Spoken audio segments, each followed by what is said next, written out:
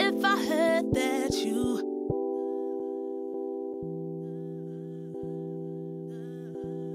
If I heard that you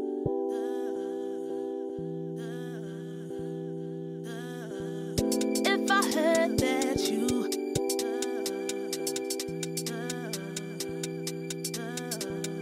If I heard that you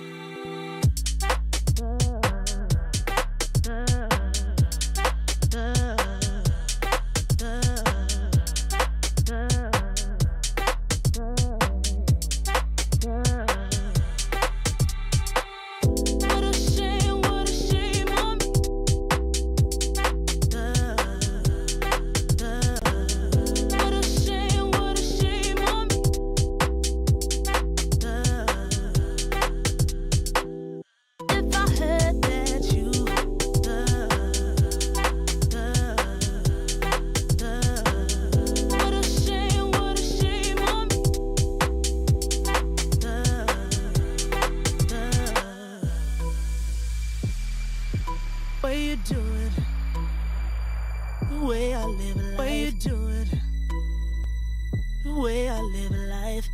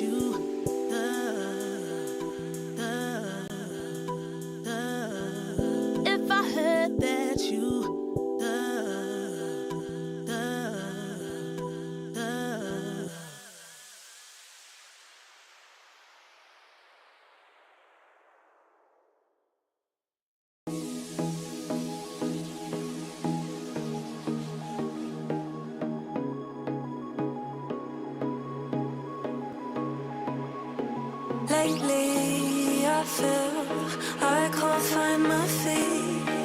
Pushing closer, my heart skips a beat, and now I'm falling deeper than I fly. I can't control it. Dark against the sky, it's not so black and white. It's like I told him, there's things that I can't fight. I just keep going. I just keep going. In my time, I've been dreaming of a space to really fill my place. I wish she'd seen what I had dreamed. Before these darker days, I thought I found my way. Quickly it fades, losing the race, closing the page. In and out, I move myself again.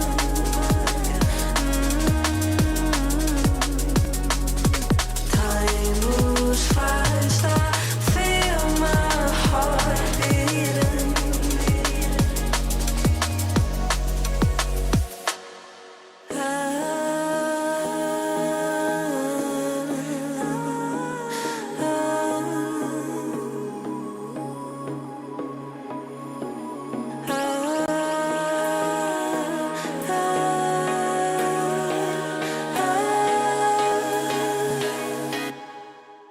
And now I'm falling,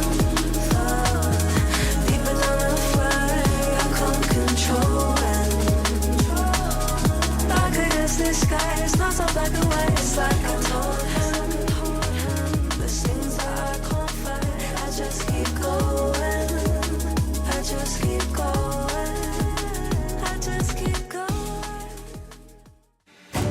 Halo, nama saya Gilang, nickname saya Sans, role saya midlane.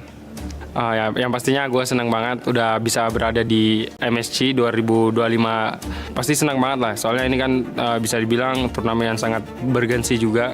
Terus banyak player-player yang lumayan cukup berkualitas juga di sini. Yang aku ingat kemarin juga lumayan cukup sedih yang kita jauh-jauh dari Indonesia terus ke Riyadh cuman buat kita pulang pertama. Jadi nggak mau pulang pertama lagi, kita pengen sampai turnamennya selesai. It's better than the Onik teams of the past from Indonesia that just dominated. This time they were tested, they struggled, they rose above that, and I think that just makes better teams. Bekerja keras juga untuk menangin turnamen ini. Jadi yang pastinya saya pengen juara di season ini lagi. Terus yang pastinya saya kayak kasih yang terbaik di setup matchnya dan ya beri yang terbaik terus. Hello, I'm Kid Bomba from Team Spirit. I play XP lane. Feels great to be back in Riyadh. Our journey was pretty simple because this time in playoffs we didn't lose a single series. We would really like to face SRG again just because we felt like we didn't give our maximum in that series. I don't take any discredit from the win from them. They won us fair and square. But we would still like to face them again just to get even at least. Team Spirit are incredibly battle-hardened. For 2 or 3 seasons now, they've been tested in their home region. And the last time we saw them in the M6 World Championships, they were able to make it to the top 4 spot. I think our playstyle has become more synergized. We are connecting our skills way more often and have the same plans in the game already, even before splitting them out. We've been training now in Malaysia for 3 weeks, adapting to the Asian meta, and I think we've been doing a really good job at that. So I have high hopes. Individual player skill. Every player in the team has what it takes to be at the top, and it just comes down to mental and execution at this point. Watch us in the tournament, support us, and we're hoping that we will get a better result than top 4 this time, maybe even win the tournament. Merhaba arkadaşlar, ben Aurora takımının altın koridor oyuncusu Shigibum. Bu kadar büyük bir organizasyona katılabilmek benim için çok gurur verici bir şey. Umarım güzel bir başarı yakalarız. Mükemmel bir sezonu geride bırakıyor olacak. My expectations for Aurora isn't for placement, but it's simple. Really crazy picks, surprising drafts that might just make the teams reconsider how they understand the meta. Tianzi gerçekten çok iyi bir oyuncu. Mikrosu müthiş seviyede. Bazenleri çılgınca pikler atsa bile onlarla çok iyi işler çıkartabiliyor. Oyuncular ondan birazcık korkmaları gerekiyor. Oyun içinde Heyecana kapıldığımızda bazenleri oluyor çünkü. Bunlar bizi bir tık sakinleştirebiliyor, sakin olun diye. Türkiye'nin en iyi 5 oyuncusuna sahibiz. Bu bizim için çok güzel bir şey. Bizi de motive ediyor tabii ki de. Hepsine güveniyorum. Korkmuyoruz, yeneceğimizi düşünüyoruz.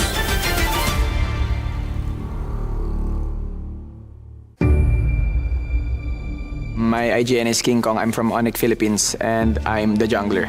Being in MSC is another achievement for me, a personal goal. Then I feel very exciting. Russo goes down, there was a blaze in the skies, but it's too late. The cavalry reclaim the throne. Our toughest run in MPLPH Season 15 was in the regular season. Around the first half, we are struggling a lot. And the way we handle it, Coach Why Not always reminds us to put a little more effort every single day. And we should make sure that each day we are progressing. I want to win MSC very, very, very, very, very bad. Heading into MSC, Onik Philippines has had time to adapt, to grow, and to really develop their understanding of the meta. That I just see them like as Batman with prep time. Coach Why Not always tells us that no matter what, never think that we are in our peak, because it is very important that every single day we improve. Because once you think that you're in the peak, I think you would never learn more and improve more.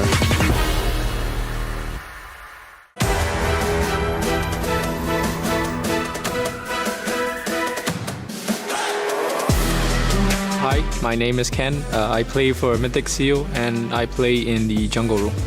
The toughest moment was in the grand finals because the first game we lost and everyone's mental was maybe a little bit down and we were all tired because we had to play lower bracket finals early in the morning. So everyone was tired and we lost the first game. So it was kind of like a setback. But we overcame it as a team. I told my team just don't care if we lose, just play one game at a time, and that's what we did.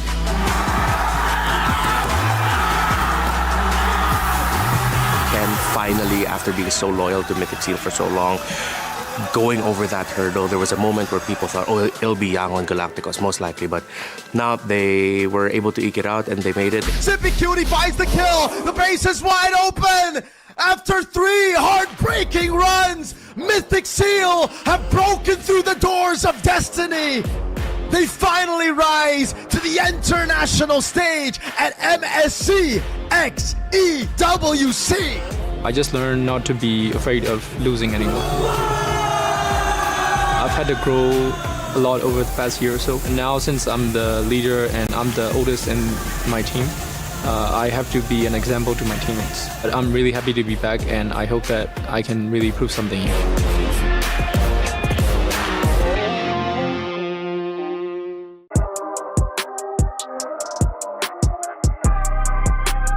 Halo, gue Toy dari tim RRQ.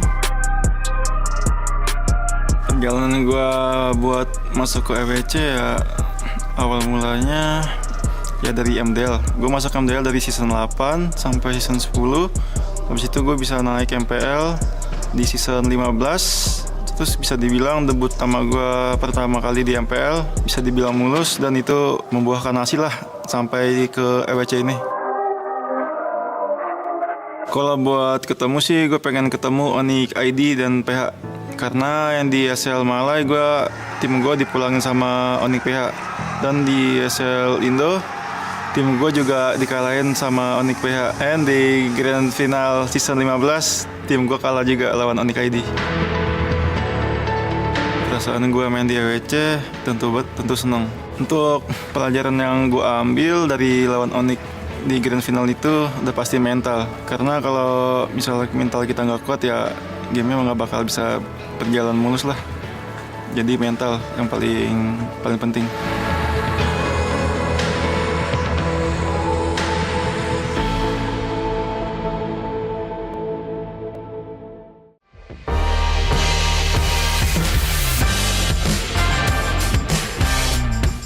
Hi guys, I'm Ohab, the gold laner of Team Liquid Philippines.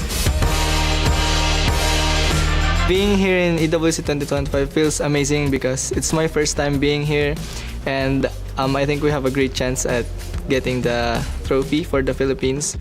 very excited to have them back on the stage. More importantly, I think it's great to see that this is one of the few titles that they are looking to conquer, right? I think this is not the strongest form of Team Liquid yet because we haven't won an EWC title yet. If we win this EWC in 2025, I can confidently say that this is the strongest form of Team Liquid. My team now makes me feel like I belong to the team, and we're so close and connected to each other that even if we don't talk to each other in comms in game, we just know what we're gonna do. This a new age in MLBB.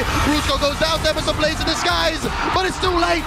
The cavalry reclaim the throne, stampeding through. Stallion. I think this is the year that we might have a shot at winning the MSC title. My expectations for Team Liquid?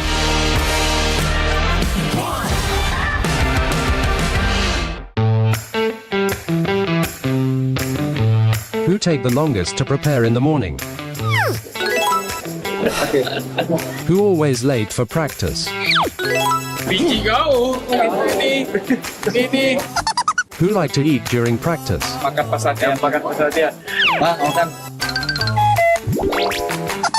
Who is the harder carry in the game? Who is the most toxic? Toxic musuh. Toxic bro. Different camera and bitch. Oh, toxic. Right. Who has the most skin in the game? Skin. Ini juga. Because they top up 1 million. Who is always plays social media?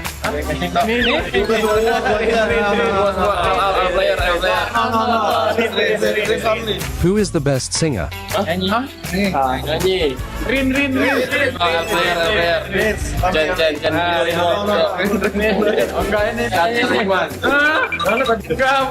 Who is the best dancer?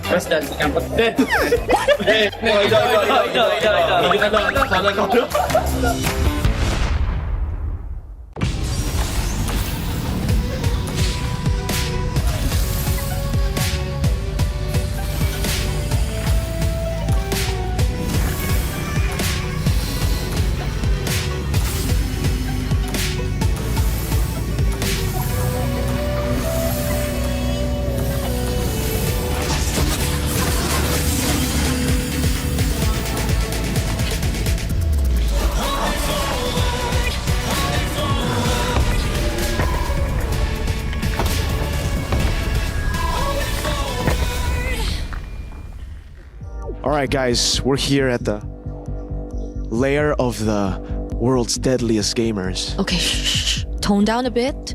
You don't want to disturb them, they might get annoyed. Let's go. Guys, come look. That right there is one of the world's, well, actually the deadliest marksman. Hey, shh, be careful. Very careful. He actually sleeps like that though. Yeah, I can't believe he actually sleeps like that. It's completely normal. Completely normal. Oh, look at that.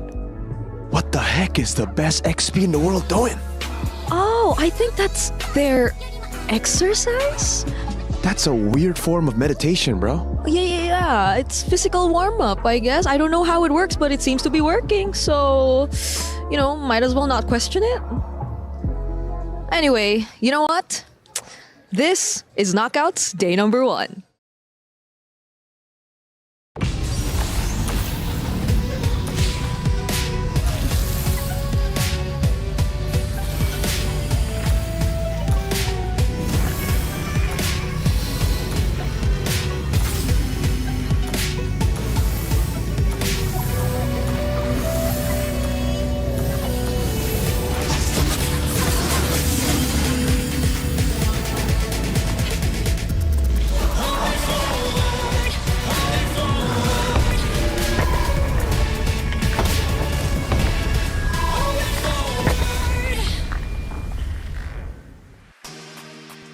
The journey to encounter the unknown continues today, where the best teams in the world, they have risen to the occasion for fame, glory, and that $1 million prize pool. All of the best are here, and now they're competing at the knockout stage. Welcome to the English broadcast here at the MSC Esports World Cup in beautiful Riyadh. My name is Afel. Alongside with me is Destroyer as well as Leo. How are y'all feeling? I am happy to be back. A lot of people were saying, Leo, where are you? Knockout's about to start. I am here and I am for it. Destroyer, welcome. Thank you, guys. It's an honor to be here with such legends, Leo, Rafael. Guys, I really appreciate to be here in Riyadh. Guys, it would be amazing. Honestly, the honor is ours. But now, Leo, I got to talk to you about this because this has been a journey for about a month. It all starts with the wild card. Talk us about it.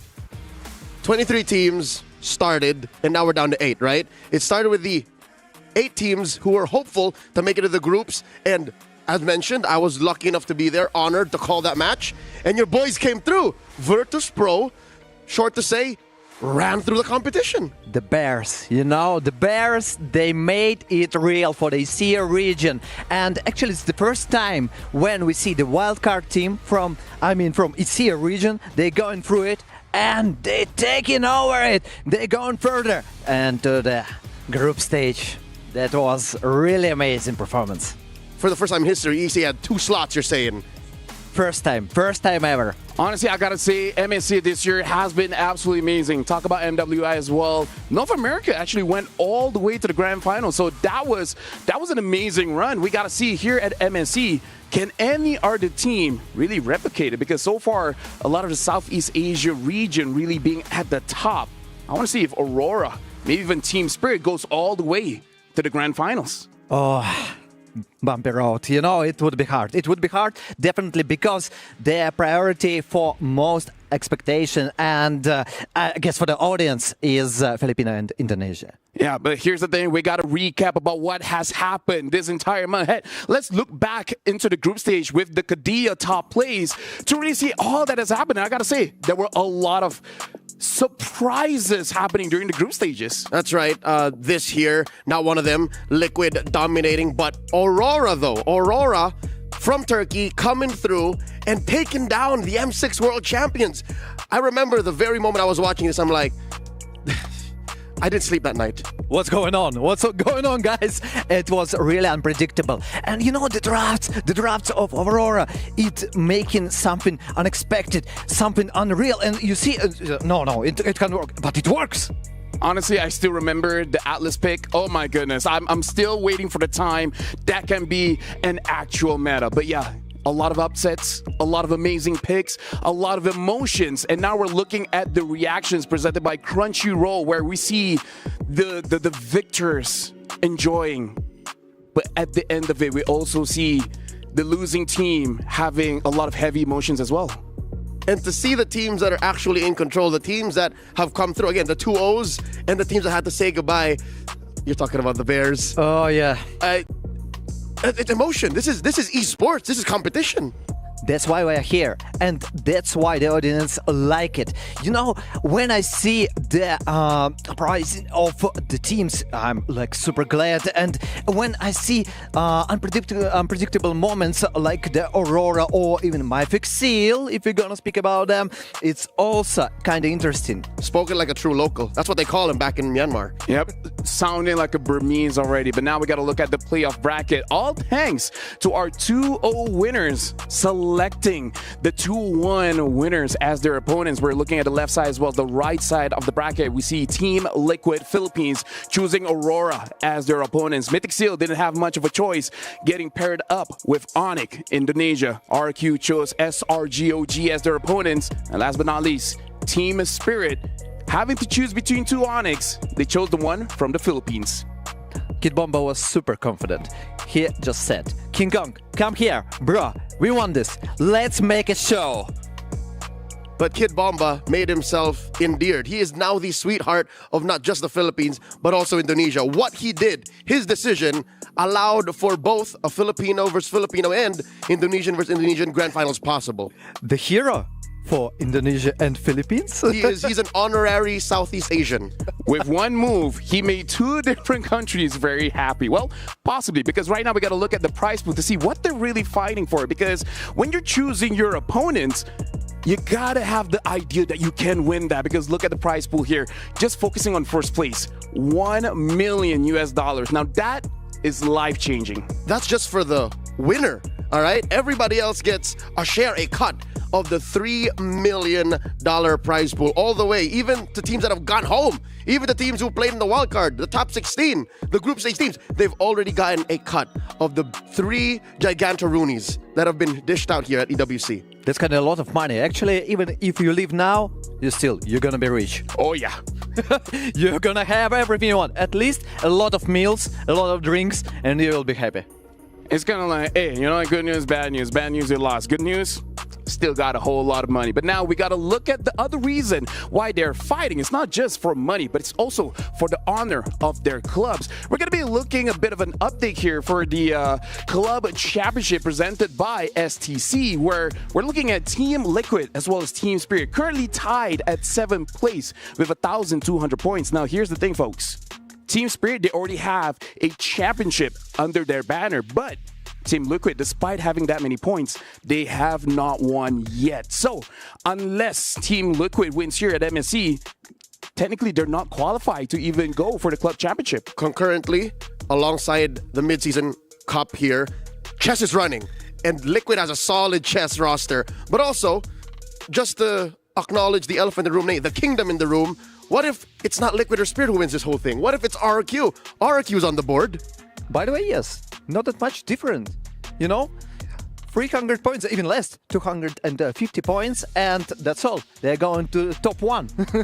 Honestly, like the club championship is something that we really have to look out for because, heck, it could change at any moment. Thank you very much, STC. But now we got to look at the Aramco Power Rankings to really see, out of all the 8 teams, where do everyone stand? Looking here, S tier, we got TLPH as well as Onik ID. Can you help explain us, Leo? Those are tournament favorites. Again, everybody knows that Liquid is on a rampage.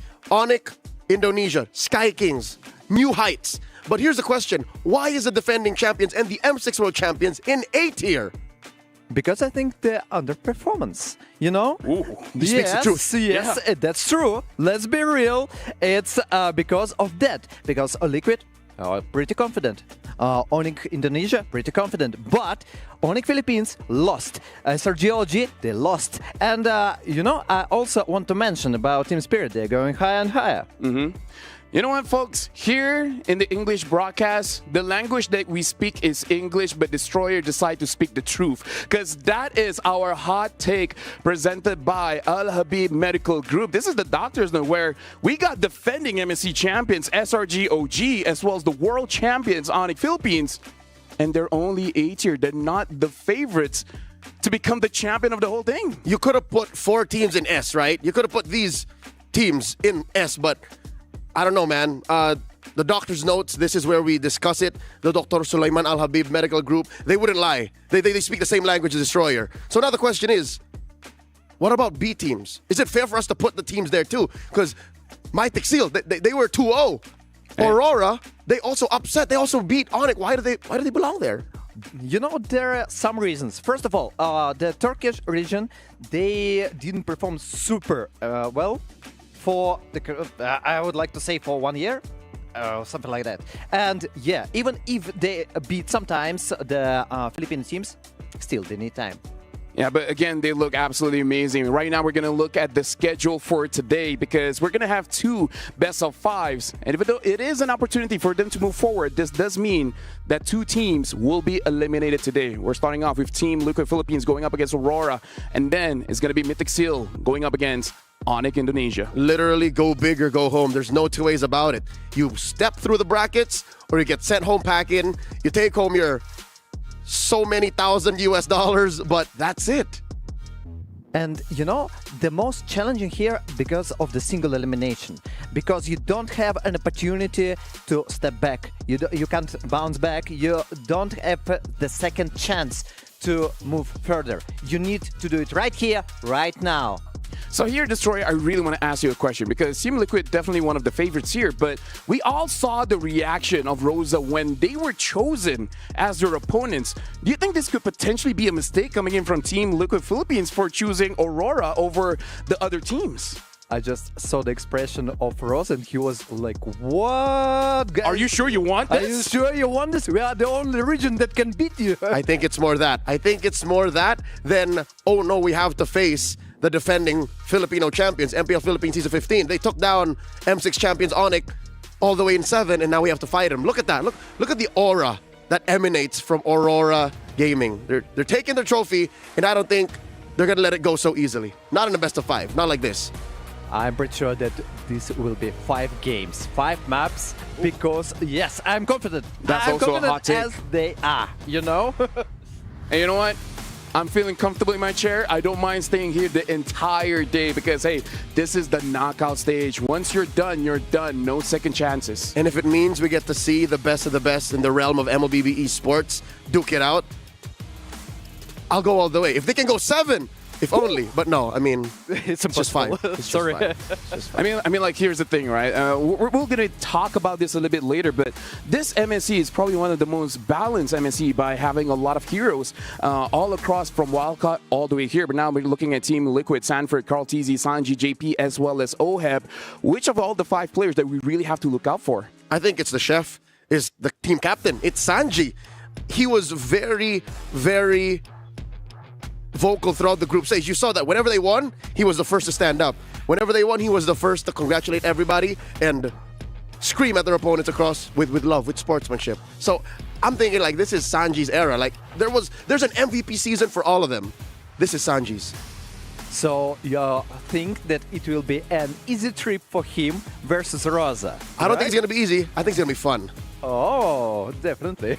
Yep, and now we have Aurora Gaming, Lunar TNZ, Rosa, Apex 47, as well as Sigibum. Let's talk about this. What do you think Rosa's chances are going up against Sanji? I'm thinking that he's pretty confident about his picks. Also, you remember his expressions when he was interviewed, and there was information like, you got a pet champion pool. He said, what?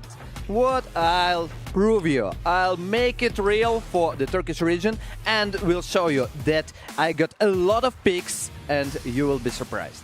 I mean, here's the thing. We're only minutes away from starting the first best of 5 of the day. And then we're going to see, hey, is it true? Can you only win with Selena? Looking at the stats, it does look favored for Aurora once they get the Selena, but I'm pretty sure they had a few days. They had a few days worth of break to really study Team Liquid. So I'm pretty sure they prepared something else. Heck, maybe they have their own chef just to make sure they got something new, something fresh. And right now, you analysts, you guys already see the stage already set up. We're only moments away. We're at 8 teams. The best that the world has to offer is fighting here for $1 million. Let's encounter the unknown.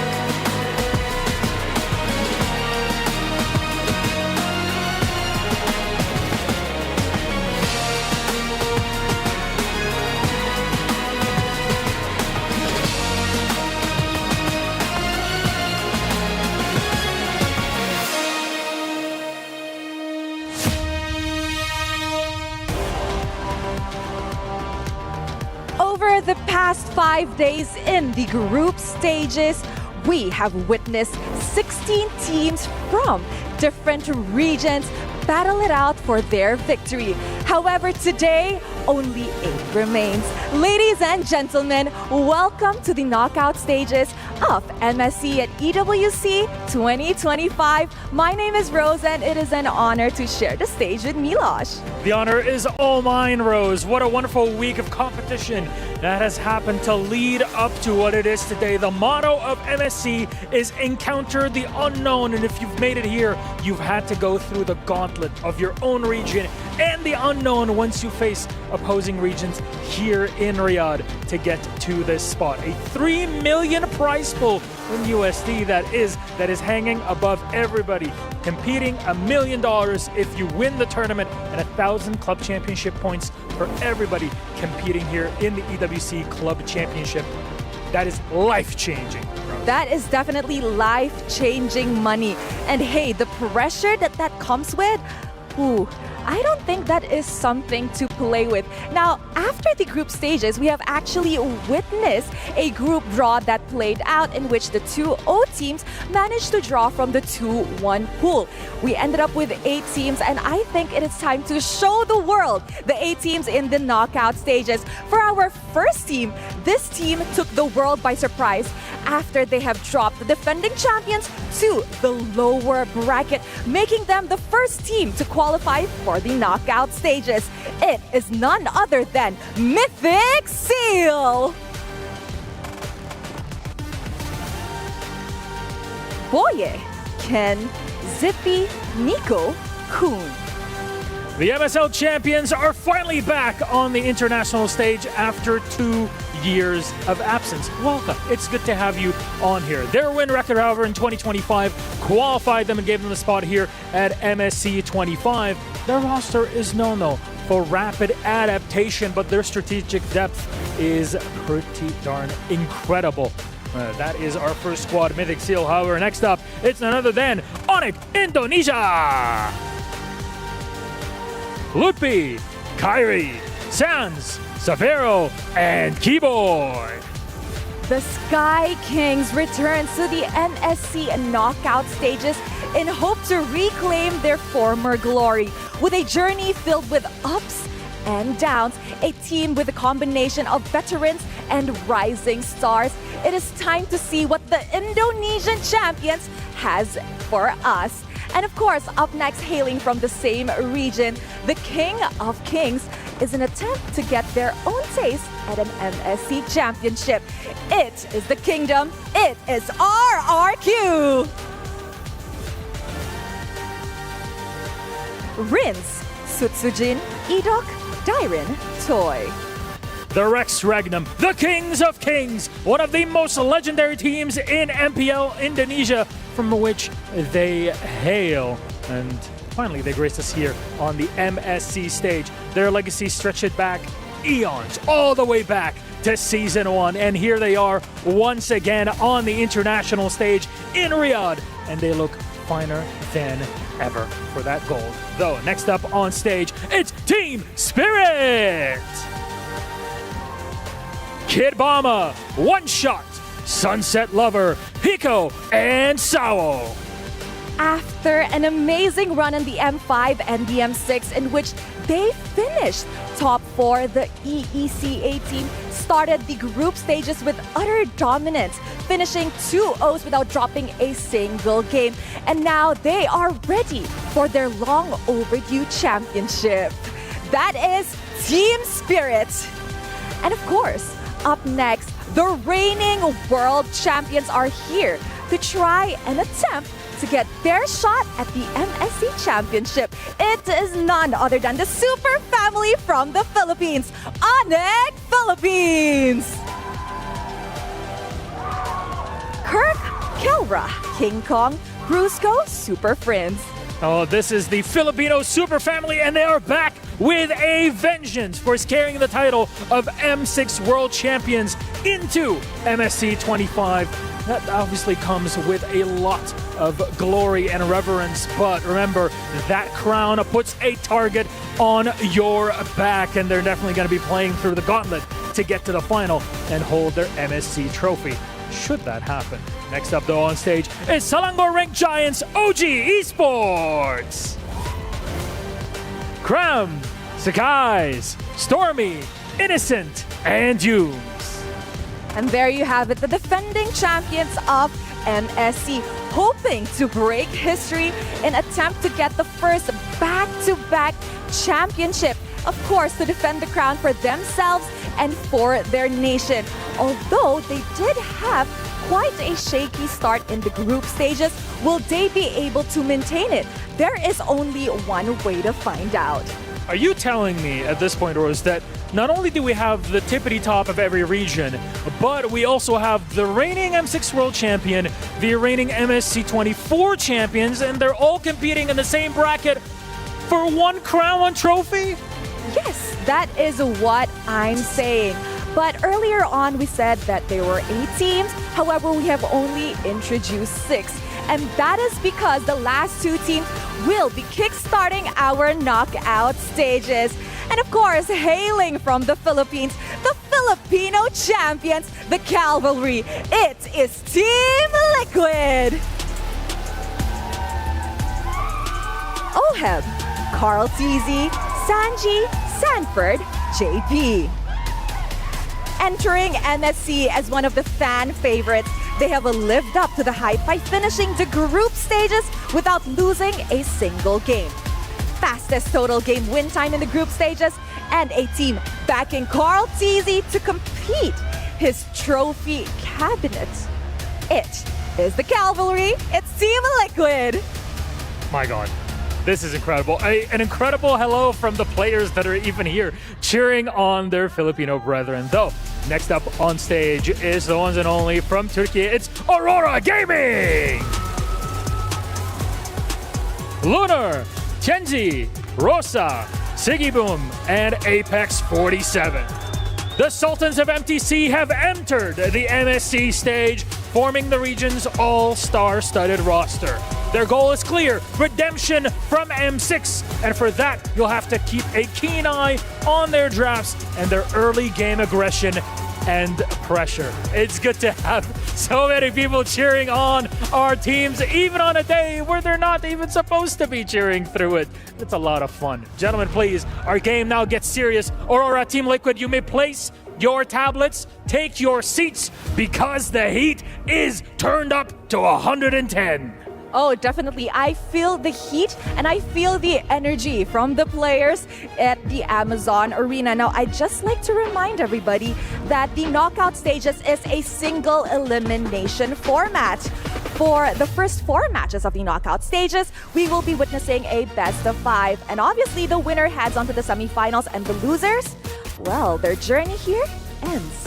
Their hopes and dreams, and including their keys, will all be crushed right here on stage. But maybe glory awaits. Oh, the unknown is what we're looking to dive on through. Let's start off with our game. That's us from the stage. Done. Let's get it started. Thank you very much, Rose, as well as Milosh. Thank you very much for inviting the teams onto the stage. Nothing is granted, everything is earned. And you heard them right, folks. Best of 5. Winner, semifinals. Loser, the journey ends here, and the keys get crushed. Shout out to the drummers as well. Amazing performance, inviting all the teams. Now we're seeing both teams here on stage, Team Liquid as well as Aurora. How you feel, Leo, looking at them? You think they look prepared? Liquid is never prepared. If anything, even in the face of failure, Liquid goes in 150 miles per hour. Aurora is the enigma I'm not sure about. That's why when you're talking about keys to victory, I think this is straightforward for Liquid. You got to draw the line between cheese picks and power picks. Both work for you. Prove that there are more tricks up the Thorn Queen's sleeves. Check what they've got going. See what MTB and Dex are cooking, and secure a fast-killing hero for Sigiboom and own the lane that you're in. I think that's for both sides. Yeah, I gotta say, kind of looks like for Team Liquid, they just gotta make sure that they set the tempo. Don't play in Aurora speed, and I kind of feel like that's a pretty good way to approach the match going up against Aurora. And if we're speaking about the Aurora, you know, I like the Apex 47 expression when he comes. He's smiling, you don't know. He's happy, you have no idea. If he's upset, maybe. And so the keys. Draw the line between cheese picks and power picks. Yep, so these keys of victory are indeed for both teams.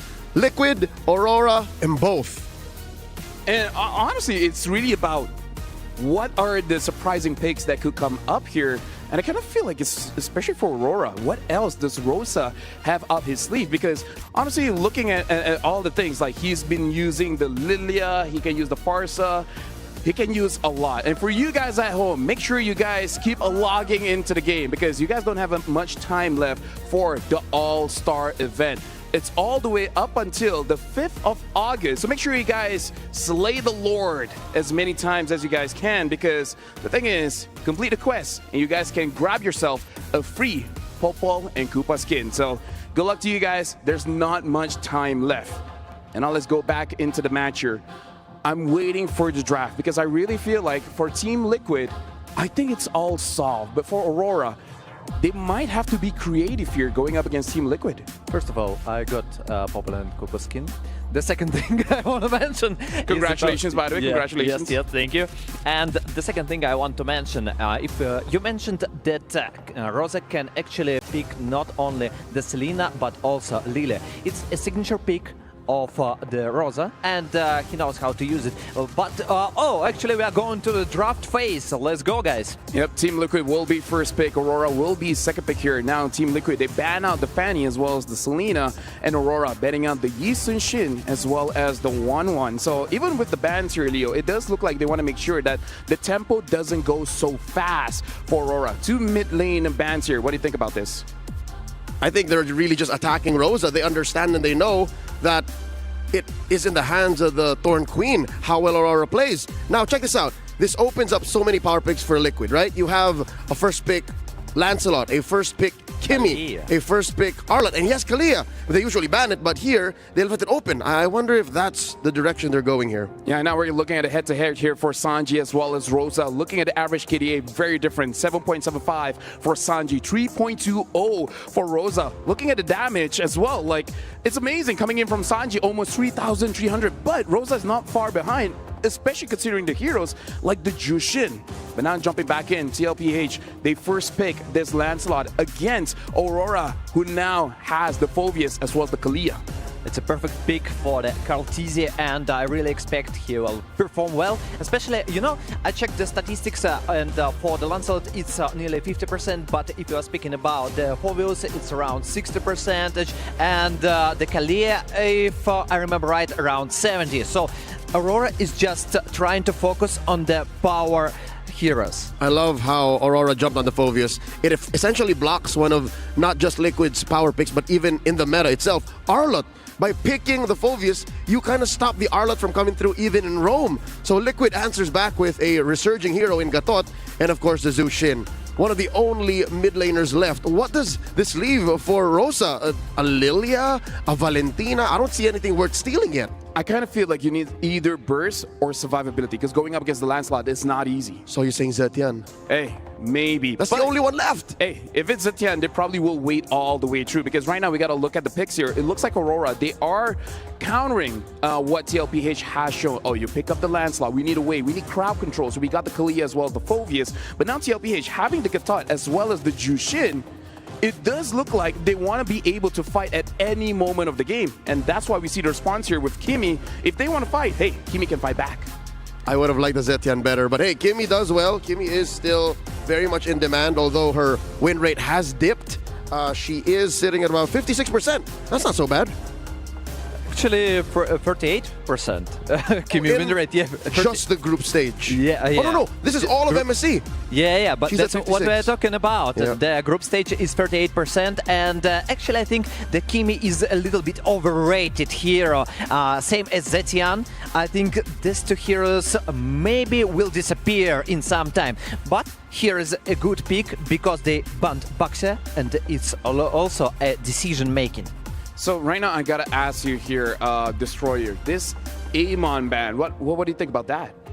I think it's a target ban, definitely, because they already showed Aurora knows how to play. Tinze actually performed well with this hero. But I think it's also an opportunity for the Team Liquid to remove the additional damage dealers, because Aurora right now, they need damage. Then the kind of damage that they need exactly is physical. But luckily, they still don't have a jungler, and they still don't have a sure gold laner. Irithel is still out in the wild. Granger is also still out in the wild. So there's many choices left for Aurora. I think Liquid are just kind of cordoning off the heroes that they're afraid of. There's the Hayabusa. Yeah, honestly, Hayabusa getting bad, good bad. We haven't seen a lot, but we know it's still very strong. Other assassins, we're still looking at something like the Joy, which is still getting picked up here and there. My real question right now is coming in from TLPH. I wonder what OHEB will pick up, because I look at the very good early to mid, but just to be safe, I kind of feel like you want to make sure some kind of late game scaling is still there. I think first priority for Team Liquid to ban enemy assassins is super good, and there are not much heroes left actually. If we speak about more utility, I don't think that they're gonna pick Fredrin. I still think that they need the damage. So Aurora is saving TNG's pick, an assassin here. What could that be? Liquid picks up the CC. Very solid performance so far. They're used to banning it, so they understand the power of this pick. Now what does OHEB play? You have Granger, Irithel, Harith. He does well with the Harith. Oddly enough, he's one of the few people in all of the post 1.9.90 hotfix meta to do well with the Harith. Actually, Harith got a pretty high win rate, but not that much picks. But I think that would be much better if they took the Granger. Yeah, no, Harith sucks right now because of the Phoveus. And you're overloaded with your Purify because of the Granger Kalia. So yep, they'd rather do this. Infinite scaling. Now what does TNZ play? Honestly, at this point, I might even consider that utility. Even though, yes, I agree they do need damage, but when you have a Kimi, you kind of want someone to just stay in the front line, and Kalia is not really a frontline hero. Yes, but you got Phoveus. You got Phoveus, you got an amazing front lane, a lot of dashes from the left side, and you understand that you can sustain in the fight. Also, you need to burst damage right now, right here. You want to take the Lancelot, for example, at the first target and just remove him, and then fight 5 versus 4. Mind you, TNZ has already played the likes of a Gushan jungle, a Guinevere jungle. Why do we Guinevere right here? I it's think a I good like it. chain control. It's got to be utility Gwynny though. Yes. It's not damage Gwyn. Liquid kind of locked out that Fredrin because of the CC. Instead it's a Joy, so still damage, still assassin. I mean, like, they need a way to deal with the Jushin as well as the Granger, so really understand the picks here. Destroyer, what are your thoughts on these both picks? If I don't look at the nicknames and just decide about the picks, I still would stay with the Team Liquid because of the combination with CC and Gatot. The curtain call makes it. If that Joy was only a Fredrin, I think it would have been a better double marksman lineup, but no, they couldn't Fredrin anymore because of the aforementioned CC, so I'm all in Liquid too. All right, thank you very much, gentlemen. Thank you very much to our analyst, Destroyer, as well as Leo. This is going to be the first game of the day, and with that, I'm going to be throwing it over to our casters. Thank you for the throw, and thank you for the opportunity. Joined here on the desk, this is Trex and Mirko, and we're jumping in to not only the first game of the Knockout Series, but the 500th game of MSC. This is Aurora going up against Team Liquid. How you feeling, Mirko? Hey, feeling great here, Trex. Again, getting to cast with you. It's been a while since we've casted together. It's great that we get a chance to, again, cast the 500th game at MSC all the way from the start in 2017. Early aggression. It's going to be a shot down, first blood to Rosa. Already 30 seconds in, 40 seconds in, and we were already talking about the mid lane clash. JP taking a bit of damage, should be okay, but the mid lane clash is already there right now. Really comes down to the mid prio, dude. Like when you have Kimmy, when you pick up Kimmy, it's already kind of guaranteed mid prio. You add in the Kalea, that KK combo is a bit too much to handle, especially considering Liquid don't really have the best of clears and trades early on with the Juicin and Gatot. They kind of have to just play for the turtles, neutral objectives, play with that utility later on to set up with the carries in XP and Carl in the jungle. Yeah, I mean, taking a look at the mid from Aurora Gaming with these emblems, we've got Wilderness Blessing, we've got Speed, I mean, Quantum Charges around the map. They want to move fast, and we're already seeing the aggression come off early. And against a team like Team Liquid that likes to get aggressive as well, this is something, personally, I didn't really expect. You can really see the respect, though, given over to Aurora. They know, Team Liquid, that they're going to be in a tough spot here without mid-prio. Firmness, tenacity over, the double tenacity, the Brave Smite too, just all around sustain. And for Aurora, they really want to lean into that power. Sigibu in the bottom lane to be caught, has a flicker, gets away, but gets taken out by Carl Teasy. Very well done by Carl Teasy. Securing a kill early on the Lancelot's going to be huge. Aurora, though, still trying to... I mean, it seems like Aurora, on the other hand, sticking together, looking for this turtle play. They have to go for a trade on the other side of the map, you know. They just lost their gold lane. Luckily for them, it is weak side. Tianzi might have to use a Retribution here. JP's walking up. It'll be the Retribution straight into the engage. No electrifying beats, full stack. Carl Teasy on the other side, picking up the purple buff as he runs back. But Tianzi stayed a bit too long, gets caught by Sanji. That's huge. That Team Liquid still up on gold. They lose the turtle, but they gain so much more earlier. They get the kill into the gold lane, now killing the jungler. Two heroes that you don't want to lose this early on for Aurora Gaming. Team Liquid taking a more divided approach to these fights, not wanting the big grouped up fights because it seems like Aurora kind of wins out in that a bit. But as long as they can single people out, they're winning. And you can see the instant punish, the capitalization right off the kill over to Tianzi. A green camp taken, the purple buff earlier traded for the turtle. It's immense value for the Lancelot in the jungle.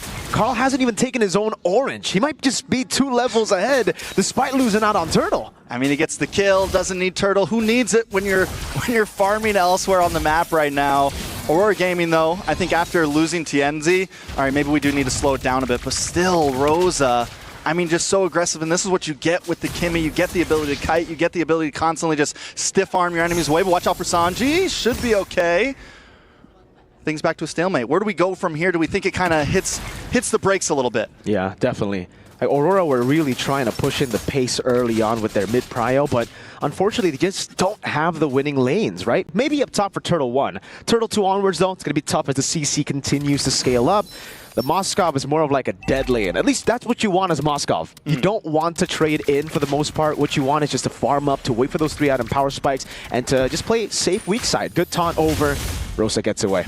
I mean, that comes in for a bit of Aurora Gaming here, right? Even the Joy, who has an okay early game still. Once you get Holy Crystal and you're really outputting. Yep. Once you have Kimmy, a couple items, and you're really outputting. And I mean, overall, Aurora Gaming, a high damage team on their side. I'm not trying to say that Team Liquid isn't the same. Lunar, though, in a little bit of trouble. It's a Dark Wave on 2. Has Infernal Pursuit. Will be able to go for it now with the sustain as well. Apex 47 rotates over Tianzi. Fully stacked up with Electrifying Beats now. AOG, Lunar flickering out of safety. JP looking for the taunt, unable to get it. Tianzi still able to escape as Apex 47 goes with the passive in back and forth, still saving the Tsunami Slam. The damage from Rosa is already chunking away at some of the squishies, but coming up on the turtle. Lunar with a jump now. Oh, he's going to be caught. Great Phantom Execution and a liftoff from Sanji to get the kill. No Lunar. Apex hovering around. Rosa caught in the bad spot. Has to flicker, but Sanji walks up the Crimson Beacon, forcing the flicker out, and it will be free for TL. All right, so turtle for turtle. 3-1 in terms of kill. Team Liquid definitely starting to hit their spike, hit their groove. It took a second for them to warm up. But at this point, Aurora Gaming having a little bit of trouble. Lunar taking that kill, EXP lane. We're going to see Sanford start to pop off a bit more, rotate around this map. And this is where Team Liquid wants to be overall. Yeah, Tsunami Slam going to be locked in there. Sanji still able to survive. Apex 47 caught, has to flicker. Back as Tianzi utilizes the Electrifying Beats defensively. TL, the one capitalizing off of a proactive play from Aurora. Yeah, I mean, Apex 47 is the one that goes for that pick. But I just don't think this is the time for them to maybe do that, especially when Team Liquid is as grouped up as they are down in the bot there. Aurora Gaming needs a bit more time. You mentioned it earlier, the Moskov needs to get a couple more items in, but Team Liquid, I think, smells that. They know the blood's in the water, and now they're going to start pushing the envelope a bit. Just the whole team in general, I feel, right? The Joy, Kimmy, and Moskov, all of them want to wait for the power spikes. Apex lifted up to the air, into the shots there. Sanford just holding him down. Oheb gets a kill. Now JP caught in the back spot. Dive in the back. Rosa able to escape. Sanford will get taken down. A trade in the end, but Sanji is on a killing spree. Yeah, a beautiful trade, especially the fact that the kill goes into Sanji's hands. Sanji's just looking clean. The tower falls as well at this point. Team Liquid just steamrolling right now. It's 3.3k gold lead. It's raising about 1,000 every second. Carl Teasy versus Tianzi. Carl won't go for it. He already used the Phantom Execution earlier, and Aurora will have to start leashing for Tianzi. He's fallen quite behind now, 2 levels down. Great reaction from Sanji. Crimson Beacon to evade from a possible Tsunami Slam pickoff. Not only that, but taking a look at the deaths on the side of Aurora Gaming, everybody's got one, which is good for Team Liquid. Everybody's taken a small piece. They've lost a chunk of gold. Even on the side of Siggy Boom, who sometimes you don't want your gold laner to die too early. A little bit of damage on a TNZ. Should be able to get away from there. Here comes Apex, though. Yeah, it's just going to be tough here to really look for any initiation. Should they even be looking for initiation, though, right now? I feel like, yes, kind of play the stiff arm game, kite away, but let Team Liquid come to you at this point and look for counterplay. Yeah, purple buff stolen. AOG, Apex the flicker out, but actually still gets covered AOG. Tsunami Slam bring in JP in the turret range, but he still has Revitalize, and Lunar will fall. Carl in the back with a puncture, dives in all the way. Rosa kiting out, gets out, but Oheb walks in, forces the flicker, shoots to death Sonata. Moscow on the other side, though. At least Siggy Boom gets a tier. Not even. He could have. He could have got that. Maybe not. I don't know. We'll leave that up to him. Oheb, though, right now, 3-0-2. I don't think he has missed a single shot. Rosa shredded down. Team Liquid, the stampede is here. It truly is a stampede for Game 2. Total of 2 stacks for Oheb on the Sky Piercer with a Malefic Roar, 3rd item. Brother Man has a leather jerkin just for respect too, you know? It's kind of like, yo, I'm ahead, but I know what y'all can do in the late game. Yeah, I mean, definitely a little bit of respect, but I mean, as long as they keep up this pace, we're only at 8 minutes right now. We're down to inhibitors. First Lord hasn't even popped up at this point. Team Liquid is relentless. We're talking this could easily be a 10, 11k gold lead by minute 10 here. Taking a look at the items. Let's look at this gold lane. Oheb versus Siggy Boom. The deficit is incredible. We're looking at about 2,000 gold lead into the hands of Oheb. The stacks are coming in. He hasn't missed any shots at all. The Filipino sniper is on fire. You know when the goal difference is this massive, it's just really tough. Curtain call with the AOG combo, just trying to go for a cheeky pick-off. Holy Shield in the mid lane taken down already. So they are properly set up for a Lord take into a siege.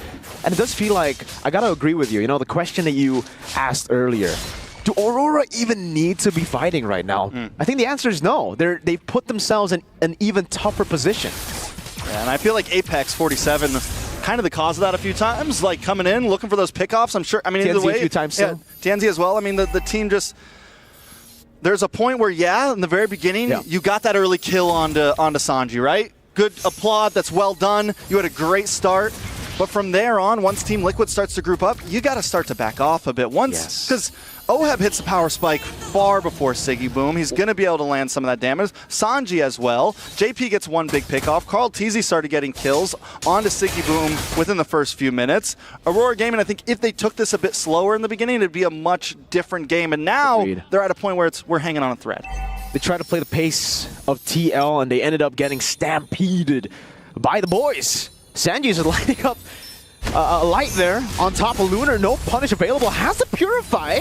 And actually gets caught in traction pull. Sanji way too aggressive. Electrify beats it to bait. Sanji gets shot in it. Now it's a Tsunami Slammer to Carl, but the AOG follows through. A good Thorn rolls over. Now it's a chase from Lunar. Jumping on a Carl Teasy, but he's still able to escape as Lunar flickers the wrong way. Trying to go for the chase. Tried to read into the Ghost movement, but gets punished by Oheb. 10k gold lead by 10 minutes. Lord coming down. Only no Holy Shields left standing. Phantom execution forward. Sanford just playing with the yo-yos, forcing out the blink and gets shot down by the Filipino sniper. Oheb picks up a kill from downtown. Now the mid lane, they're going to go for it again. TNZ stacking it up. Sanford able to dodge away from the traction pulse. And when doing so, Rosa gunned down again by Oheb. With the sidestep shot. Oheb on fire, Sanji on fire, Carl Teasy dancing in the base right now. My goodness gracious, this has been a stompy stomp. Another wave to play with the mid lane. That's Sonata not landing.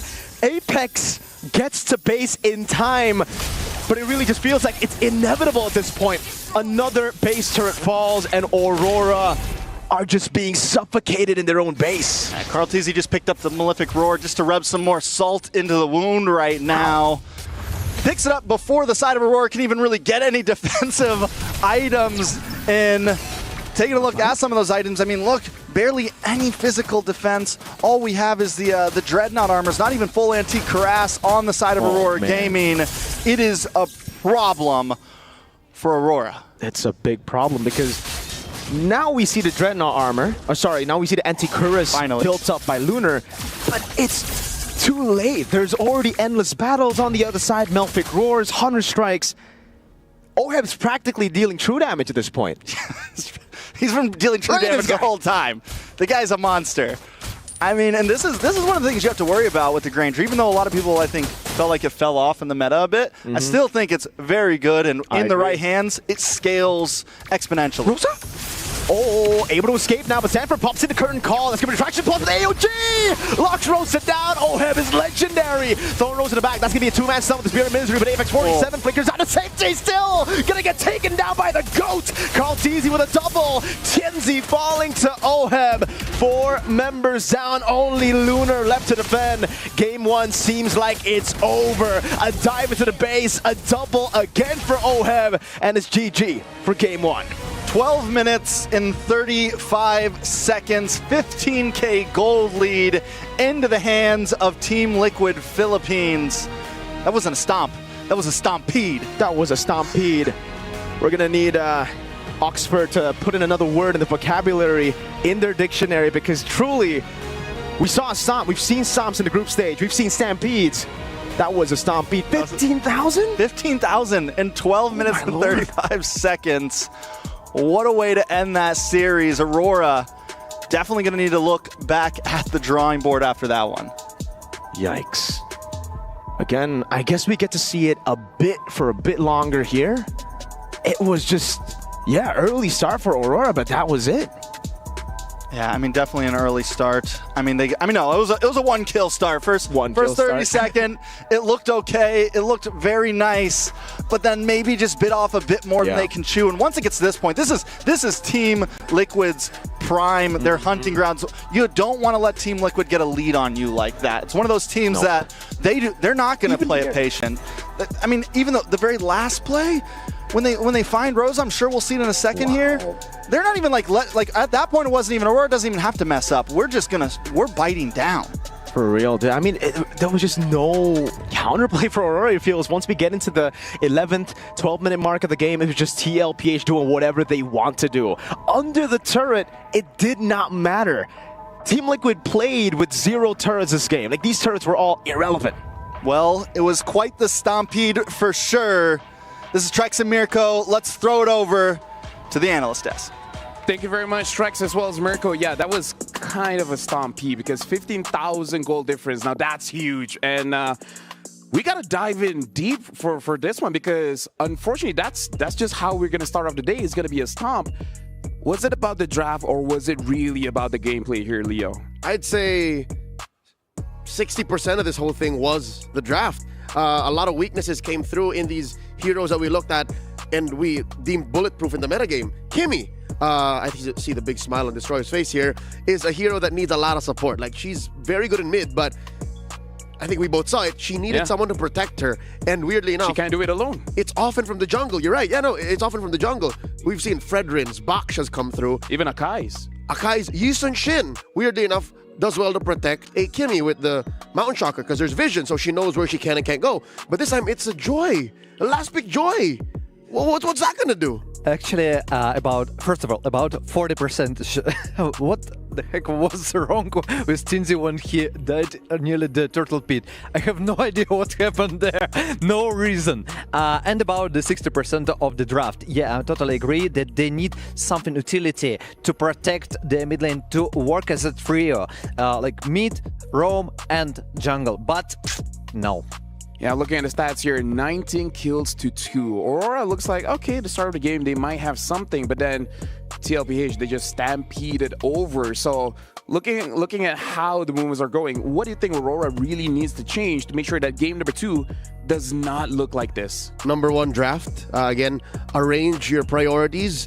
I think they tried to get away with a double marksman lineup half-cocked. And you don't do that against a team like Liquid. Sure, maybe you can get away with it with some teams in other leagues or maybe in lesser stages, but not in the knockouts, not like this. And looking at the item builds, I'd say we're like 3 or 4 different things off before we can even talk about items. Like, if there's anything Aurora could have done to change items, we're far off from considering even that. I think they need to adjust. I mean, if we're speaking about the Aurora, they need to adjust for the drafts and look at the stats, guys. 1,006 goal per minute. Woo-wee. He's a rich guy. He's a rich guy for sure. 4,433 damage per minute. The carry. Lunar took a lot of damage, but hey, I kind of feel like he needed a little bit of help. You can ask Oheb's coach, ask Oheb's mom, ask his teammates. He's got money in the bank. He was the richest guy on the map. And if we're returning back about the drafts, yeah, if we're speaking about it, we expected something like Gwyn. You suggested really a good hero, and it would help to Aurora. But they take the Kalea, they understand there will be the Purifiers. Still, they work only with one Kalea.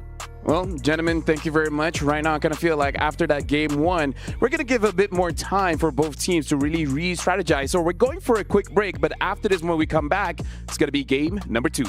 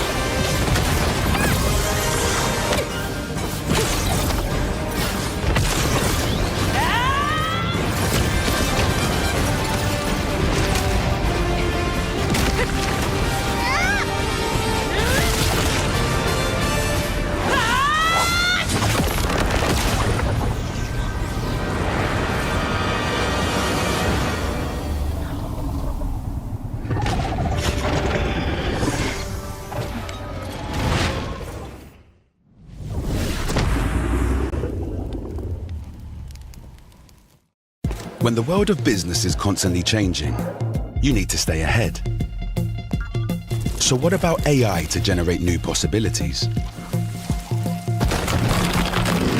Machine learning to predict what customers will like? Or expand your business by forecasting delivery routes with real-time data? With the power of the cloud, imagine how AWS can transform your business.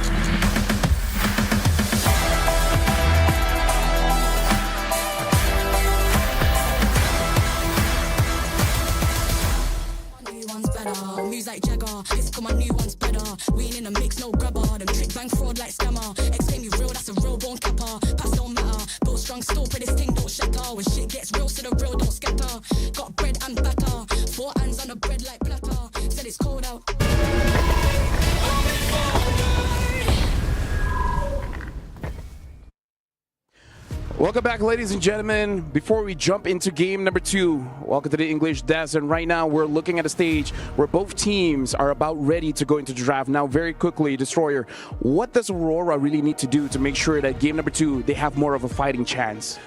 I think they need to prioritize the composition that helps to mid lane to survive, first of all. The second, the speed of the jungle rotations. So they need to adapt for this and to adjust the draft. Yeah, and for you folks, before I even get to you, Leo, I gotta remind you guys at home, make sure you guys grab your MSC pass really quickly. There's 20% off, so make sure you guys grab it while it's still available for you guys to get the MSC coins to be able to actually get all those skins. And right now you guys can see it on the screen. So make sure you guys grab the MSC pass as quickly as possible. Now going back to you, Leo. Team Liquid, they look pretty good. So what do they have to maintain? What do they have to make sure that they replicate into game number 2? LaFell, you're rarely wrong on broadcast. They didn't look good. They looked great. They stomped. They pulled a stampede on... Smashed. On Aurora. Yes. Some regions would say they smashed them. And Carl Teasy, he's got a coat here. Yeah, looking at Carl TZ saying, among the kings of the jungle, I rank King Kong first, Kyrie second, and myself at 0. Hey, being a bit humble here, I want to explain what 0 means. You can figure it out yourself. This world TNZ, he has the potential, but it still needs more experience. So 0 can be really good, really bad, but hey, Carl TZ is 0. I'm guessing it means he's unmatched. The GOAT has spoken, and I think their actions have also spoken much louder than any post-game stats could ever show. And if you watched it again, there is one principle that they have pulled through that made Aurora just crumble. Yeah, and we saw the quote, TNZ, what the GOAT said is that he still needs some experience. What do you think about that? I think it's not about the experience. I think it's more about the composition, about the confidence from the Team Liquid. Actually, they were stomping. They're just going further and further. They could not stop that, and the snowball was too big. I'll tell you what that is after game 2, because I think Liquid's going to win game 2, and if they don't do what I'm talking about now, I'll drop it later. Timing's missed out. I don't want to drop the joke when it's off, when it's rotten, when it's expired. You'll see exactly what I'm talking about. Game 2's begin. And you know what? If I stopped you, my bad, man, my bad. But now we're jumping to draft here. Aurora, first pick. Team Liquid, a second pick here. And now they're banning out the Arlet. So they're changing it up a little bit for Aurora. You know, I got a lot of questions for this ban, because Arlot, yes, it's one of the prior picks, but still, it got one of the worst win rate I ever saw during MSC. It's like 18% win rate. It's terrible. Yeah, now looking at the trend, looks like continuing here. Team Liquid, they're not changing. They're still banning out the Fanny and batting out that Selena. But this time, Aurora, they saw what Carl Teasy is able to do with the Lancelot, and they say, hey, no more. What's left out in the open is the Baksha and the Yusun Shin, though. You can only do so many jungle bans to try and take down the GOAT, but he's going to end up with one or the other. Oh no, but he even takes out the Yusun Shin. This is a Liquid signature, though. Liquid always bans the Yusun Shin. So insta-lock go, Baksha. Baksha right now, it's one of the prior's pick. And they should respect it. Aurora need to take it right now, right? And don't waste time. So they got another opportunity to take Kalea. Okay, it's also available and it's also a good opportunity, but I think that Baksha is the best choice here and here. So now Baksha first pick for Aurora. So for TL, do you feel like there's still a lot of good picks here, Leo, for Team Liquid? Yeah, Sanji's Farsa is open. Although that is kind of a numbo and there's a box that can hunt you down. I think that's safe. I would rather that than Kimmy, because again, Kimmy, we learned from game 1, is jungle dependent. It's mid-trio dependent. So I'd say lock the Farsa in now. Or maybe, I don't know, play the proactive card and wait for your... Oh, no, wait, Zushin first? And CC as well, yeah.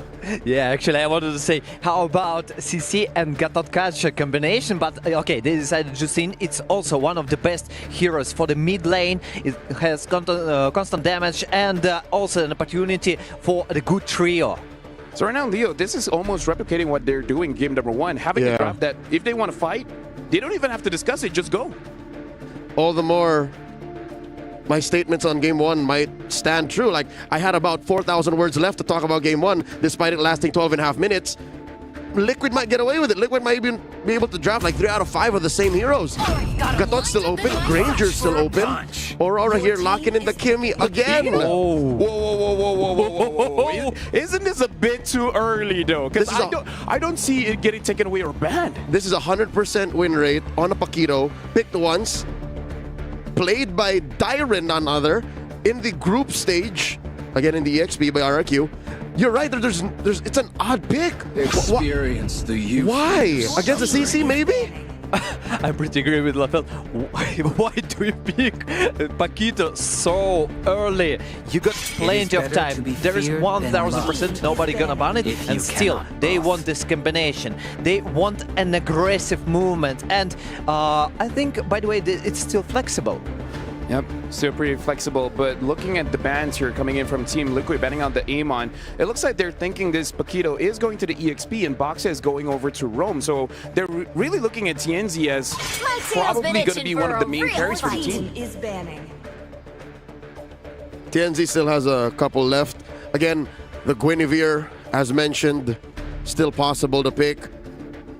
I don't think they're going to let him pick the Hayabusa, so it's going to be Amon Hayabusa again. Maybe it's Paquito jungle.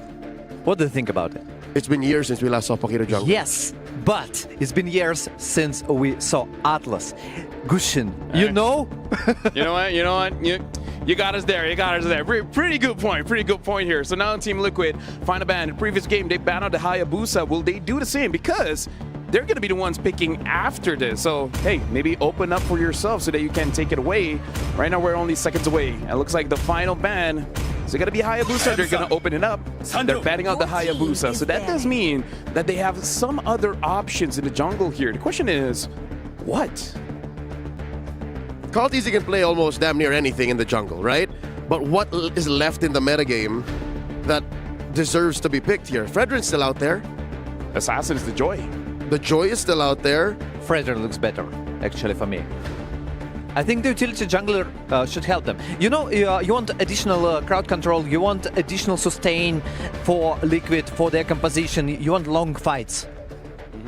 Right now for Aurora, the final bans here, they ban out a Roamer, they ban out a Kalia, making sure that there's no way that they can start the fight instantly. And now looks like they're banning out the Badang as well, making sure that their frontliners doesn't get punished. TL has an option of picking up their Roamer or the jungler here. Kind of feel like picking up the jungle will deny and actually force out maybe this Boxia to eventually go to the jungle, which, you know, it's a good pick. But is it a pick that Aurora is comfortable with on TNZ? For now, Aurora got 3 flexible picks. Actually, 3 heroes, and all of them can go anywhere. Okay, not anywhere, but for the several lanes. Yes, multiple lanes, absolutely. Team Liquid should understand it, and they should understand that Aurora making surprise. They're tricky guys. Coach RC, Coach Tic Tac, forced to wonder. That's the Roamer right there. Team Liquid Philippines lock in the Matilda, put it into the hands of JP. So we don't know what Call TZ is going to play. Here's the thing. I would feel weird if it was a Fredrin. Fredrin Matilda is a good combo, but I don't think that's enough damage for them. Aurora, pick up the Angela, often banned here in the metagame alongside an Iritel. So we now know where everyone's going. Actually, still questions. Baksha can go to XP lane and Paquito can go jungle. I think it's Baksha jungle. Yes. Safer that way. It's safer, but still, it's Aurora, you know? You're right. They can do everything, and they making surprises. And maybe they're trying off guard Team Liquid. See value in me? Oh, you see the value in him? You should. The Fredrin gets picked up here. So again, I kind of feel like it's still okay because CC can still deal damage, same as the Granger. And hey, deceptively, even the Jushin. What are your thoughts, Leo? It's all in on Ohib. He's the only real reliable source of damage, but you're right, there is some damage in the CC, some finishing power in the Jushin. Destroyer. I see your face, you're still confused. What is Aurora doing? Yes, but I like it. And you know, I'll tell my predictions. Okay, I like the combination with Matilda and Fredrin, but still I'm gonna say it's Aurora. Hey, you know what? I like it. Speaking of things that I like Atrex and Mirko, so I'll just hear their voice to cast this one.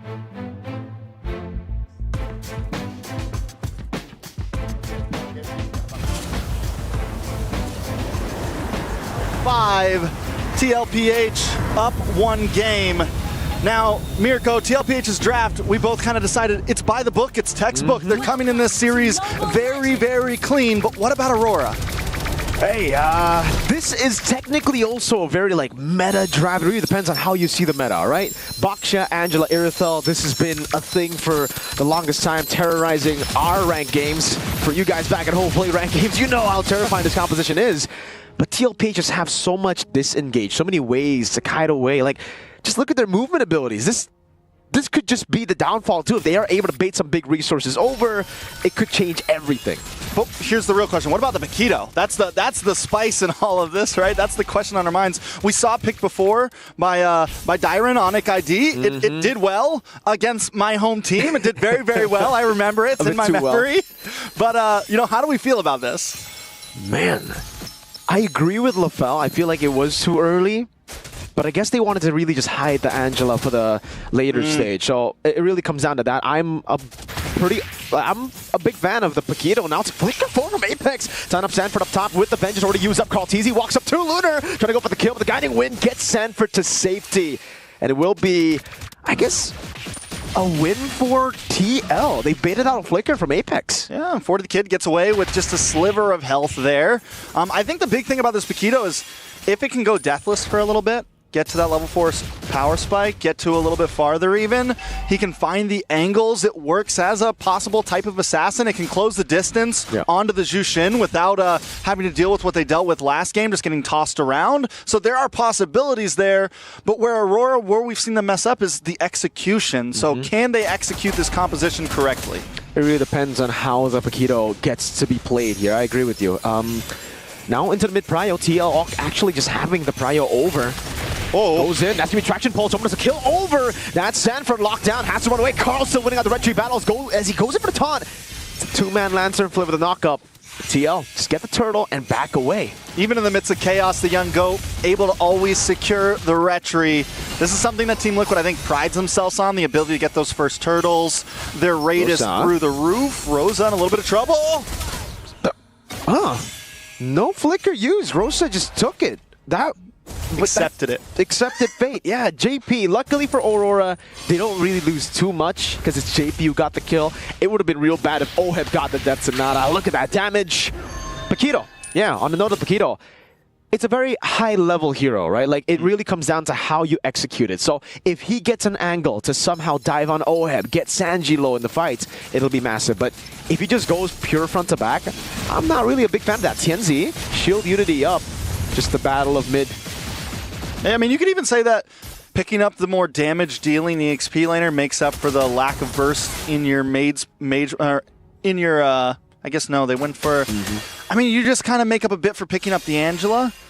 Angela, I feel like, yes, you get the sustainability, but you always kind of give up either a high set roamer, something of that nature. So at least you have something here. I think it could also pair well with the Angela. But still, yeah, definitely a risky pick, and it's all going to be about the angle that we see Lunar come from. And speaking of angles, Team Liquid looking for one on the Siggy Boom here. Two-man gank down below, a guiding win for Oheb. Tianzi with the Baksha. Shield Unity forward, traction pulse, forcing Oheb to use the flicker. But again, so much movement. Like I said, they just have too much. It's so hard for Aurora to really force out these fights because, hey, you got a guiding win. You got 2 blinks on Sanji. Oheb always has the good old flicker. Now it's down, so that could be a way to punish with the Paquito later on. Good trade by Sigiboom. Once again, though, do they need to look for those big fights here, right? Could they just kind of play this patient? I think anytime you have the mid lane Kimmy, you always have time. You know, if you can push a bit far back, you have an advantage. Not to mention Airthel as well. You're looking for those big burst items. You're looking for that crit damage. Moving on Turtle, though. Yep. Shield Unity to cancel that out. Carl still walking up. Now Turtle can be reset now as that's going to be Sanford in the front, zoning everyone away with it. Carl wins the retry battle. Tianzi with retry a bit too early. Attraction pulse to disengage, and it is yet another win for TL. They're going for the purple buff straight.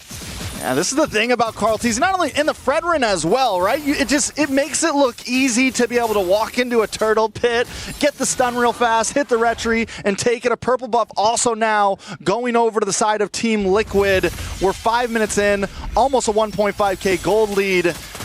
Aurora Gaming, I think they are at least playing it slower here, but they got to staunch the bleeding maybe a little bit more.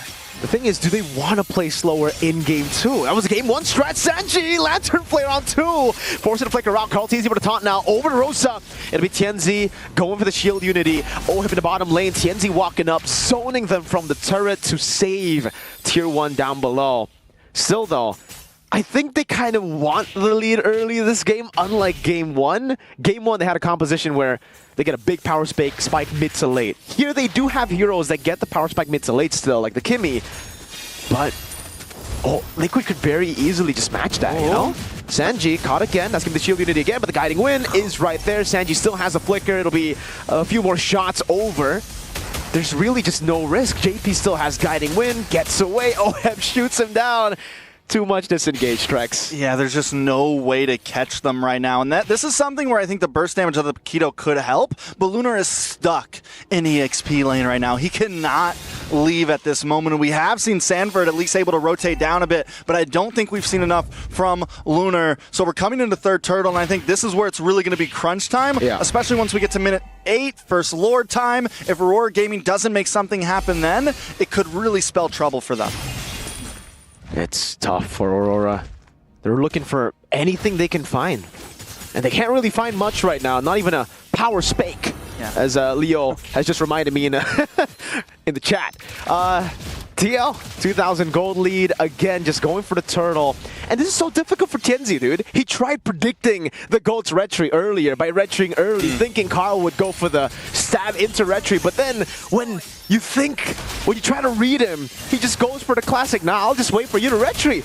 So calm, so composed, and now Tienzi won't even get an angle to go for the steal. He goes for the shield unity, and it gets cancelled out on two-man stun. That's going to be traction pulse in the back, and another Lantern Flare over to Lunar! Locking them down, Sanford the Vengeance just zoning them in the back. Heart Guard used up. Aurora are not dealing any notable damage to TL. They're just holding their ground with the healing of Mathilda. Yeah, the healing of Mathilda, I mean, it's overall Team Liquid, when they get grouped up like that, when it's all 5 of them in a circle, Aurora Gaming unable to do anything. Lunar, we wanted to see this Paquito find angles. Instead, he came for a much more direct, just kind of walked in, immediately caught by the Lantern Flare. It's a problem. Aurora Gaming has to approach these fights a lot different. Dude, if we were talking M3 Paquito, then yeah, you're great at chases, right? You have that reset constantly. I just remember Edward chasing Mobazane down for a long time on a Paquito. But here it's different. Like in this patch, it's different. Paquito is kind of like what you said, a burst hero.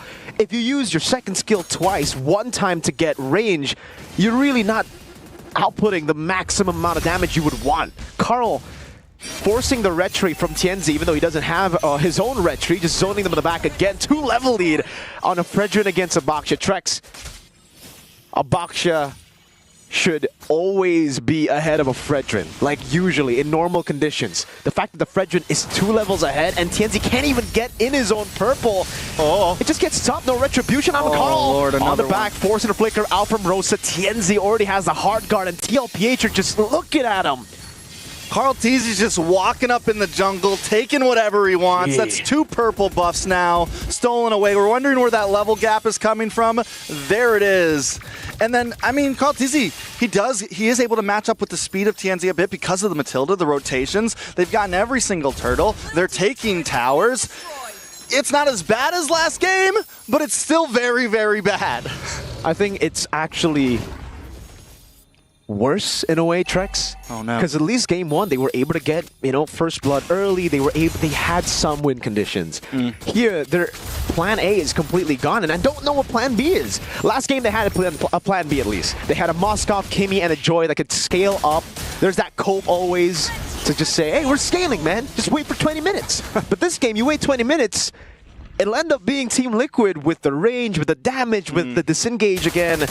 Like, it's just really tough, even if Aurora force a fight. TL Peach can just say, nah, fam. Nah, fam. I feel it. I feel it, fam. Yeah. But I mean, yeah, it's tough. Aurora Gaming, because here's the thing too, is they have no big crowd control, no big way to make like a big set. They don't have like that big comeback opportunity play to lock everyone down and make us all go, whoa! TL are the ones making us go whoa right now. That's a flicker burn just with a light on you, man. Sanji really lighting up the way for the team. He has 3 flickers, brother. Sanji. He has Crimson Beacon, Flicker, the real one, and then a Guiding Wind. How are you going to catch the Zeusin? This is why there's 0 kills on the side of Team Liquid, 0 deaths on the side of Team Liquid right now. They're all untouchable at this point, and as they escape more and more with this gold lead, it's just going to become even harder. 3-man town over, Sanji walking up as well, getting the Lancer Flare, pulling Apex back for the Filipino Sniper to get the shot down. Appraiser's Wrath, another kill over to Oheb. It's a double. Sigibu, the heavy crossbow will just fall again. Oheb with a triple, looking for the Maniac, Rosa with the flicker out to base, now it's a full taunt over. Oheb's a maniac. Oh, they're going for it. They're going will deny the Savage. But TL we're never looking for it. They just wanted to end the game. They're ready to go home already. They're ready to go back to the hotel already at this point. They're ready to chill at the player lounge. They're ready to chill at the player lounge. This is 2-0. This game faster than the last. Honestly, at this point, Aurora, from draft to gameplay, where is the answer? I don't know. Let's throw it over, I guess. Power Spake? Leo? LaFell? Destroyer? Yeah, hello. Here's the thing. I get it, right? Even our casters at this point, they have no idea what's next because Team Liquid, they're not S tier for nothing. This is where we see the gaps of the favorites coming in. And Aurora, they look good during the group stages, but now match point for Team Liquid. And now here, like, that was such a game that we have to ask assistance from Ben Things. So first of all, Ben Things, how are you? Thank you very much for joining us. Hello. Thank you for inviting me here. Okay, so here's the thing. You can say whatever you want. If you want to speak in English, go ahead. If you want to speak Tagalog, it's okay. Go ahead, because we have a young man from the Philippines here ready to be at service to talk about it. So now, I just want to ask you, why is Aurora having such difficulties going up against Team Liquid? Credits for Coach RC for winning the drop first before the in-game. They targeting Rosa, then I think Aurora need to adjust in the drafting. They need to pick Chensi in the first 3 pick because napansin ko inuubusin si Chensi tapos hindi niya malaro yung laro niya. So they're attacking Tianzi very specifically, and he cannot play his game. That's why, always in the second phase, Amon and Hayabusa. Yeah, we can definitely see, like you said, target on Rosa, target on TNZ. 2 players in the mid. We know how important that mid lane duo is. What are your thoughts, Destroyer, after watching game number 2, where it's a lot of action going on, but at the same time, not a lot of kills until the very end? Actually, I got a question to you also. So, what do you think about the Paquita pick? And what was the reason for this? To counter GG, but it's not necessary because if they pick Paquito on the X-Plane, they can choose Chensi like Assassin Hero because already over damage. No one tanked the team. So, still with the same, like, make another prioritize. Yeah, let's go with the jungle. I totally agree with it because if we speak about the first game, there was question about the last pick. Why did they decide skip the Gwyn, for example? This game also, why they lock in Paquito? So it seems like there is a disconnect in priorities. Ben Things, you were once part of Aurora, and you've worked with these coaches, Coach Dexter and Coach Master the Basics. Just run us through, what do you think is going on? What's the discussion like? That's why they drafted this way 2 games in. I think they trust the practice, and I think they pick hero that work on the screen, but we need to adjust. For example, in game number 2, they have the opportunity to first pick Lancelot, but they ban and pick back siya. Maybe if Liquid ban, if Liquid targeting Rosa, don't let Chensi targeting also. Yeah, so I kind of feel like at this point, it really is about prioritizing. It's not that the draft itself is like super bad. It's just that you got to give your main carries the opportunity to secure their heroes first. So now, looking at Team Liquid as well as Aurora, do you feel like there's a chance that Aurora could get at least 1 win? Or is this looking like a sweep? I think Aurora can win because Master the Basic and Dexter, also known as the fast adapt in the series, but they need to adapt ASAP because it's already 2-0. Literally, Ben, just now. 1 game away from dropping and going home. They have to adapt now. You think, can they do it? Yeah, they can. They have to. They have to. Okay, here's the thing. Like, if we're talking about can they, I think the perfect question is, does Liquid have any weaknesses right now that Aurora could exploit? Like, is there any weakness in Liquid's play? It's hard, but I think they need to win jungle. Win jungle. Yeah, win jungle. Yeah, against the GO. It's not going to be easy. Actually, I see the key. I see the key from the words and work in jungle, prioritize jungle, and this is the key for the Aurora to win this game versus the Team Liquid. It comes out of one word, just the jungle. Can Aurora do that? Will Liquid allow it? And luckily, we are now at a precipice wherein Liquid is at 2-0. And watching that game, 3 out of 5 of the draft was similar, right? They played the same CC, Zushin, Granger. And even if they rocked the Matilda Fredrin combo, it made their strat and their rotations in game 1 even more evident. And Aurora, you can tell me, Ben, thinks if I'm seeing this wrong, but Aurora has this in their DNA, especially with Coach Master Debates and Dexter in there. They play kind of ube. They want the ube, right? Liquid has something very similar, but different. It's called homicide with the homicide. They're always playing at least 95% of the game with someone next to them. They're never alone. 95% they're always rotating with 2 or 3 men. Yeah, and now honestly we talk about the jungle, but I want to move the conversation and actually talk about mid, because this is one of the talking points that we even started for today. Rosa going up against Sanji, and we even say that Rosa does so well when he is able to get the Selena, but now since Selena keeps getting banned, what are the other options that Rosa has? So at this point, even I'm drawing a blank. Sir Ben, what do you think? Rosa, maybe he should pick up the Zitian. Why is Zitian not getting played? It's hard because Team Liquid always want team fight, but Seishan is a little bit short for damage. They can just Farsa for. But it's banned. It's banned all the time. Yeah, I kind of feel like Farsa in this tournament is like everyone knows is amazing, but then you're like, yeah, but then Carl gets the Lancelot, and then I'm just gonna die. I think that's the biggest problem with mid laners. There's so many good heroes, but then you'll just get ganked by the EXP, get ganked by the jungle, and that's why we see a lot of Jushins now, because even Mirko said, hey, at least without the Matilda, you have 2 ways to survive, right? The Crimson Beacon as well as the Flicker. So in terms of the heroes here, I'm just gonna ask Destroyer, what are the possibilities for TNZ to pick up in the jungle? Because the Amon keeps getting banned. Maybe the last hurrah, will they pick up a Hayabusa Amon early just to make sure he doesn't get banned anymore? I want to say one thing. They trying to surprise us and the opponents to be tricky, but it doesn't work. Maybe stop trying to work with Kimmy. It's more not about the jungle, but also about the mid lane, because they need to work as trio, and Kimmy doesn't work for them. Yeah, it's the opportunity cost of focusing on the Kimmy. I get it, Zetian doesn't have as much damage. That's costing TNZ the struggle in the later phase. So yeah, yes, I think TNZ can end up with a Lancelot, an Amon, a Hayabusa. What else does he want? Anything, because they can focus him on the third, on the second, on the first, anywhere in the first phase.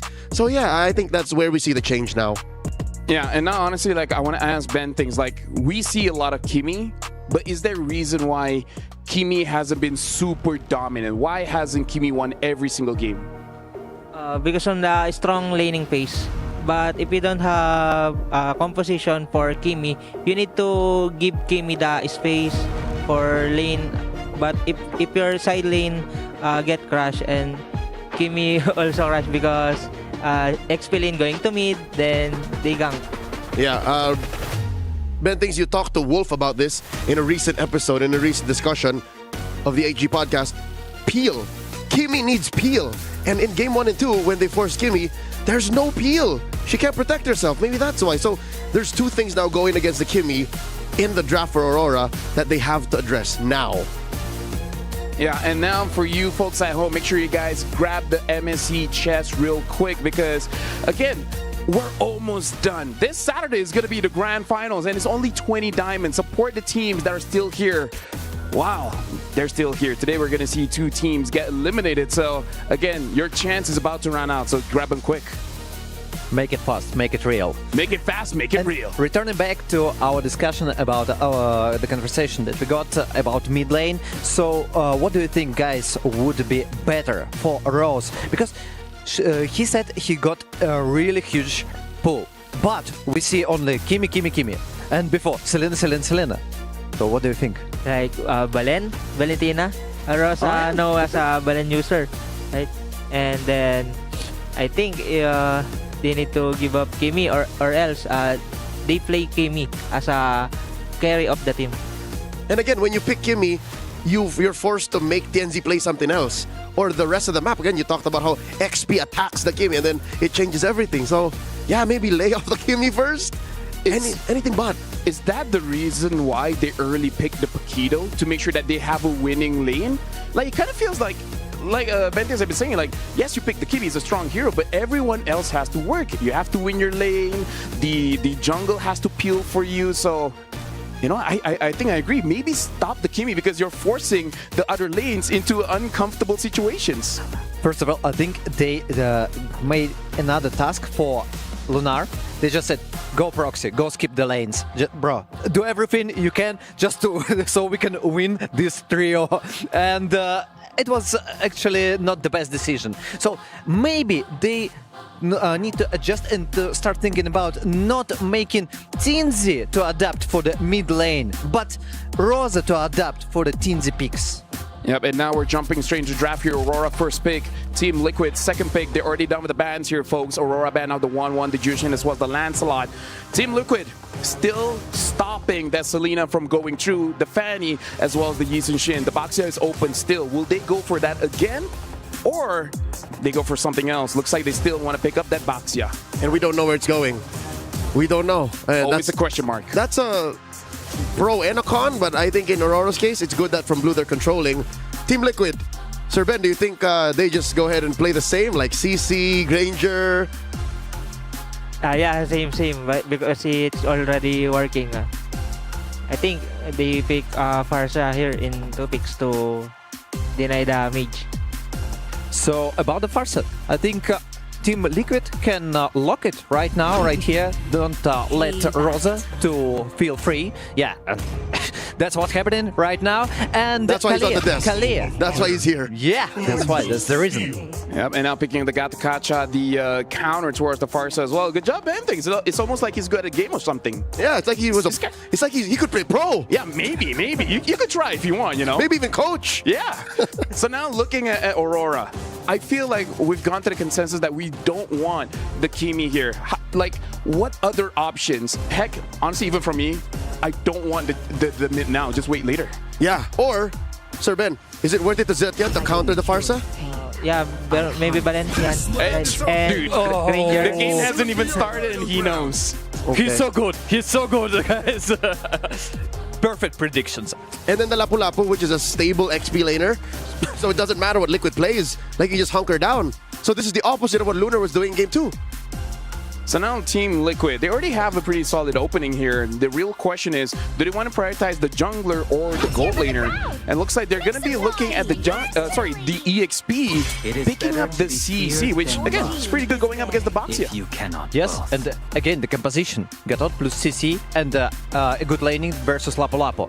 Super amazing picks from Team Liquid and Aim and Ban. Again, what's happening again? Again, we are working to make TNZ uncomfortable.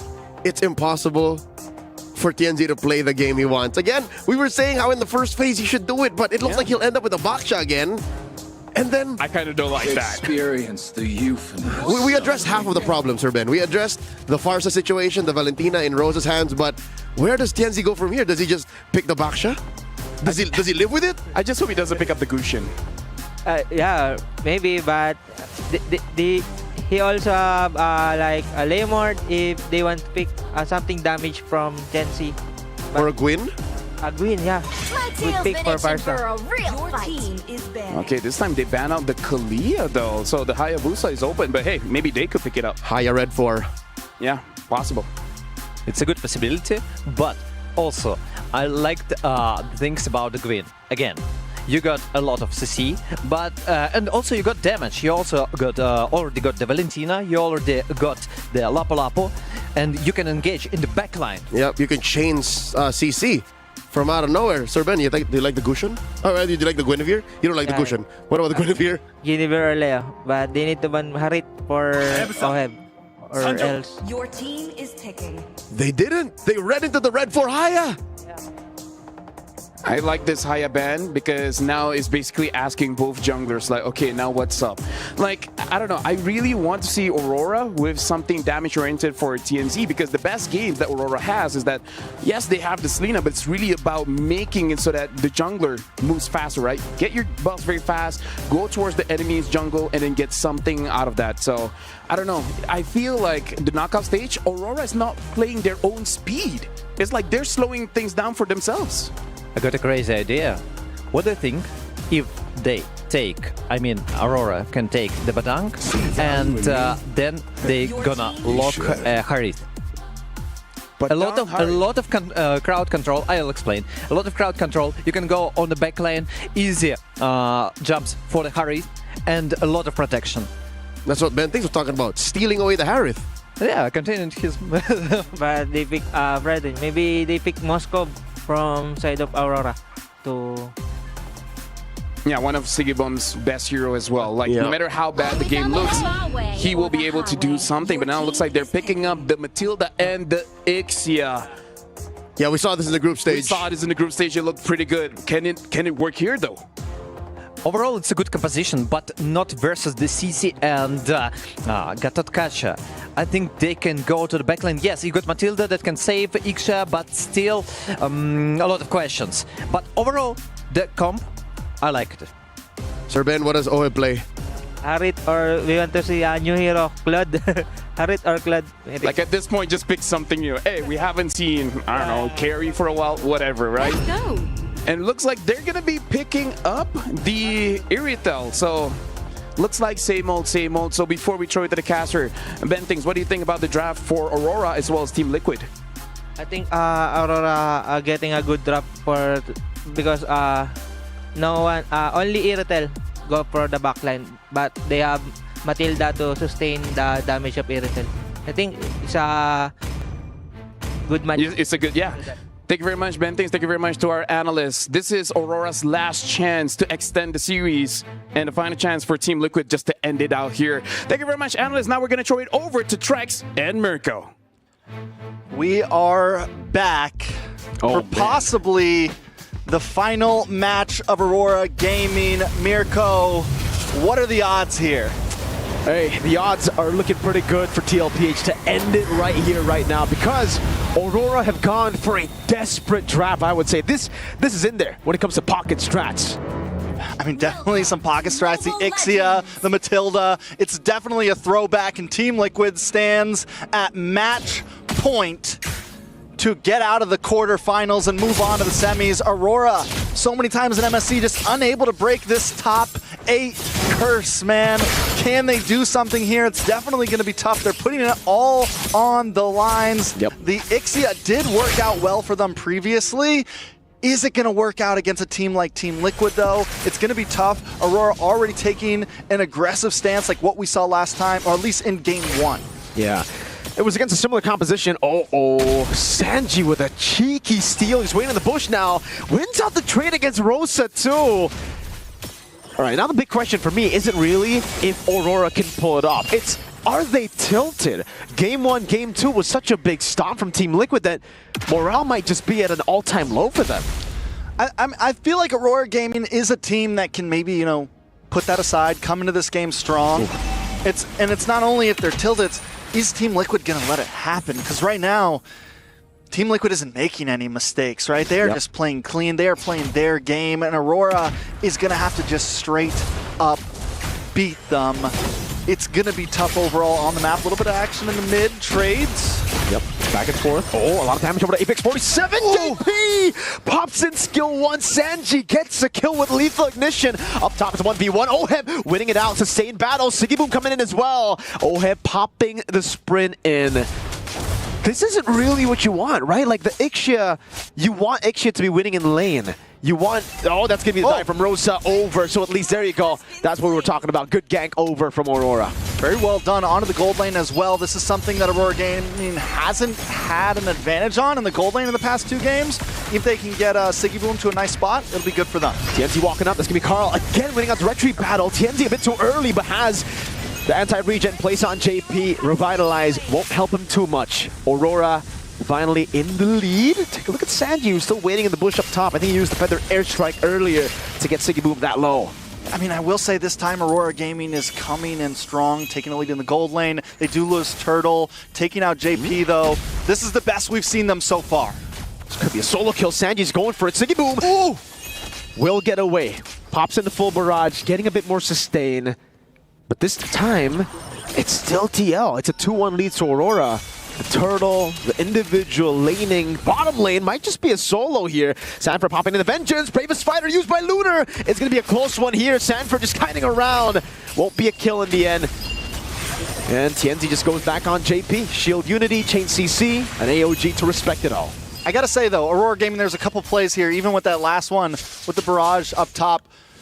I think a game or two ago, Aurora Gaming would have fully committed, taken the guiding wins and tried to get the kill, but they're playing a bit more patience. They know what is on the line here. They know the only way to move forward is winning 3 games in a row, and that has to start right here. They got to start winning Turtles, because TL are just going to balloon up. The snowball is going to get scary for them. And yes, Team Liquid technically don't have any dive aside from the Iritha, like Benthigs mentioned, but they do have an artillery nuke in the Farsa. Sanji's gone quite a big lead from the start of the game. Again, first blood over, they got the Lethal Wanderer, and if it continues with Turtles, I'm expecting Sanji to get rid of Siggy Boom before he can even pop in full barrage. I mean, I don't know, I think we also need to see, one of the things we've lacked to see a few times, Lunar on this Lapu, he's one of the answers to this Farza, right? And he needs to be involved in these fights, I think, earlier on. And Sanford knows that, listen, my 4 guys can handle your 4 guys. As long as I keep you down here, we are winning. And Lunar might just have to give up lane just to get involved, but even here, he's unable to look at the bot lane. It's a problem. Sanford has him in check nonstop. Yeah.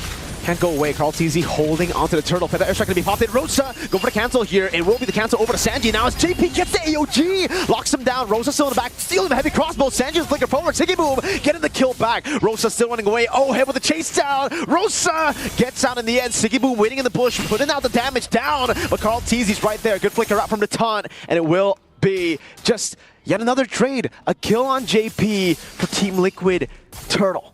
I don't think Carl TZ has missed a single Turtle in the past 3 games. He's 8-0 right now in terms of Turtles. This guy is a monster, especially on the Fred run. A little bit of action up top and in the mid side. Full barrage! Oh, with the circling eagle in the mid lane. A solo kill. Sanji getting the pick off onto Rosa. TNZ looking for the pick. Won't be able to land that second skill. Siggy Boom hit him with the skirt. He hit him with the drive-by. He hit him with the hit and run. Pulled up, shooting. Very well done. But the thing is kills just aren't going to win the game. It's a great start there, staying in this. But as you said before, Team Liquid still getting all the neutral objectives. You have to take a look at the mid lane again, because Sanji on the Farsa might just be the main win con in this game with Sanford in the XP. We haven't seen him active around the map just because, like Trex mentioned earlier, it does value the team more for Sanford to stay in XP, holding Lunar down. That's one of the big angles that Aurora could utilize to actually win turtle fights, to have that AoE, someone who can dive into Sanji with no one being able to peel for him, because it's anti-CC with the Bravest Fighter. Speaking of, we finally see Lunar come up a little bit. He is going to go back to lane up on the top side. Apex 47 keeping tabs on Team Liquid here. But this is the best we've seen Aurora Gaming in all 3 games so far. Yes, Team Liquid still has a lead in gold. Their lane is clean. Their neutral objective taking is clean. But Aurora Gaming, this is a stalemate game right here. And the moment that Lunar can get involved, it could maybe tilt into the hands of Aurora. A whole lot of damage there. Was that really just Irithyll combo that got Apex that low? Hey, that's a lot of damage. That's big damn, as Nice who likes to say. Yeah. Half HP off of Lunar, 2 from Sanji, now with the poke as well. TNZ popping in the shield unity as Sanford pops in the curtain call. It's going to be all in over to Sanford. Has the Vengeance, pops it into the backline. Lunar pops in the Bravest Fighter. Doesn't get the sun. Sanji just kiting away now, able to escape for a bit. But the Bravest Fighter with a few of those glooms from Apex gets the job done. Rosa still kiting away against JP, canceling out the AOG, but he still gets it down, and Lunar was isolated. Full barrage, they kite away against it. A guiding win to save Siggy Boom. But it's a 2-for-1 trade in favor of Team Liquid. Looking like they might even try. Aurora Gaming, though, still hanging out here. Might be able to defend this tower. They're in a bad spot. Energy eruption onto 2 with a curtain call. Rosa. 2, it's the full cut away. Carl with the appraiser's wrap. Rosa stole away. The heavy crossbow just needs one shot, but Carl stays alive, and Sanford gets a triple kill. 40, the kid, the young goat as well. Hanging on by a sliver, non-stop. Aurora Gaming try to push Team Liquid to their limits, but right now they are limitless. And even in that fight, taking a look at the replay, Lunar finally does his job. He's involved in the fight. He's able to zone away Sanji, even get the kill, which is huge. But once Aurora Gaming gets split up like that, they focus down on the JP, and he's like, listen, I got the AOG at any time necessary. Man, the fact that they tried to clear bot instead of just giving it shows you just, I think, the experience gap here. Liquid knew that they were going to do that too. Well, I think Liquid, they just wanted to get a turret, but they saw 2 extra bonuses down below. Became a buy 1, get 2 free special for them. Actually, just buy 1, get 1. In it, you know what I'm saying? They got the whole package. Exactly. It's a happy meal. Happy meal for sure. Team Liquid is happy, and what was looking like a very close game is now tilted into 3.5k gold lead. Ixia was ahead in gold for a minute there, now has fallen behind. Taking a look at the junglers as well. Carl Teasy starting to escape with a lead. Anti-Karasin, Radiant armor in. That's a tanky, beefy boy already at 8 to 9 minutes. That's a lot of words, man. Tanky, beefy boy. TBB. Stout. And Sanford is just taking turrets for free in the side lanes, dude. Oh, Apex read out for their airstrike. More like a nuke on the hands of Sanji yet again. A stolen one, but the AOG cancels it out, and Oheb should be able to go for the steal. Oh no, Tienzi actually used a retreat Sanji. Caught again, has the wings by wings, and he gets away, flies out from the sword of Lunar. A chain CC over to Lunar now with full barrage coming in, but TLPH can just run around Sanford. He's just tanking everything. Lunar barely able to survive that bonk from Carl Teasy. It was a long battle for Tier 1, and ultimately TL gets it done. Carl Teasy, fearless in the face of a full barrage. He just took it. So he did just take it to the face, unfazed. And then Sanji, I mean, Lunar pulled out every trick in the book. Everything. Used the flicker and all, missed. We're talking by a frame or two. This is why Team Liquid is, I mean, and we saw it before, they were almost impossible to touch, even when they had the Matilda. And even here without that, the wings by wings, everything they do, every small movement has just been on point. Aurora Gaming, once again, not as bad as the last 2 games, but they still got to find an answer. Man, TL are putting Aurora in the spot. They're forced to make the desperate plays here. But the airstrike coming down, Apex getting low, Lunar too. Dude, isn't Lunar like a tanky person now? Like what? One feathered airstrike, he's already taken so low. Yeah, and at first I thought maybe that feathered airstrike was too early, but with the amount of damage it's already doing, it works very well. Look at the zone as well from Sanford. JP looking for the taunt. Won't be able to go for it, but should be a free one here. Tienzi popping the poisons already. Wait, I'm not sure about the circling eagle. Sanji walks away, or sorry, flies away with the wings by wings. And again, Aurora are just left with nothing. They couldn't trade. They couldn't even get a tier 1 down below. And that's where I think some of those small mistakes are coming in. Like maybe they shouldn't have even tried to go for the steal there. Maybe look for some map control elsewhere. Look to slow down the push that no matter what is going to come at you here. They are still yet to take a single tower. Team Liquid with the chokehold, ready to make Aurora Gaming go night-night. Uh-oh. Shouldn't be a possible kill angle here. Lunar shows up. Carl Teasy again, 2 levels ahead. Steadily across the board, ladies and gentlemen. Carl has just been dominating this jungle matchup. Takes it away too. Doesn't even give Tienzi an opportunity to go for the retribution. The curtain call from Sanford, doing a whole lot of damage over to Tienzi. Another eruption to lock him down. Lunar forced to dash away to safety, and it will be a free tier 2 as they set up for it. But the airstrike battle, Rosa dodging away. But that's a big resource spent now for Aurora. They're going to have to deal with the Lord without the feather airstrike steal. Tienzi, I don't know if you want to go on Sanford, man. Yeah, he's not the one at this point. They do melt down the Lord, though, which is huge. I mean, they don't lose any inhibitors. At the 12-minute mark, Team Liquid not done yet, though. They're going to try to keep pushing in here.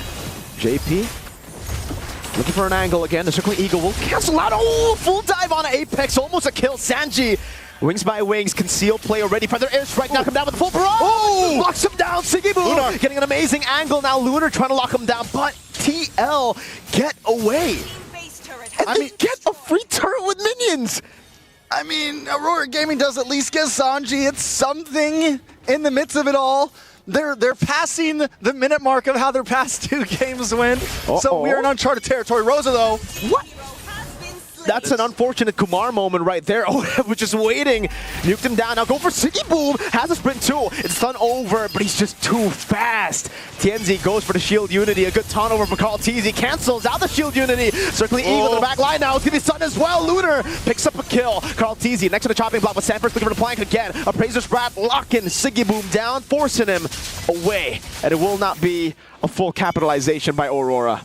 You know, I will say that this, as the saying goes sometimes, when you're this far behind, a trade is a good trade. Aurora Gaming does at least any trade is a good trade at this point. Aurora Gaming not only gets any trade, they're able to take out Oheb and they're able to take out Sanji, the 2 major damage dealers, and this puts them in a decent position. Yes, they lose 2 inhibitors. It's going to make this very tough, especially since they like to play the style of being grouped up. They need to send someone down to control this long lane, because if they don't, this Lord's going to be even harder. If they even want to try to contest it, there's still a lot of boxes to check for Aurora, but they're not dead yet. They're not. Usually, I mean, I still agree with you, but usually when you get these carries, you get bounties. They didn't. Sanji didn't have a bounty. Oheb's 1 in 3 before he died earlier. Now was 1 in 4. The bounty is on Sanford. So 7,000 gold lead was kind of built around objectives. The comeback, the way you can come back usually is through bounties because enemy teams stomping you through team fights.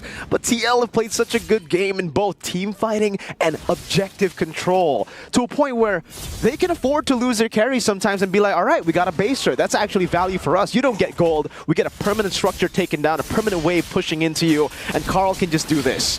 He's already won all the retry battles in 50-50s. Now, especially with this JP! With the AOG! Locks 3 down. The Feather Airstrike comes in and Oheb just cleared it up. Now it's a full lock over. Sanji with Flicker out. Full barrage gets 1 at least. What a set from a Gatotkacha. Oh, Feathered Airstrike does come down. Team Liquid backs off. 2 for 1. Lord coming soon. Aurora Gaming. It's like we just want vision on the Lord. We just wanted vision. We weren't going to try to take it. Yeah, you asked for vision, you get shot, bro. Oh. Hey, JP, calm down. Calm down, bro. Just relax, all right? Relax, guy. At this point, Team Liquid might be able to end this here. Oh, man. Aurora holding it down. Again, TNZ with a shield unity canceled out by Carl TZ. It'll be the curtain call as well. Sanford caught low, full barrage again with a flicker forward. Doesn't get a kill. Carl goes in for the Appraiser's Wrath. I thought that could have been massive. Could have maybe taken down some of the carries. But Aurora hold again. But still, there are no shutdowns. I gotta give, I mean, even with no shutdowns, I gotta give it up to Siggy Boom right now, man. The full barrage is starting to output. It is starting to put up the damage. Watch it pop up here in a second. All it takes is one of those hits. Down goes, I mean, everyone has to run. If any of them would have been in that range just a second longer, we're talking full team wipe potential at this point. Look at that. So yeah, Team Liquid does have to be careful. And I think that's why we're seeing them play this a bit more patient. Oh, the famous Chantel. Hey, you know when she's in the building, you usually see full 5 games. Even when she's not casting. Hey, so that might, TLPH fans, if this is ultimately a comeback from Aurora, you blame that woman right there. It is definitely her fault. It's her fault. It's not JP's fault. It's her fault. It's never Chantel's JP's fault. Unless they win. Oh, then it's JP's fault. All right, coming back into here, Aurora Gaming. They want to hang out up in this purple buff. They want to try to keep vision, try to maybe find some control. But once again, if they stay grouped up like this, they're going to constantly have that bottom lane pushing in. They're going to have to give up this orange buff. What is the answer? Who do they send down to control? Or do they keep on playing the passive, we let you come to us and try to get that big counterplay, right? Seems like That's what That's they the can answer. do. Like, that's just all. Come to the full barrage, and hopefully we get a team wipe next time the Lord's coming. Thing is, even if they try to go for the contest onto the Lord, Team Liquid have so many more angles to win. Like, they can attack from different angles, just attack that Ixia. Obviously, way easier said than done. But even if TLPH don't go for the team fight, they could just be like, all right, we'll just wait. We have a wave down below. You want to contest the Lord? We'll hold it. We'll reset it. You have to go back to base. One of these times, we'll just get a Lord for free. And that's the first error of Team Liquid. Like, they take risks up to a point where they don't need to anymore, and then they just take you down. Siggy Boom did just lock in Rose Gold. He's got Rose Gold dog. I think at this point that should be last item. So there is some opportunity here. We're closing in on that end game status of everyone getting maxed out on items. Aurora Gaming starting to finally output some damage. Look at it on to Carl TZ. Wow, I thought they would have actually just gone into Carl, but I guess they had to respect the possible AOG coming down as a re-engage tool. So they decided not to. Hey, but Aurora Gaming got... Nope, I don't think they got that purple, actually. Did they get the purple? Did Oheb steal it? Could have been Oheb. Retry down for Carl. Non-stop. 12 seconds. I mean, does Aurora Gaming... All right, let's take a look at that, because I want to see who's maxed out. Or they defend. Like, they just fight for Lord, or they defend. I think they can... I mean, I think the problem is that long lane, right? I think they could fight for it if they didn't have 0 inhibitors.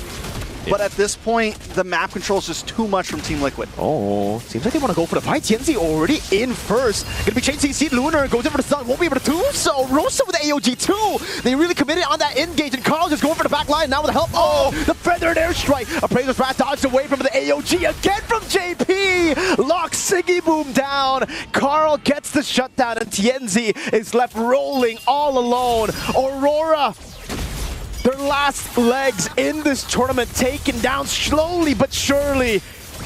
Liquid have their sights on semifinals, and they want to get a Winter Crown. Desperate from Apex 47. It is the end of the road for Aurora. The Cavalry move on to the semifinals. Grab your brooms as Team Liquid. I mean, the Stampede is real at this point. 3 games in a row. And let's be real, Aurora Gaming are no slouches. They put up a good fight, but Team Liquid, I mean, this is a team that just shows that anyone that wants to go against them has to be ready. Hey, they've been regarded as the best team in the tournament, even by me, and it just seems like they're too dominant.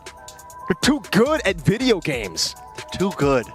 They practice their minds off. Hey, that's a nice term right there. Does seem like we are going to be getting ready to interview the man, the myth, the legend, whatever you want to call him. What, Chef, Young Stallion, the Lone Stallion, the Sandman. The Sandman. That's puts a them new to sleep. I like that one. The Sandman makes teams go night-night. Taking a look at some of these replays. I mean, Team Liquid, for 3 games in a row, just dominated everything. Yeah. There was, even the last game when Aurora, it felt like there was a chance. It was tough all around the map. I love the reactions. Carl TZ just always got a smile on his face. Yeah. I mean, it's that, what the heck, that set, dude? He played that, got the, like a Tigreal. He found 4 with a taunt. That's something you don't usually get, bro. It was an amazing series. Team Liquid showing their dominance. And as we said, we got an interview down on the stage. Let's toss it over to Rose and the Sandman. Thank you so much to all our casters. And of course, Team Liquid continues their journey, heading on to the semifinals. And with me, we have Sanji. Sanji, how are you? It's good. Solid. Good. You're good. Now, it is an early day, but Sanji, after such a complete Stampede game, how are you feeling after that win? Do you feel more confident? Mas confident kami ngayon, tapos mas nakapaganda kami ng maayos. He said he feels much more confident this time around and they have prepared better. Now, Sanji, let's go back in time a bit. Just a tiny bit, okay? The last time you were in MSC, you finished in the 3rd or 4th place, somewhere there. Now, this time around, what is different with Sanji and how are you going to make sure that the outcome will be different? Tingin ko po, natuto na po kami dun sa last year, and yung mga practice po namin talaga ngayon is todo practice na po talaga. Todo bigay na lahat. Oh, todo. Hanggang Grand Finals. Opo. He said that they've actually worked on their mistakes previously. They've done a lot of practices to ensure that whatever they put on the table this time around will push them to the very best. And you know what? Maybe get them a chance at the Grand Finals. Now, Sanji, for this matchup, I heard that before you mentioned in the mid lane, Rosa is better than you. After this matchup, where do you place yourself? Saan ka na ngayon? Feel ko panguli pa din. Humble? Humble lang muna ulit.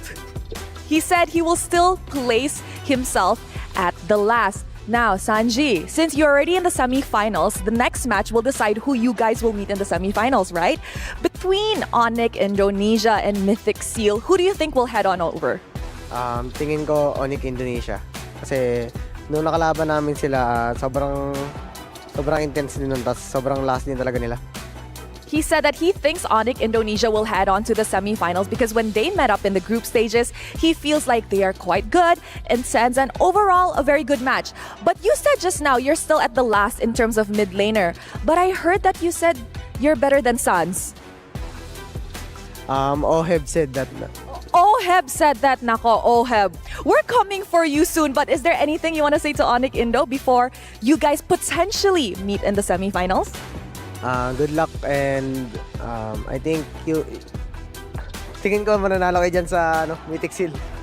Okay, he said to Onik ID, good luck, and I think you guys will win your matchup against Mythic Seal.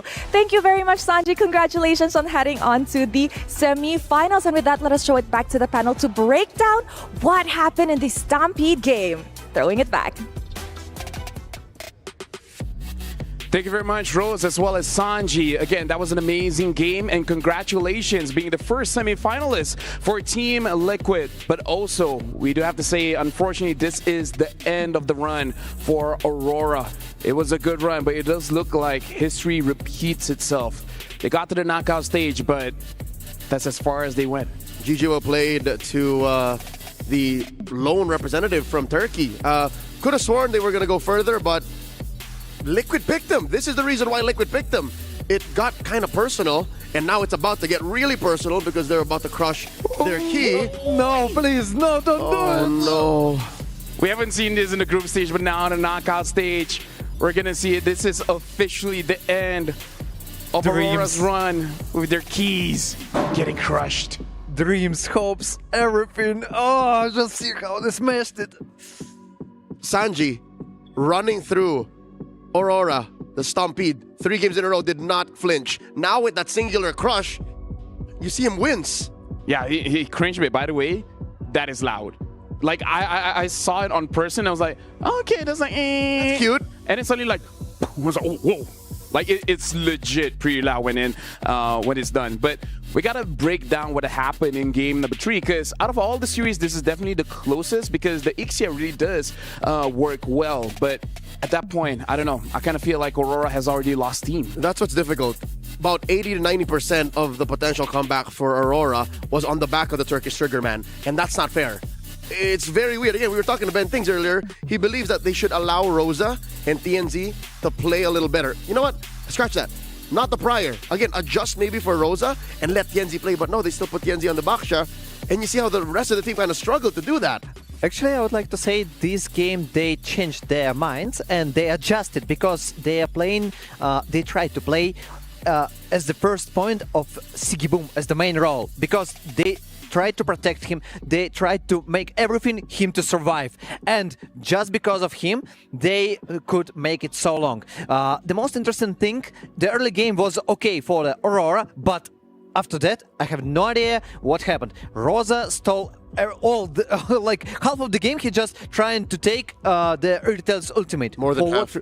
For what reason? You got Cotton Goal, you got of G, and you can make it real, but you still continue with the retail. I have no idea why. Yeah, but honestly, Destroyer, after watching this game, Team Liquid did not give any breathing room to Aurora. Does this solidify them as S tier, as one of the favorite teams to go all the way to the grand finals? I just want to say that Liquid are super confident. They literally made around 0 mistakes through all 3 games. all 3 maps. They were just stomping, pushing their opponents, making them uncomfortable, and all the time playing macro. And the most important, together. I'll do y'all one better, gentlemen. I predicted that Team Liquid Philippines will go all the way. I foresee them actually winning this whole thing. So that's how clean and that's how powerful they are now in this phase of their career. And sure, they took, 18 minutes to win Game 3? But they played about the similar strategy all 3 games. What else do they have in their back pocket? So right now, they are the clear standard. Like, if you have any hopes of becoming the champion of MSC here, you have to look as impressive or even more impressive in your best of 5. Looking at the stats here, in terms of the picks, I kind of feel like it's okay. It's really about the execution, because Destroyer, even you talked about it. There's a lot of ults that the Valentina can take, but more than half taking away the Urtel's ult, a glorified dash. Again, like, I feel you, right? We make those kind of mistakes in ranked games, but the thing is, this is a $3 million competition. Those kind of mistakes cost you hundreds of thousands. Absolutely right. And okay, if you we spoke also behind the scenes. We discussed okay, take the airstrike. Yes, it's a problem to reach Sanji, but still you got 2 front laners that can help you. Okay, curtain call, it's the most prioritized. If you can't reach Sanji, go for it and help Iksha to deal damage. And that's just positioning wise, that's execution. Item wise, you've come to the point where you're approaching 20 minutes, you can juggle to find solutions, and Liquid found solutions, because again, for the first time in this whole series, they got checked. They were like, oh, Segiboom's a real threat now, let's buy blade armors. Let's actually build defenses against this lineup. Let's build halberds to stop the shielding of the Matilda. And they still got him, they still found him. And now, for formalities, we're going to be looking at the brackets here just to confirm the movement of the tournament. On the left side, Team Liquid has won against Aurora with a clean 3-0. And now in the semifinals, they're looking at Mythic Seal going up against Onik Indonesia. The winner of that one is going to fight against Team Liquid. And again, even that one is an elimination match. Winner goes to the grand finals. And even in the interview, looks like Onik ID are the favorites for this one. Definitely. Onik ID, according to power rankings, we already saw the Team Liquid and Onik ID, Onik Indonesia. So there is the situation when the Team Liquid, they approved, they made it real that yes, we are S tier. Welcome. Well, yeah, thank you very much, Destroyer. But now we're going to see if the prediction is correct, because we're going for a short break. But after this, we're going straight into the second match of the day. It's going to be Onik ID going up against Mythic Seal.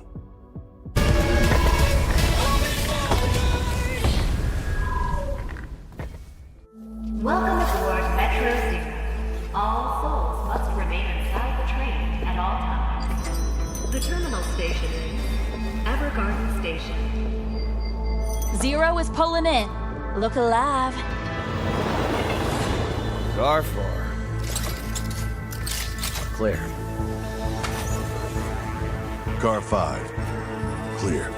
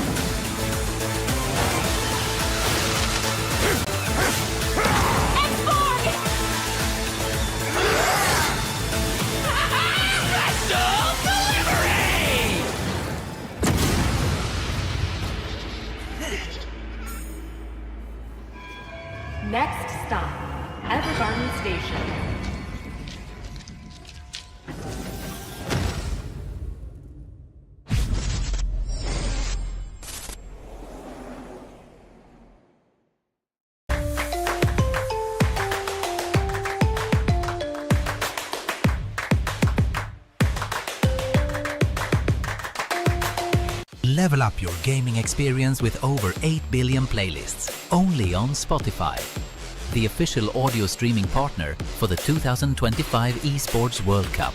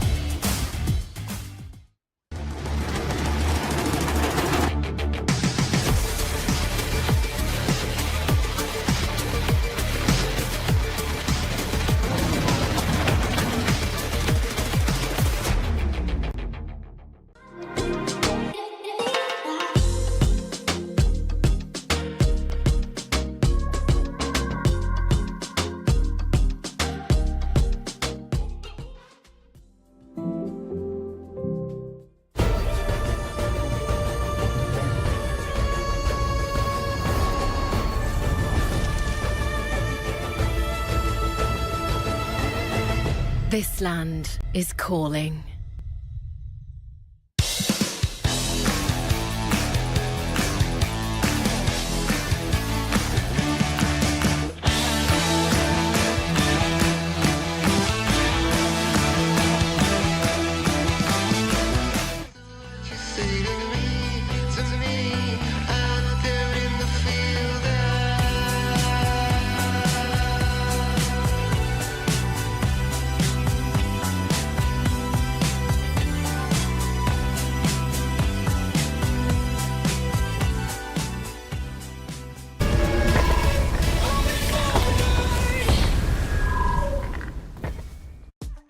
The opening of the knockout stage is where the favorites, Team Liquid Philippines, showed dominance against their opponents, Aurora, winning a clean 3-0 and now makes it to the semifinals. Welcome back to the MSC here at the Esports World Cup. Welcome to the English broadcast. My name is Fel. Alongside with me is Destroyer as well as Leo. Before we jump into the next match, some thoughts on the previous one. Do you think that this is going to be the style that we're going to have, just stomps all the way through at the quarterfinals? You know, I predicted full series. So that's what you wanted. Maybe I cursed them. Maybe I don't know. But actually, I expected the full series, and I'm a little bit upset. If anything, the curse now falls on the Burmese, on Mythic Seal. Given that Aurora, kind of knelt, they bowed down. Now, as the underdogs left in the bracket on that side of the knockout stage, they have to at least get one or two, right?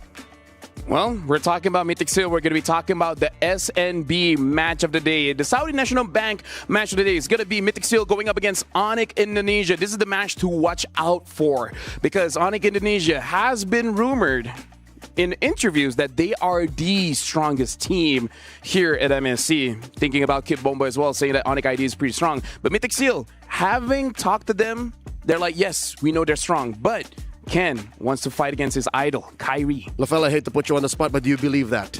Honestly, are they indeed? Honestly, after that performance from Team Liquid, I have doubts. And that is something that Mythic Seal is looking to prove. They walked in to the stadium today, grabbed their key. They're going to put it on the line against Onik to show that even Sky Kings can fall. Oh, you think they are that confident? Okay, they have to be. They have to be. They have to be, definitely. And especially when last Ken standing, There's the last guy, last Ken that left on the tournament. We started with so many Kens. Supers. And now we only left with one. And now looking at Onik Indonesia as well, already looking much better than the previous run last year. And I kind of feel like for this year, they have a lot of redemption that they want. Going up against Mythic Seal is not going to be easy because, again, Mythic Seal is in the 2-0 bracket, actually ending out better than Onik Indonesia. We're going to look at here. Kun, Ken, Nico, Boye, as well as Zippy. And I don't know, man, I really love mid laners. I got to say, Mythic Seal, they win and lose off of Nico. Nico will have to help control the map so that Zippy can take care of the late game. Once he finds his power spike, then they can go from there. That's nice. The one way I think Mythic Seal can kind of feint Onik, because Onik, that's one part of their play that, I mean, they proved it in the S15 finals, right? But Savero, that's one way to attack. Yes, and also you mentioned about Nico. Yeah, I think that there is too much on his shoulders. He needs to prove that he can beat the mid lane, and it won't be easy. You know, Sun's not an easy opponent. Oh yeah, Suns is definitely not an easy opponent. With that, we're going to look at Onik ID. We got Lupi, Kyrie, Suns, Keyboy, and Savero. Honestly, I believe if you're a fan of MLBB, you know this roster. There's a lot of faces here. This is not Onik ID, but you know, it's Onik, you know. But legends. Yeah. They're related. Yeah, you know, it's same org, but let's talk about this one, because honestly, like, we have a lot of legends, but I actually want to talk about Savero. Very impressive, because I like that even though as a rookie, he doesn't play scared. He moves forward. He wants those kills. LaFell, you were at ground zero when Savero introduced himself to all of us. And Savero! That's right. If I remember correctly, he experienced in the span of 2 weeks what CW had to do in a year. And he stepped up to that young man you just saw on screen, not related to Onik ID at all, Kelra. He stepped up to Kelra and said, I can take you. Gold standard, I'm here to introduce myself. He didn't win, mind you, but he put up a great fight. You know, I like the playstyle of Savero. He's super aggressive. He doesn't care versus whom to play. He's just super confident. That's the guy that we needed. Yeah, and here's the thing. We actually have the privilege of talking to both teams, because even they have thoughts on what it feels like to go up against each other. And hey, we got the video here, so let's check it out. Indonesia, please come in, as well as Mythic Seal, please come on in, because Mythic Seal is the final team for the draw, and there are no other options. We'll be going up against Onik Indonesia. So Mythic Seal, okay, do you like this matchup? Not really. Who you want to face actually? I hope for TLPH for sure. The second one, maybe Team Spirit or Mythic Seal. The last one, LQ, because I want duo Indonesian country go to final. Ken. So you didn't really have much of a choice and you got Onik ID. Are you happy with that? Yeah, I'm happy with that because I wanted to face them eventually. So yeah, better now than later. Let's go! 1, 2, 3, right and see, right and run, lead and run. Ready? Can I get out with you? Turbo. Let's get guys. See you next tournament. See you.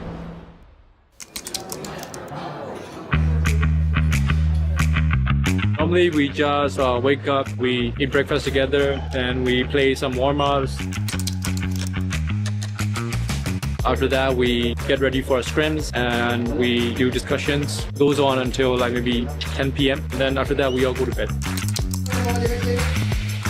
We just play maybe like brawl mode, brawl together with coaches or something, and then another just rest.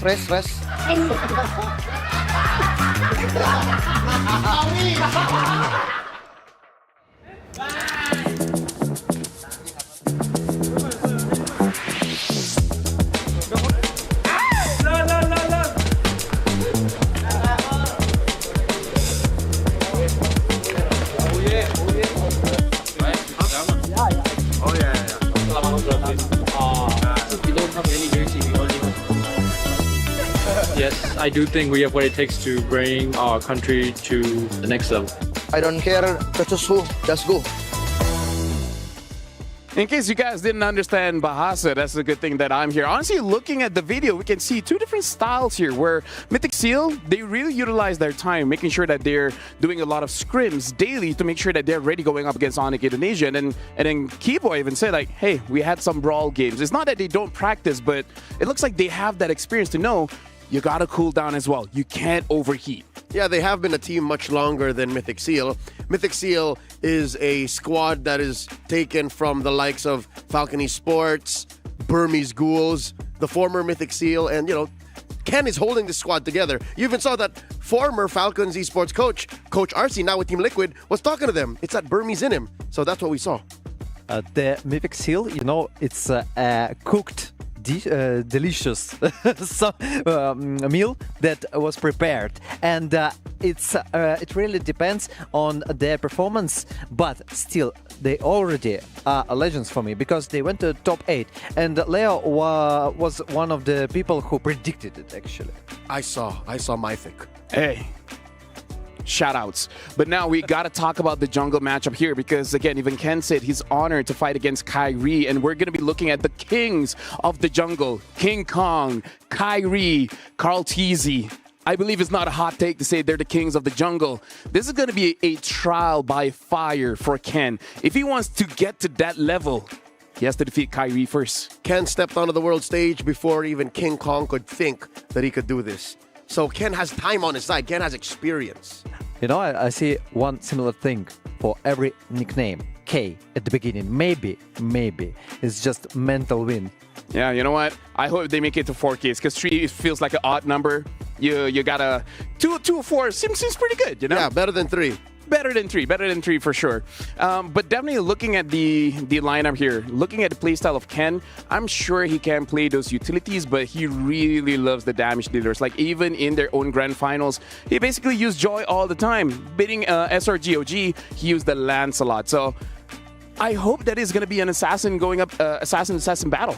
Yeah, I first met Ken about 3 years ago, and he did debut with a Lancelot. Very specific kind of Lancelot, mind you. Much similar to the Lancelot we see now. Yeah. But this time it's a bruiser Lancelot. So yeah, the meta is cooked up and served very well to the Candyman. Yeah, it shifted well for the Burmese Python. These are all old nicknames that I pitched him 3 years ago. He approved none of them.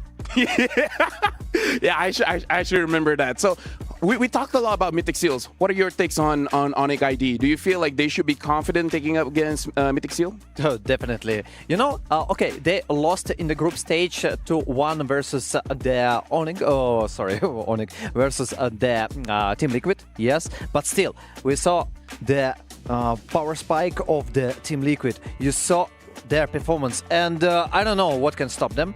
And still, they are pretty good at it. And we saw the tier list. The power of that guys is S tier, and we all understand it. It will be really a hard and tough match for the Mythic Seal. And here's the thing, it's crazy to think both S tiers are in one bracket. Yes. So even if Onik ID makes it through, only one of them can actually go to the grand finals. And Onik ID is pretty interesting as well. I kind of feel like it's going to be pretty difficult to draft against them because Kyrie even has the Amon, and then Sun's like, oh, well, not a lot of good picks. I'm going to pick up the Kadita. I put my more than just guess coins on the line, my credibility. I predicted already, the internet knows that I think Onik's going to win this. But imagine a world where Mythic Seal wins. That's an interesting world to live in for sure. Actually, they already won SRGOG, okay? Yeah, the previous champions of from Malaysia, the winners of MSC 2024, and now they're facing versus the guys who is also one of the leaders here. I kind of feel like one of the reasons why a lot of teams are able to pull off this upset is because the versatility of MSC at EWC, because this is one of the metas that there's a lot of heroes that can be used compared to before. In the previous MSC, 94 games played, but only 82 unique heroes picked. This time, 84 games played and already 86, and we still have more games to be played. I reckon that puts it at about 22 to 25% more open a metagame. Yeah. And you know what? At this point, we have a lot to talk about, but right now, looking over at the stage, looks like both teams are ready. So let's introduce both of them onto the stage. Thank you very much, Jensen. Yes, we are back again on the MSC stage here at the Amazon Arena, and we have to continue with our matches. Our first game, though, let's be honest, Rose, Team Liquid wiped the floor with Aurora. It was not pretty. It was not.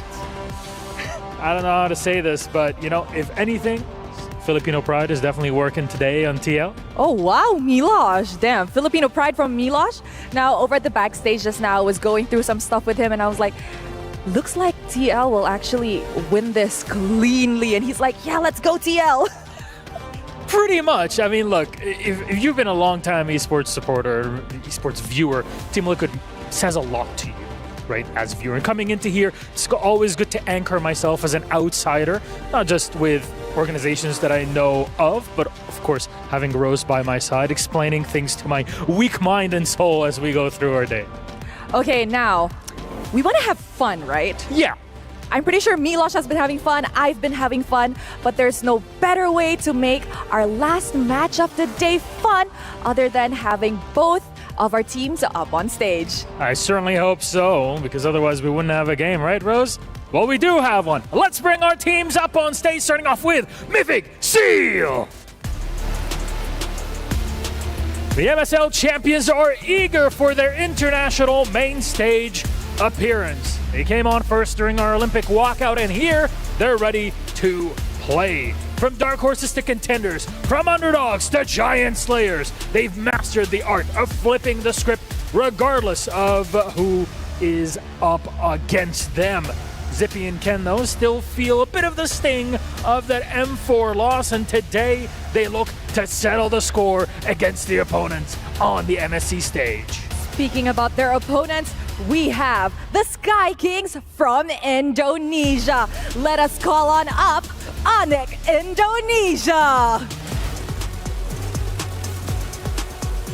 Thrown into the lower bracket of the group stages, bit by bit, Onik is building their momentum with their eyes set on the grand finals, ready to assert dominance on whoever comes their way.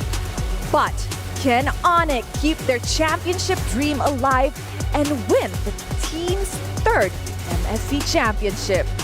This is going to be a great one no matter how you cut it, heroes. So please, gentlemen, Mythic, Onik, you may head to your seats, place your keys, and get ready for your matchup. Okay, Milosh, after watching such a one-sided clean sweep first match, what are your expectations leading on to the second match? I hope we at least get 4 out of the 5. More entertainment! Okay, you think it's going to be a 3-1? Hell yeah. Okay, there's only one way to find out, and that is showing it to the Land of Dawn. Let's go start our second match of the day. Thank you very much, Rose and Milosh. And yeah, honestly, if there's at least 4 games, that'll be interesting. Yo, is it just me or did Milosh not say who he was rooting for? Who did he say was going to win in 4? Hey, maybe he has a curse as well. Not going to say. So at this point, I'm afraid to ask Destroyer. He said full games and it was a sweep. Yeah, let's not. Yeah, that's why I said maybe I cursed that. Yeah, you know, sometimes it's good to keep your opinions to yourself, right? Yeah, let's not. Yeah. Thank you, boys. Thank you, guys, for the support. How's your day? You're having a good day? Yeah. Actually, yeah. I'm here with you. All right. We'll see how that goes. But yeah, looking at the matchup here, Onik ID going up against Mythic Seal. And I kind of feel like there's still a good chance just because Mythic Seal was able to take down SRGOG. I don't think Onik ID will disrespect it because, again, this is a single elimination match, right? If you lose, you go home. The real question is, I kind of feel like between both teams, maybe Onik ID has a more dynamic draft compared to Mythic Seal, because if possible, they want a damage dealer on Nico as well as Ken. That exactly is the right word. I don't know. Did you just look at my notes? Because Onik ID, they have a dynamic draft. They like to interact with their opponents. Coach Yeb, Coach Adi, they like to steal picks and goad their opponents into the rope-a-dope. All right, we're going to leave this open for red 4. For blue 4-5, are you going to take it? If not, we're going to steal it. We're going to ban it. That's exactly what they're going to do. And I'm looking at their priority bans, and I'm looking at Mythic Seal's priority picks. There's a lot of overlap there. Not in the parallel, but in the diagonal, in the contradicting sides of the draft. I think that Mythic Seal, they won't make the decisions like the Aurora made. So we saw in the previous game, in the previous series, when they were trying to let jungler to pick last. No, I think they should make the priority for the mid lane and for the jungle. So maybe instantly just pick for Ken. Go for it. Yeah, honestly, the jungle is definitely something that I really want to look out for because we even saw the previous content piece. The Kings of the Jungle. Kyrie has been here for years. There's a lot of discussion for him being the face of MLBB. So this is going to be very difficult for Ken, where, again, he's an amazing jungler, but it's gotten to the point where some people might see him as predictable because they know his jungle path. They know how to stop him in his rotations. But now, talking about Kyrie, we got a quote coming in from him. He said, "For now, I don't think Ken can be called a king of the jungle just yet." He hasn't proven himself on the international stage. And in this matchup, I think it will be a sweep for us, just like in M4. Kyrie is alluding to the last time he and Ken faced off. Kyrie was then playing for Onik ID, and Ken was still under the banner of Falcon Esports. And those are cold words from Kyrie, man. But here's the thing. Destroyer, he was like you. He was speaking the truth.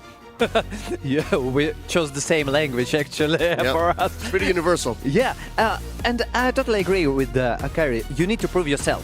Before you go to the Kings, you need to show that, yes, I'm ready. Yeah, coming back to Aurora and Team Liquid, sorry, I need to do it. We saw the stomping. If Ken shows, okay guys, I'm confident with playing versus Kyrie and we can beat them, we can beat the Onik Indonesia, yes, then here's the king. The scary thing about Onik ID though, it's not just Kyrie, right? It's not just Kyrie, is it? Yeah. It's Suns, it's Savero, even Loopy has his moments. Key boy with the set. So this is really going to be a test for every single member of Mythic Seal. I'm really looking at Nico. Nico used to be a jungler, now becoming a mid laner. And people do compare him to Suns in a way that high mechanics and likes those recalls, likes those emotes, likes to get into the face of the opponent. So this is going to be interesting to see how both very confident mid laners interact with each other. And this is the exact opposite for the gold lane. You're looking at Zippy, formerly known as Zip X. He's the boisterous one. He's the loud one. While Savero's just, I'll quietly work on my lane. I'll let my actions speak louder than words. Yeah, but now we're starting to draft here. Mythic Seal is going to be first pick. Onik ID on the second pick. Looks like the Fanny, the Jushin as well. CC has been banned out by Mythic Seal. Onik banning out the Yisun Shin, the Lancelot, as well as the 1-1. Really respecting Ken's favorite pick, that Lancelot. And you know, one thing I want to mention, meta shift happens during the MSC. We didn't see Uranus. You know, Uranus just, they skip previous games. And what do you think? Will it appear or not? Well, looks like Boxia is going to be first pick here.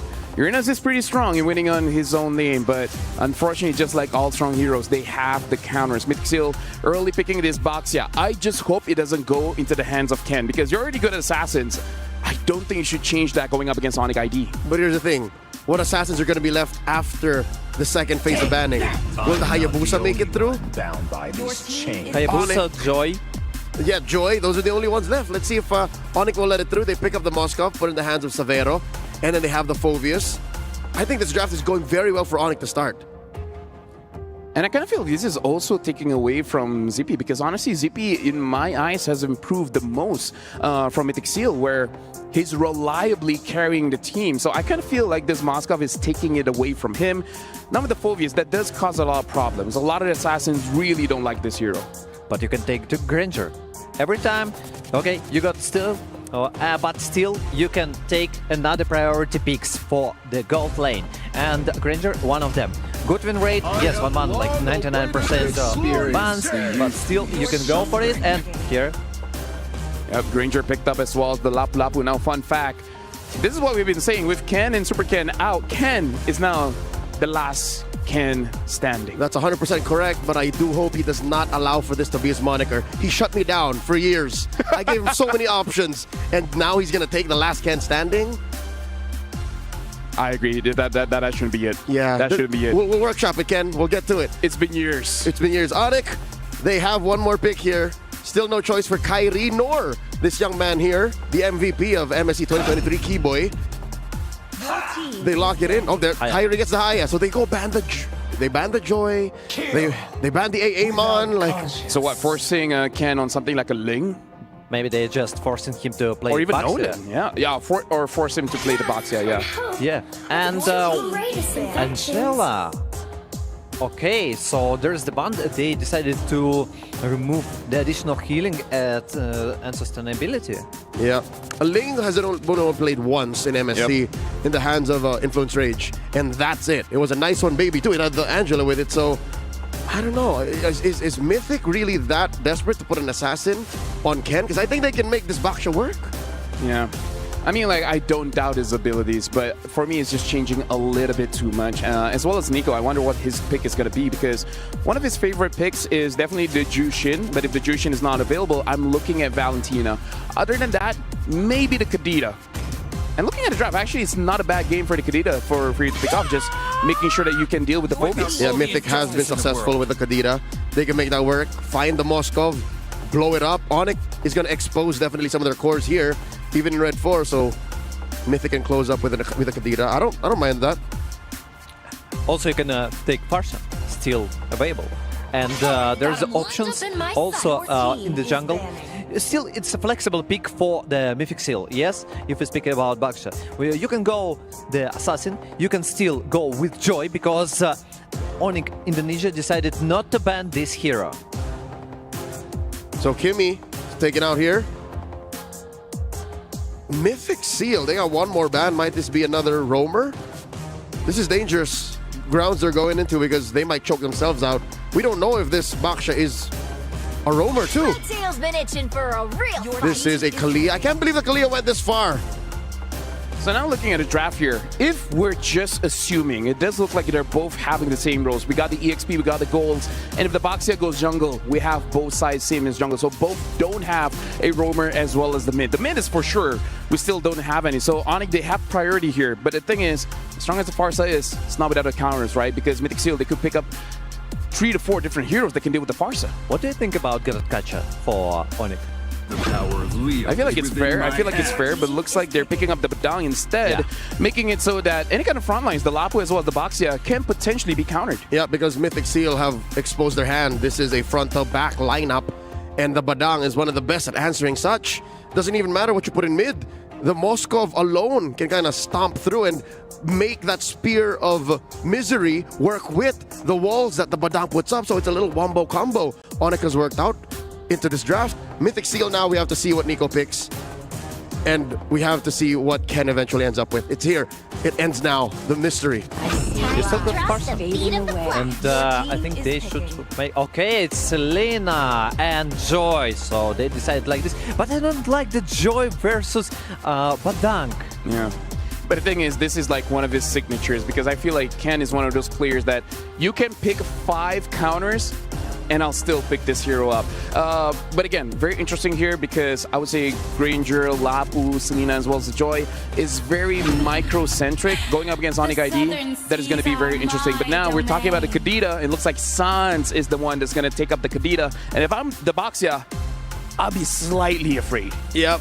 There's nothing you can do to protect your softies from that Kadita. 3 solid targets. The Grangers, the Selena, the Joy. Like, they go poof if Sans finds them. But from the other side, from the other perspective, Mythic Seal got a lot of power spike. I mean, they got a lot of opportunity even to poke their opponents and to begin the fight with the much more HP. Thank you very much, Destroy, as well as Dio. Now I got to throw it over to our Casus, Trax, as well as Mirko. It's your time to shine. Still here, ready to shine. This is the second series of the quarterfinals. Onik going up against Mythic Seals, game number 1 in a best of 5. Mirko, how are we feeling? Hey, feeling great as usual. We're gonna get straight into the land of Dawn for this one. Kadita last pick for Sans. Another signature pick coming through. And I gotta say, I really like the fact that Onik really just denied that Joy without really denying it. They picked 3 counters for it before we got to see it. It's almost like they knew it was coming. I mean, so far... It's almost like Ken only played 2 heroes in the group stage. Exactly. Oh, man. I think he did, actually. We saw him pick this hero 3 times in a row in their first series, and after that it was nothing but Lancelot. And this is something that's been on a lot of our minds coming into this series. Are we going to see Ken play something else? They did pick up the Basha up front. I was kind of on board for that, running the Basha jungle. But Mythic Seal tried to kind of pull a cheeky play. Don't know if it's going to work out, though. I mean, last series we saw 3-0. I'm hoping we don't see that again. Yeah. But Mythic Seal definitely has to come into this game ready for what Onik ID has to bring. Yes, they took a loss in group stage, but it was 2 TLPH. That's true. Let's take a look at the emblem builds right now. Does seem like everything is pretty normal. Season 100 for the swing in the 2 Keyboy. Looking for a play there to try to take the XP crab. But yeah, nothing too crazy. I guess pull yourself together for Sans, for the Petrify. Festival of Blood, and Thrill. So a bit more sustained to play with for Lutpi, and I guess Concussive Blast. So it's not the normal like Brace Mine I think you would go for Phobias. This is more of like, I want Prio in lane, I want to just clear it and help my team ASAP. And taking a look at both gold laners as well, nobody takes any, no tenacities, nothing like that. Sometimes we do see that pop up in the gold lane if you want to be super aggressive, but these guys are going to take full damage, ready to go. Now, so far today, we have seen the Granger winning out against the Moskov, but Onik ID, they know their pace, they know what they want to do, they want to take this slow, let some of those items lock in, make sure you get the Hunter Strike on Kyrie, but Turtle is coming up. Yeah. Oh, steal from Kai! In and out, super clean quad shadow and a retry. Lutpi seems like he wants to go for more. Does have those Infinite Pursuit stacks. Will jump in again as Keyboy gets a punch and cancel out of Shield Unity. Revitalize coming down, but Sans will go for the Breath of the Ocean and the Rough Waves to pick up first blood. Now it's the bravest fighter from Kun! A full dive to the back as Keyboy pops in Fist Crack, but it won't be able to get into safety. Shadow kill to the back. Kun taken down too as Ken walks in and whoa, solo! Up top, Severo getting taken out by Zippy. Okay, this is a good start. I mean, we know we're in for some action here. 2.5 minutes in, and there's already 5 kills on the board. Let's take a look at the replay real quick. Kyrie, I mean, this is a millisecond of timing, and being able to time it well right when you need to steal that turtle is huge. Up at the top side, though, Zippy in a little bit of trouble, will be able to get away, but Mythic Seal, first 3 minutes in, they have the gold lead. It's not huge, it's negligible, but still, it is something. Wait, Keyboy wants to go for the solo kill here, has the flicker! Fist Crack, and he gets the kill on Zippy! Will be traded back here, and it will be Ken who gets the kill. So in the end, I'd say it's worth it for Mythic Seal. They get a kill on Ken on a signature pick of his. Yeah, I mean, definitely, I think, oof, this doesn't stop right now. They don't want you to talk, bro. They don't want anyone to talk. They're just going in. It's 4-4. I think, yeah, Mythic Seal kind of gets the win on that. They get a kill for Ken. It's gold laner for gold laner, but they get the trade with Keyboy in the end as well. Yes, Onik ID getting the kill into the gold lane does at least even things out between Severo and Zippy, which is huge, especially since Severo is going to take a bit longer to come online. So, I mean, still, we're sitting at a standstill. Second turtle coming up. Did you think we'd be at 8 kills this early? No. I expected both teams to play it a bit more clinical here in game 1. But so far, it does seem like, well, Onik just want to brawl it out, and Mythic Seal oblige as well.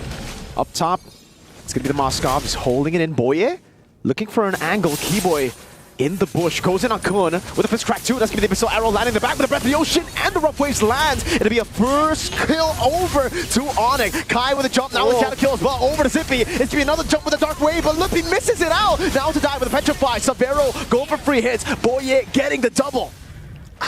Man, I mean, at this point, Mythic Seal able to land some of those stuns, and even when the Rough Waves comes in, even when the Petrifies come in, still not enough. Kyrie maybe getting a too aggressive in that. Instead of doing the, I'm going to just wait for Turtle, I'm going to just be patient. They kind of fully committed there, and Mythic Seal seems to want that this early on in the game.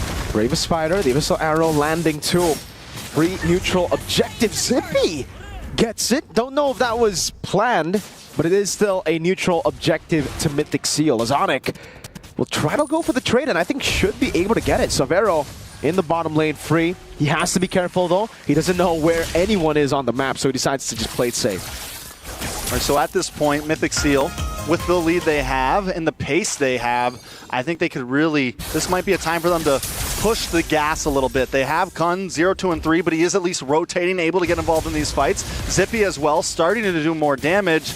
And then having Nico who can just kind of keep Onik ID at bay, keep them guessing with these Abyssal Arrows, that's what you get out of the Selena. You get this constant poke, this constant kind of keeping you on your toes, keeping you constantly having to move in these team fights. It just adds a layer of forcing the other team to be a bit more micro-mechanic based and kind of gets in their head overall. And this is what we see from the Selena so much. So Mythic Seal feeling good about themselves. Really good stuff from Mythic Seal. And again, it really does seem like for Mythic Seal, their only win con in the group stage has been through winning out in the mid to late. Ken taking down the bottom lane. And with that being said, it is what we've been expecting. Mythic Seal want to just try to survive this early game, but so far they've actually won out the early game. It'll be good for them. A few of those brawls coming in to help them get that lead. But Onik, really, when it comes to those pickoffs, have been quite clean. They've gotten 2 kills on Ken now. Yeah, one of the problems that Ken's going to have here is when you're the Joy, you kind of want to go solo. You want to try to farm the XP lane here and there. You want to hit those off lanes. But when you have a Hayabusa on the opposing team, you have a major threat, and it's very easy for you to get caught off and taken out. So it kind of forces you to play a little bit different. Ooh. Was that the steal? It is a steal from Sans. Pops in the rough waves. Perfect timing, gets the breath of the ocean, a turret down below with minions, and a turret up top. All of a sudden, the game has just been turned around. In the words of Leo, that's what you call Grand Theft Purple. Oh yeah. Just stealing it right from under their nose. Nice stun though onto Loopy. Loopy still has a Dark Wave. Actually, he already used it to Kun, so he has it in front of Pursuit. Decides to go in. That's a mistrack, but it's only out to Boyez. Nico dismantles Keyboy. That was a bit too easy for Mythic Seal to get a pick. It'd be traded with a turret up top, and it seems it's Onik who's playing the mid to late game. They're just trading for a better tomorrow. I mean, they know their time span here. I think they're very okay with that. And taking that tower up top, knowing a lot of damage. Kun goes down. Kyrie able to pick up another kill. Right in time for Sans to pick up the Lightning Truncheon as well. Onik ID is getting closer to when they can really push the gas. But when they do get to that point, I think Mythic Seal will be at a similar point too. And it also kind of matches to Mythic Seal's win con. It comes down to a 50-50 battle. Right now, it's Zippy who's holding the gold lead over Savero. But that will change with Savero constantly getting the side lanes alone. Abyssal Arrow won't land. A big BOD with a Hunter Strike there. We're very close to Ken getting the Holy Crystal too, and that's the power spike that we're waiting for. Sans just continues to put in pressure into the jungle.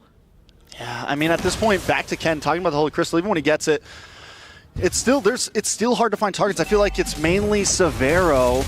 It's going to be hard to get Sans. At any point, he can just dip down into the water, get away, be able to escape, or get to Petrify. Do you really want to jump onto Sans when it's a possible threat? So Ken, majorly coming into these fights, it's going to be about how he approaches them, how he approaches these objectives, maybe be patient with them, and let the rest of your team take the brunt of these fights. It's a slow game right now. We got to see the pace of these two teams in the early game, but it does seem like both teams have slowed it way down. Onik know they have multiple angles to attack from the side. Mythic Seal have been dealing with that instead of looking for those big fights that they happen in the early game. And so far, it does mean that Onik have the advantage. They were able to get a tier 2 up top in terms of structures, but Mythic Seal, they do seem to still have that strong hold onto big neutral objective fights. Just with Kun. He's 0-3 and 4. He's 0-3.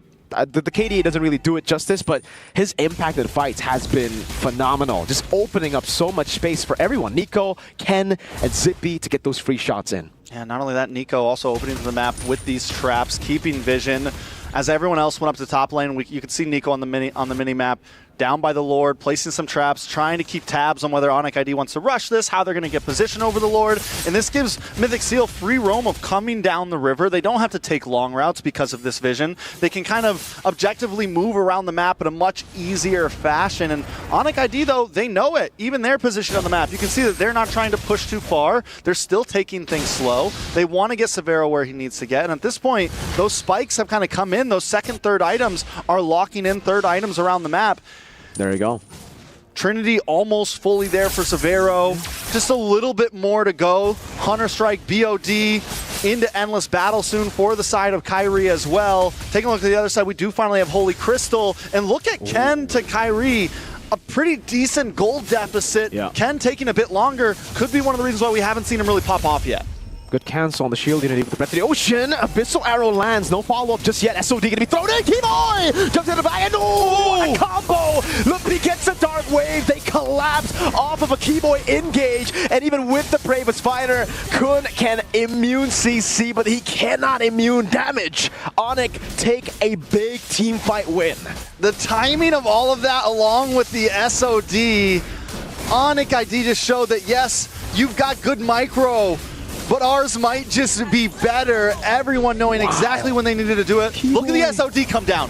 I mean, connects and just perfect timing with the fist crack. With everything, Trex, with everything. The Dark Wave, the SOD landing, Kai zoning them in the back too. And now, never mind. I thought it will be a shield unity over to him. But yeah, dude, that was perfect. Chef's kiss right Chef's there. kiss for the engage. Beautifully done. Onik ID now on the aggression with the Lord coming down the top side. Mythic Seal, I think they definitely can defend this. Shouldn't be a problem unless they make some sort of huge mistake.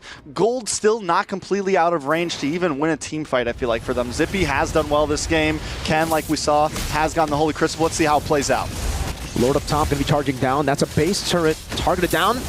Uh-oh. Ken caught in the tough spot. The Petrify lands. But he's able to evade from it. Abyssal Arrow now. Kun dealing a whole lot of damage. Severo taken out by Kun as Boye looks for to engage into the back line. Now Lippy all alone, isolated from the team. Ken with electrifying beat. Sans torn down by Boye. Sky walks and stays in the bush, puts on some damage, and will decide to back away. They lose 2 members, but they got a big structure. Boye did such a good job at keeping tabs on the rest of the team as they were backing off, which let Mythic Seal know, listen, Kyrie's not coming back. We can fully engage onto Loopy. We can fully push out. And now they're going to take this mid-tier 3, gain some more pressure on the map. A lot of damage. What a bait by Boye into an Abyssal Arrow from Nico. Oh, they read Kai like a book. I mean, at this point, it's the goal deficit is completely closed. Mythic Seal very much back in this game. Ken feels confident. He's back in the bot lane, clearing things up. He can kind of move by himself. And Onik ID now is the team who is grouping up together as Mythic Seal approaches the map wide scale. The gold lead back to nothing. Irrelevant in this game right now. It was a hold on Onik before they got outplayed. I think that's the term, right? Mythic Seal just straight up outplayed them. In the base, getting the Abyssal Arrow. Another one with a bait from Boye into Kai. This makes the game a whole lot more even. And I gotta say, Trex, even though, I'm Indonesian, I know what the Onik boys can do. This is Mythic Seal's realm. Like, this is how they've been able to get wins under their belt in the group stage. It's just waiting for this moment, making it very messy, and then utilizing or living in the chaos. They thrive in the chaos. In the late game, I mean, mid to late, we're creeping into late. This is exactly where they want to be. Even taking a look at the gold laners, Zippy's now taking advantage. Missile Arrow goes a little wide. Rough waves as well. Lippy jumping in. Kun with the Brave Spider into the backline. Lippy still going in. Good read by Severo. He's going to be kind of away from Ken now. It's actually the quad shadow landing. And Kai jumps into the backline. Zippy has it with a nature, but gets displaced. It'll be Kai in the back wreaking havoc. Kun isolated from the rest of the team. The SOD doesn't land. It was close. Severo blinks forward to dodge the Abyssal Arrow. And Onik want to end this game. They see it in their eyes. Abyssal Arrow only landing onto Keyboy. Rough Wave's going to be used up as Boye gets shredded down, splashed by water. And Onik ID will claim game number 1. All it takes is one moment, one mistake. Ken may be going just a little bit too far, or Onik ID just getting the outplay back again. Either way you see it, Onik ID takes game number 1. Wow. Mythic Seal, though, I mean, still an amazing fight, and I got a feeling we're in for an amazing series here with Onik ID kicking it off with a win. I agree with you, Trex, but in a way, I feel like the Joy pick was just too greedy. Yes, it's a comfort pick for Ken, but when you're up against a composition, a team who really knows how to deny it from the bans, it's just too much to handle, dude. Phobius, Badang, and Haya? Well, let's see what the panel has to say about this. How are we doing over there, LaFell? This look like both teams, they have the eye for opportunity, because the moment you see an opening, they go in. Even in the final stages of Onik ID, like, okay, we won this fight, we're not going to be doing anything else. We're going to be ending the game. And it already looks like a good start to this series where, yeah, I understand what Mirko is saying. Like, the draft, they kind of denied Ken already because, again, Ken has only used, like, what? Lancelot, Joy, that's it. But even with that, Mythic Seal were able to push to the limit Onik ID. Like, even if they blocked out so many, they were able to finagle through a draft and get to a point where Onik had to sweat. And what was it? 5 or 6 minutes in when we were looking at 2 kills per minute. These two teams like to fight. A lot of kills, and the most important, that solo kills. They made a lot of efforts. Mythic Seal actually, Zippy killed 1 versus 1 Severo. Yes, it's like, wow, guys, he can do it. And Mythic Seal got a lot of opportunities to win the objectives. Yeah. Nico played well on the Selena. It's just an eye for opportunity. Maybe they had too many. Maybe they were just too, I don't want to say greedy, but there definitely was an over-eagerness in a lot of these moments. Honestly, looking at the matchup here, they're more similar than we think, where both teams, they have the best mechanics that we've ever seen all over the world, and I kind of feel like they really want to use that to their advantage. This is why we see Mythic Seal, when it comes to their draft, they don't mind picking all these skill shot heroes, all high mechanics, because they can execute it. They can execute it, and Onik ID, they're from Indonesia. This is familiar territory for them. Yep, they are both team fighting teams. And if you go up against a team that has better macro, but equal team fighting prowess, you lose 99% of the time. And this is what happened here. Onik found that window. Onik was actually, honestly, even at the 7-minute mark, working on the map better than Mythic. This was always bound to happen, unless Mythic tightened up. That's, I think, my word for them here. That's my best advice, my best practices for game 2 if they want to take the distance. Tighten up your macro. You can't do this against Onik. If we're speaking about the macro, Mythic Seal actually lost the advantage when they went to the first turtle, and they let the opening side to the enemies. So actually they lost the whole shield at 7:30. Exactly. It's too early. Let me just say, I didn't see this coming of Kun having the highest damage in the game. 2,755. It's rare for an EXP to be dealing this much. I mean, to be fair, Lapu is AoE, so but he's also a skill shot hero. Yeah. None of his skills like locked in. So this speaks to, again, the mechanical prowess of Mythic. They have to just aim this. It's amazing energy. It's amazing effort. They just have to aim it. Honestly, at this point, this seems like a very fun best of 5 that we could have here, where, again, team fighting teams, like, yeah, macro is great, etc. But, going 12 minutes and having like 4 kills in total, it's not like the best series to watch. So honestly, I'm very excited to see this one, and I agree with you. Just tighten it up, right? Because you got the skills to pay the bills. You just got to make sure that your opponent doesn't hold the majority of the map. Yeah, you don't want to be left living from paycheck to paycheck. You don't want to keep the bills keeping you down. Like, you want to have a future. You want to invest in the 10-minute mark, the 11-minute mark. That's why even if they were like, what was the goal difference? 500 gold, 400 gold? The map was so easy for Onik to take over. I like all this financial lingo in the Saudi National Bank match of the day, by the way. Shout-outs. But yeah, what are your thoughts on this matchup? First of all, continue yours, and I really like the skirmishes. I really like when the teams constantly brawling versus each other, and it's funny for us to watch. When you see the macro game with 2 kills for 20 minutes, like, Aurora, thank you, with 0 objectives, no, it's not interesting to watch. But when we see like the constant fights and all the skirmishes all over the map, the 1 versus 1 kills, because right here we saw the mid laner killing mid laner, the gold laner killing gold laner, and it's interesting to watch. Yeah, and over here, even on the screen, you guys can see the 2025 knockout stage. All these amazing teams are here. But again, we just have to focus on Mythic Seal going up against Onik ID, because, Leo, I just want to ask, do you expect it to be this close, or were you expecting more dominance coming in from Onik ID or Mythic Seal? No, I think despite me predicting and writing the narrative of Onik taking down Mythic Seal, I'm one of the few, proudly, who respect Burmese MLBB, who put them on a pedestal. So yeah, even if I did say Onik was going to win, I'm expecting Mythic to make him work for it. I'm expecting Mythic to take them to at least 4. Did I just curse him? No, I didn't. I'm going to make, again, 4, but we don't know who wins. Yeah. Like Milosh said, it's 4, but he didn't say who. You definitely never know. And if we are speaking about Mythic Seal and Onik Indonesia, we see the difference. Like, we saw the previous games, right? We see that Aurora can't adapt, can't adjust their decisions, and they just lost. It was stomping. But here, I don't see any stomp. I hear the equal game, the equal teams. They're both stomping. Yes, they're both making us to watch it and to check what happened here, what happened there, and who's gonna win. Unpredictable. You know what? The next MLBB event, we should really get a boot to sponsor us because, hey, a lot of stomps are going on. Maybe even broom companies, you know, sweeps. But either ways, in this one, I'm really, you know, I'm not even gonna say it.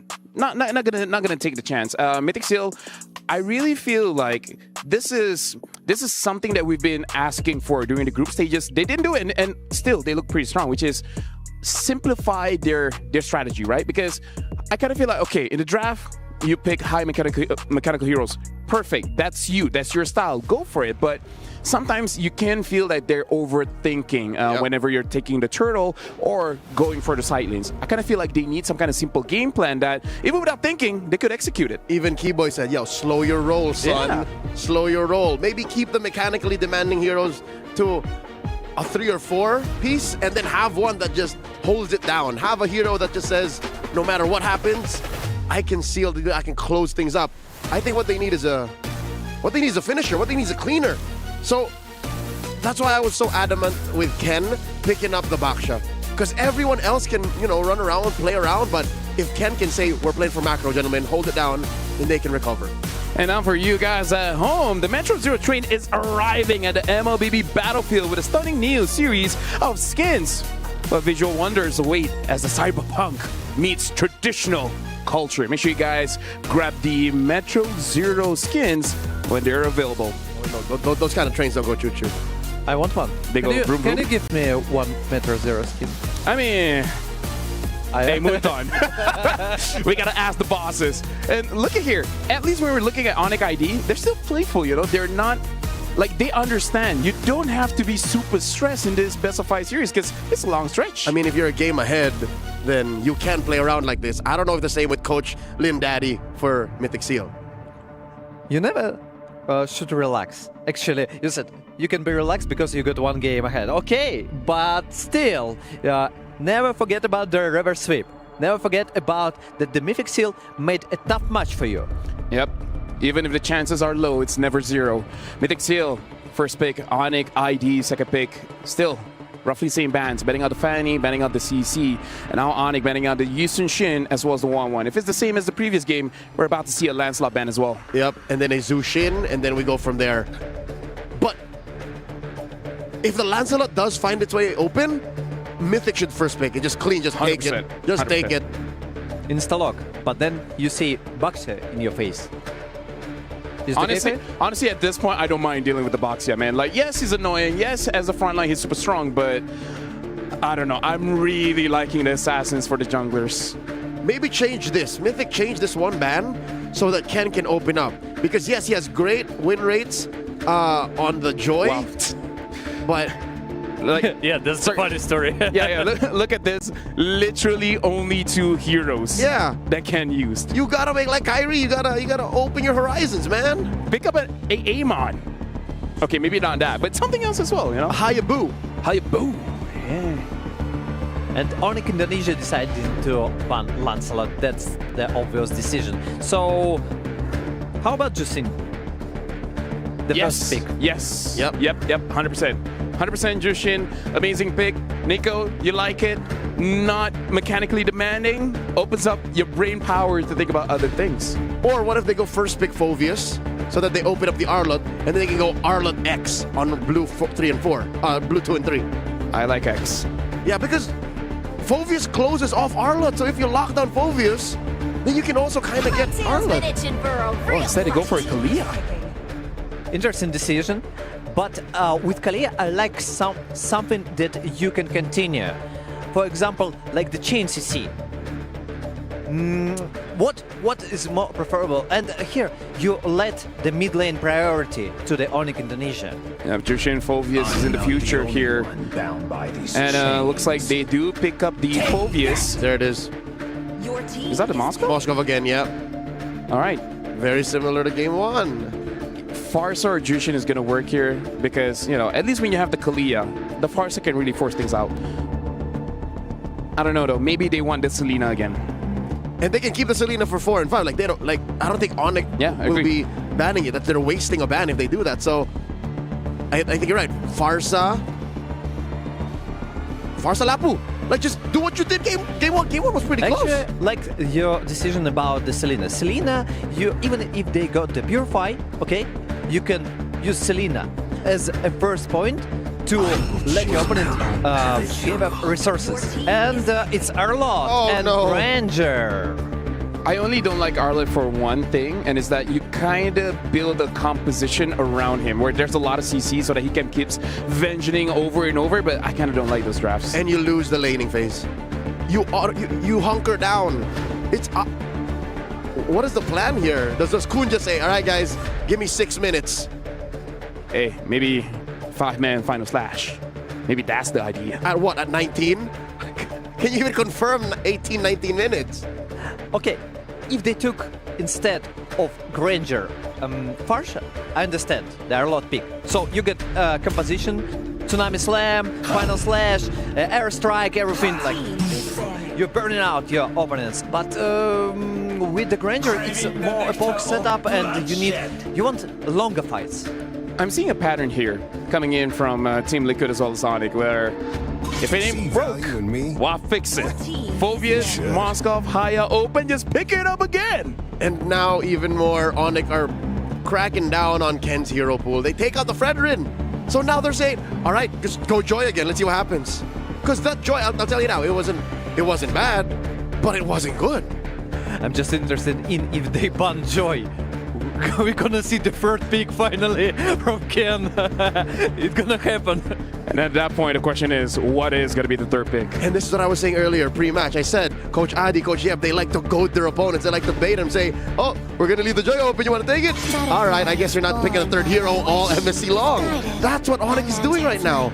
I like this Jushin ban though, because giving the Jushin over to Onik ID makes it so that they can fight anytime they want. And like you said, perhaps Mythic Seal, they want to buy some time, right? They can't give tempo over to Onik ID because they preferably want to wait until at least 16 minutes. Rano's ban. Okay, so they, as you mentioned, Leo, they decided to let them pick Joy. Joy. Wait, why? Okay, we're gonna test you. Are they worried about a Uranus jungle? Yes. Yeah. Right, okay. Because again, buy time if that's the case, but I don't know. Onik have cornered Mythic Seal into this drafting corner. Coach Lindaddy, what could be going on in his mind? It's unfortunate. It's one of the situations where you're like, yay, we got Joy, but at the same time, you kind of have to feel like maybe that's what your opponent wants. Maybe your opponent just like, oh yeah, you got your draft. Oh no, we made a mistake. Wink, wink. Anyways, I don't think they expect like that tricky. That's kind of obvious that Onik forcing to pick Joy. Go guys, we are ready for it. We are confident with that. And the last ban. Yeah, previous game, they look at this. Repick, only one ban. They pick up the Gato Kacha this time, so not picking up the Badang. So, okay, at least the last two picks is going to be a change. Yep, so confirmed this is a Rome Gatot in the hands of Keyboy, and then a Phobius for Lutpi. Mythic Seal, again, what do they put in mid? They on purpose leave out the Farsa. So they can still end up with the Farsa Arla combo. Selena. That too. Selena Farsa. I think that's the option. Selena, if you go with the Kalea, so the combination when you just exchange your skills to Purify, and okay! It's a debut pick! We've seen this in MWI, was it? But yeah, Alice in the jungle. Talk about a third pick in the jungle for Ken. How long has he been hiding this? Yeah, we'll skip the Fredrin, we'll skip the Hayabusa, let's go to jump to Alice. Just another pocket pick, okay, guys? And Kimia, you know, in this situation, I'm okay with Kimia. I mean, when you also got additional damage dealer in jungle and also the sustainability of the, you know, I trust him. My only problem is it's a very greedy lineup. Like you're hungry for time, gold, and EXP. You need time, definitely. Yeah. Maybe that's what you need to go up against the best of the best. Woo! You gotta hope it works. And now the Eve locked in. Ane looks very traditional in the draft. So, Destroyer, before we head on over to the casters, what do you think? I want to trust in Alice. Okay, let's go, Mythic Seal. You trust Alice? What about you? I think Onik was very decisive with that Eve pick. They might go to match point. Yeah, we're gonna see. Today, will we actually go back home early? Thank you very much, Destroyer, as well as Leo. But now for the second game of this matchup, I'm going to give it over to Mirko and Trex.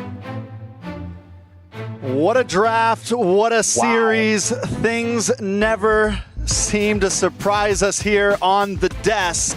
That's an Alice that we're looking at. First time pick here in MSC 2025. Are you excited about it, Mirko? Hell yeah, I am, dude. That's an Alice in the jungle for my boy Ken. Hey, I like it. The Burmese have always shown us different picks, crazy picks in the past, and even now in MSC 2025, when we thought, all right, we've seen enough of crazy picks, they bring out another. I mean, it's picks like this that I always want to see succeed, right? Yeah. No matter how much we look at the draft and we think, is this going to work? I think the hope is that new picks are going to succeed. Can Mythic Seals pull this off, though? Last game, even when Onik was kind of behind, they still seemed very much in control with their hands on the wheel. I like the Eve pick, especially paired up with the Gatot, with the Phoveus. You have this box that you want to play inside, and you're trying to keep them inside of it as long as possible. So let's see if they can pull it out. Taking a look at the emblems. Also, nothing too out of control, nothing too crazy, nothing too different. Yeah, everything quite standard, really, from this time. Except the Alice pick. That's the only thing that is out of the ordinary here. We actually got to see this at MWI 2025. I believe it was Ramisi who picked up the Alice in the jungle without the help of Angela. So we got a glimpse of what this pick could be. And in that game, she was a monster. This is also kind of a way to get resets on Vengeance. I mean, we also saw it a little bit in MPLPH. Coach Bonchan was drafting it for Aurora for a while and was drafting it and it ended up doing so well that it ended up getting banned. So this isn't something completely out of the realm. It's definitely a surprise pick, though. And I mean, yes, if it comes online, Kyrie's not going to be able to do too much against it. You have some dive into the back line. You have escapability. And Mythic Seal, just play it slow at this point. I think the real draft pick here that we're a little worried about is the R-Lot. They got to split up. That's how they win for Onik, right? If they clump up, they give a bit too much AoE damage. Final Slash. Get the Flowing Blood coming down as well. Keyboy able to go for the taunt and the instant engage with the RWM. Even with the Final Slash can be First Blood over it. Ken has just put himself in a position where he's so vulnerable. What? Nico decided to stay. Shadow kill over a full chase. It'll be Kai to get the kill. And early on, it's a disaster for Mythic Seal. They lose 4 and a turtle. Bing, bop, boom, bop, bing, bop, bam. 4 members down. The stuff that Onyx on you wouldn't understand. At this point, that's 4 kills. Nico stayed way too long, and I get it. They were all sitting at about 10% health. He just thought, if I could just get a couple more hits, I could turn this loss around. But sometimes that is not the way to go, and he pays the price for it. 3 minutes in, 2,000 gold lead, Mirko. This is already heading south for Mythic Seal. I don't know what to say, Trex. I mean, that couldn't have gone worse. Couldn't have gone better for Onik ID. Obviously, that's a 2,000 gold lead. Everything's within their grasp now. And guess what? They took away the purple buff too, and you really need it. You can already see how it's impacting Ken now. Dude, I think they were better off not contesting Turtle 1. Or, I mean, I don't know, if they were going to contest it, it definitely couldn't have gotten much worse. Yeah, there shouldn't have been an abort button at some point, and Nico did not hear the call or did not click the button. It went from being bad to really, really, really bad, and it's continuing to scale more into Onik ID's favor. Ken taking a death that early on too hurts so bad. Losing a purple buff, losing any gold at this point is a problem. Loopy going to be able to bully this EXP lane. We already knew that was going to kind of happen, so it just puts Mythic Seal at even more of a disadvantage. Uh-oh, Final Slash used up by Kun, but Lippy's done the job, done the deed. He's already cleared up the wave now, and they're looking to go for this purple buff. And I think, he's getting it. Ken gets it without the retribution. Take the risk. For me, I think it's scarier for Alice to lose purple buff early than to die. So the fact that he got both, the death and the purple buff stolen, was tough. Again, they go for the taunt, and they just get locked down. They shouldn't be engaging on Keyboy, just tanking it up. The Final Slash comes down. Keyboy with the AOG. Look, Infernal Pursuit to everyone. Oh, this This is a dream come true for Lutpi. This is what you call walking into a wall over and over again, expecting some different results. Sans, and we're seeing why the Eve pick was so crucial. The moment that Ken comes in, Sans drops the RWM, it pretty much negates any bit of healing that Ken is going to get, and they're just able to have free realm. I mean, Mythic Seal is essentially doing exactly what Onik ID wants them to. Now it's two turtles down, almost a 5k gold lead. Mythic Seal's got to back off. They got to slow down. Do not contest the next turtle. But then what do? You don't contest next turtle, what do? Final Slash coming down, Severo going to be caught in the tough spot, but he has Keyboy right there, and Sans, no flicker, but they don't decide to capitalize. So again, if they do decide to not contest Turtle 3, has Onik gotten enough of a lead to say, sure, we don't need fights anymore, we can just siege, we can play the macro game, there's a reason we went Moskov. I guess Zippy gets a turret and the trade. Keyboy looking for the flank again. Oh, he's holding it down. It's gonna be caught again. It's taunt over. The quad shadow lands Nico. Able to flicker out the safety. Keyboy with the AOG back again, but Ken has no way. Oh my lord, the SOD. I thought that landed on Nico. Ken has no way to contest for this, right? He goes in, he's dead here. He's risking it. Okay, he gets it. He actually gets it. Gets his purple. Kyrie did not have Retri up, which is huge. It's something. I mean, we're at this point, we're just counting purples. That's even a win for Mythic Seals at this point. I have to say as well, Zippy hasn't taken a death, which is important, right? Your gold laner, someone that's going to deal some big damage, has not gone down yet, has been able to farm at least a little bit. I do think there is possibilities for Mythic Seal, even if they don't contest this next turtle. But a lot of it comes down to how Ken approaches these fights. He cannot just come in head on and be extremely telegraphed about his entrance because, like I said, Sans is just waiting to drop it. Tongue over to Boye, Tsunami Slam locking him down. Keyboy will fall. Zippy gets a kill. Does he already have a Sky Piercer? Was that a stack or? Hopefully it was a stack. We'll see once we see items. Sky Piercer is in, so he does get a stack off that, which is a good start. And like I said, 0 deaths. He's not too far behind Severo, honestly. Only 500 gold. Mythic Seal could definitely find a power spike here. Yeah, this could be where it all changes. Lutpi in the back again. Boye jumps in, zoning him. That's going to be isolation. A free kill over. Quad Shadow as well. Kai able to find it, but the RWM is a bit short. SOD won't be able to steal it, and Mythic Seal somehow find themselves on the right track. So was that the answer to how they need to approach the fights right here? Boye, if he can zone... Whoa. Good point, bud. All good. If he can zone back Sans enough to where the real manipulation doesn't come down on top of Ken, then they're kind of in the clear to take these fights. They're also finding some more pickoffs. Boye able to get some of these Tsunami Slams in. Mythic Seal trying to fight a comeback here. They have to make it really messy in the team fights, right? That's what the Arlet and Alice wants to do. As long as they don't play within the box of the Eve, I think it'll be very good for them. Yes, Kai and Lutpi kind of does the same towards the backline of Mythic Seal, but that's the gamble you need to take at this point. There's no safety anymore. Maybe if they didn't contest Turtle 1 and 2, we would be seeing more of a, sure, let's play the normal route, let's play to just get space for Zippy and Nico. But at this point, Sans and Severo, if you let them hit for free, it might just sting a bit too much. Now you got to use your shield, put it off to the side real fast to keep the other swords at bay so that you can fight forward. They do lose that orange buff there. Hey. Lutpi with an Inferno Pursuit. That's going to be Kai caught as well, but he still is able to escape, and the RWM locks Ken down. That's an AOG! Sans picking up a killing spree, and Mythic Seal are sent running for the hills. Keyboy just doesn't miss. Game after game, the AOGs have come in so clean. Now they're going to try to defend this mid, but I don't think they're going to be able to do it. Zippy there, but here comes Keyboy. There's a flicker. Will be able to use it. Final Slash bringing Keyboy back under turret. Kai, the quad shadow gets locked down, but he still pops in a shadow kill, and he goes for more. Has the quad shadow in the back. A free assassination to Kai, and he's back to safety. Zippy needs about 1, maybe 2 more kills, really get the stacks up. Yeah. And some of Kyrie won't be able to be that low. You know, we're seeing some of the members of Onik ID get low, but then pull things off. If Zippy can get another couple stacks in, there's opportunity there. But the problem is literally the only 2 kills that Mythic Seal have gone to Zippy.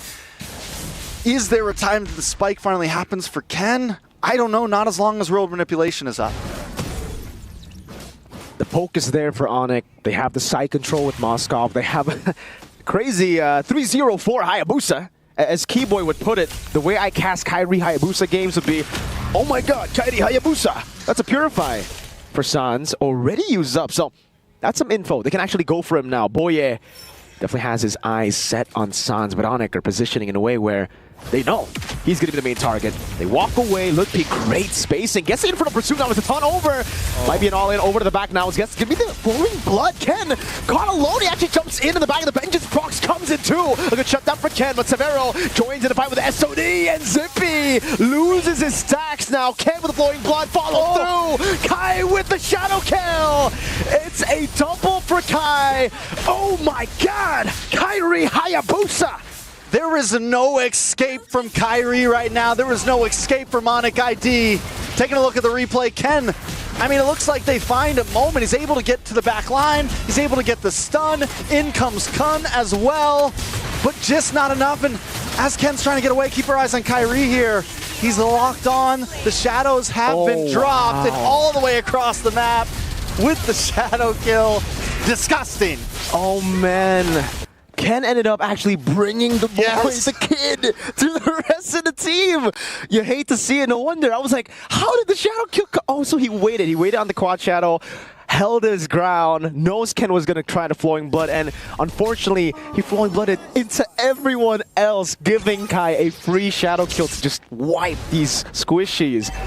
I guess we see a win of nature there, so Zippy will be able to tank up a few of those shots. But if Sans is online, I don't know, you know, you pop in with a nature, you're still going to have to deal with an RWM. Technically Keyboy too, he does magic damage. I mean, I don't know, man. 704 Kairi is scary right now, and that's not. We're not even adding Severo into the equation. They're winning some of these fights without Severo. When Severo does get involved, it completely turns things around. Conceal play though from Onik ID. Fraction Pulse, actually forcing out the Purify out of Sans, so they still have to respect this. Like Mythic Seal, despite the 10,000 gold deficit, are dealing ridiculous amounts of damage. I think a lot of it has to do with a lot of those kills are onto Boye, a lot of those kills are onto Ken, are onto the tanky front lines, whereas Zippy and Nico are still kind of hanging on. That's gonna be a dive to the back. RWM locking them down with the AOG as well. Now the final slash too, but Keyboy is just too darn tanky. They're gonna brute force their way. That was an interesting move by Onik. I thought maybe they would have cracked the base turret open, just brute forcing it, but no. Keyboy gets punished. Not a lot lost for Onik, just a roamer, and they have to go back. I'm surprised there wasn't enough damage there from Kairi even jumping in, and the rest of the team along with Keyboy. Nobody goes down on the side of Mythic Seal in that defense, which in my eyes is a pretty big win. Being able to take out Keyboy, at this point a trade would be a win, but they're able to get a kill for nothing and regain map control, lord up in 60 seconds. But like you said, it's still a 10,000 gold lead. Taking a look at the gold distribution between both gold laners. Severo definitely leading across the charts. They're forced to farm it together. I guess we get to see the replay of this, and again, it's the RWM just being a bit off. Had that hit, or had that been like correctly placed, it actually could have been a free base turret. Kairi also backed off. He decided not to fully commit with the shadow kill. He jumps in for a second, throws out the shuriken, comes back, and is like, no, let's just back off. Let's play it safe. Let's play it easy. They've been on the back of one straight push, you know, against the OPH, so at least we see them learning from that moment. It's an all-in. Oh! Wow, the Dark Wave actually landed on Nico across the wall there. So yeah, Mythic Seal just with the Traction Pulse, reading out the map.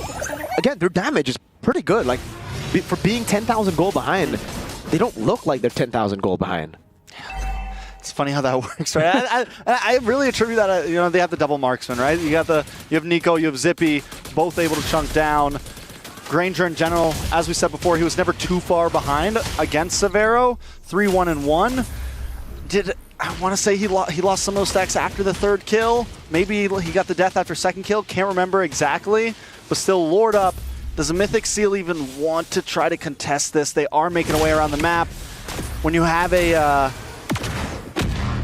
possibilities with Ken, you might be able to flicker in. This is the thing about their composition, no Trex. They're kind of forced to group up always, right? Look for team fights, and that opens up a lot of space for Severo to continue to push in the side lanes, and that's what he's been doing. Waiting, stealing camps, holding onto this wave. And Onik is going to hold on to Lord. It becomes a game of macro now, and Mythic Seal are forced to respond. Keyboy try to go for a cheeky little engage. Oh, my damage, Suns! Taking half of Nico's HP bar, stealing away the green camp. 200. Lord's too low. It's an all-in to the back. Tsunami's time over. The RWM is a bit too far away, but still get the job done. A final side to the back. Like Kai lands into the back, now finds a shadow kill, and it will be Ken Fallen. Oh. It's a full team wipe as Ken falls last. It's Salvero with a triple, Onik with everything. And with about 30 seconds on the clock for each member of Mythic Seal, Onik ID should be able to wrap this up and take us to match point. It's GG. Mythic Seal tried their best. They pulled out a pocket pick, but Onik's got answers. They've got a whole lot of them. Yeah, I think the Eve pick was so clutch at the end there. A pick that I've been wondering if we were going to see it a whole lot. We haven't seen it a whole lot, but if you have something to pull out of your pocket, we do too, and it just goes to show the dimension that Onik ID can bring to the draft and to the game. It's the Peekaboo Eve. The Peekaboo Eve. Peekaboo Eve. Boo Eve. Boo Eve. Boye? Boye Eve. I gotcha. But that's about it. Hey, you know, we've been talking about the Yves curse for the longest time. M5 Grand Finals final game. Sans got Yves, he lost that. AP Bren, final game MSC, lost that on Yves too. But here in the quarterfinals seems to be a good pick.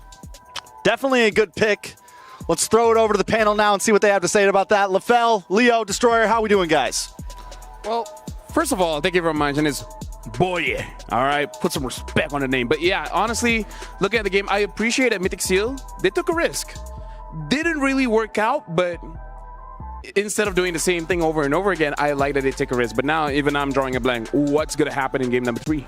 It really looked like they were investing in about the 18 to 19 minute power spike. And again, that's not guaranteed. Love you, by the way. You're expecting that a team like Onik will just roll over and allow you to get there. Obviously, they didn't. And now they're relishing in their consequences. They're at match point. Onik ID are one game away from knocking out Mythic Seal, sending them home.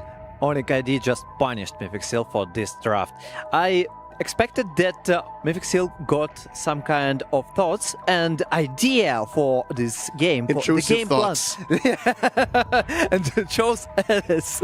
So I expected something like protection, but Onik ID, okay, this is your jungle. No, I'm coming home. Sorry, this is my buff. Let me take it. Oh, welcome. There's a world where this works, all right? Prior to the game starting, I said, oh no, Mythic Seal, they got 2 marksmen. They have a ultra late game core in the Alice. If they had the gold, the EXP, the time, and more than just that, the space, then they would have definitely gotten to the 16-minute mark, the 18-minute mark, prancing, just scot-free, happy. But no, Onik have picked a team fighting lineup. They picked the Eve. The Eve literally creates a kill box. That's literally where you fall. And Onik, they could have ended much sooner. And that's what I'm saying. Like, there is some give to Mythic here. Yeah, honestly, like, give credit where credit is due. Like, even the caster said, despite being 10k behind, they don't look 10k behind. Maybe like 2k, 3k, because they still are able to deal the damage. Speaking of damage, Suns has the highest amount of damage, and that's a very damaging phase. Savero, 874, the rich guy. I gotta say, Onik ID, say what you want. They're very expressive. Animated. Amazing expression. Only Luffy is like, especially Keyboy, you know, like this. Send back? Yes, I am. I'm glad to be here. Savero looks like he already won. Yeah, dude. Either way, Onik ID definitely look very, very strong. And this is, again, it looks like our Aramco power ranking is spot on because we did put TL as well as Onik ID in S and both Mythic as well as Aurora in B. And in case people are like, how dare you put them in? I mean, like, the proof is there. Like, the difference is, I don't know, maybe a few weeks too early, maybe a few months too early. This is where the heart of the Burmese come in. Maybe rely on your mechanics because that looked better in game 1. I don't know if you gentlemen agree. Game 1 looked better. Totally at least agree. looked 100%. closer down the middle. So instead of getting a little too cheesy and getting greedy with your EXP, your gold, your space on the map, hedge on mechanics. And then force Onik into fights. Maybe you can force game 4 from there. You said one interesting thing. Don't make the same mistake, and they tried something new. But I see the same mistake for Aurora and Mythic Seal. And you know what? Jungle last picks. maybe we can adjust this thing and go insta-pick for jungler.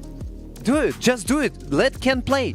I mean, honestly, the problem is that we haven't seen a lot of jungle picks coming in from Ken. This Alice is the third. This Alice is a third. So at this point, I don't know what's going to be the saving grace here. But gentlemen, we're going for a short break. But after this, we're going to resume this best of 5. Because right now, it's match point for Onik ID. We will see if they will close it out or Mythic Seal will push us to game number 4.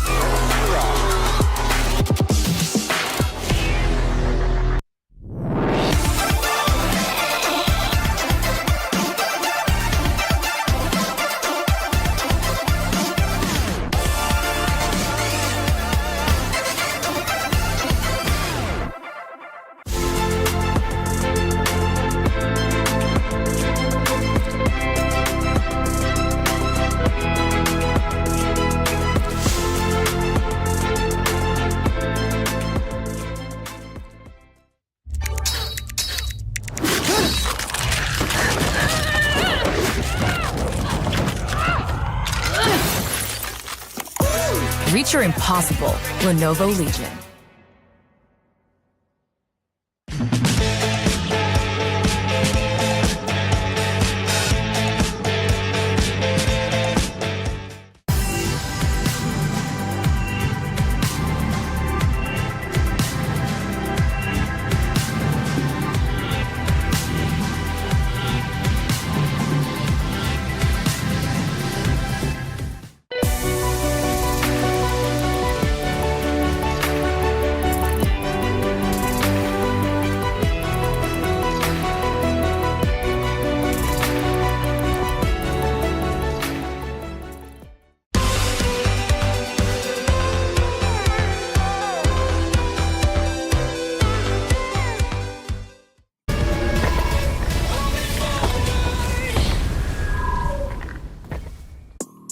Welcome back, ladies and gentlemen. Right now, it is still match point for Onik Indonesia going up against Mythic Seal. Mythic Seal, they only have one more opportunity to push us to game number 4. If not, looks like it's going to be a sweeping day. Welcome back. My name is Phil. Alongside me is Destroyer as well as Leo. Looking at the game so far, it does look like Mythic Seal, they have things up their sleeves, but I don't know, Destroyer, it hasn't been working out. As I mentioned before, they need to adjust. But as you mentioned before, we saw Ken only 3 picks. And the last one was only because 2 heroes were already... okay, Lancelot was not able, and they could potentially take Joy, but they decided something new. Maybe another thing gonna pop up, and we're gonna see another variety of the jungler. At least, I think they should prioritize their Hayabusa, so don't let it carry. Let it try to play it by yourself.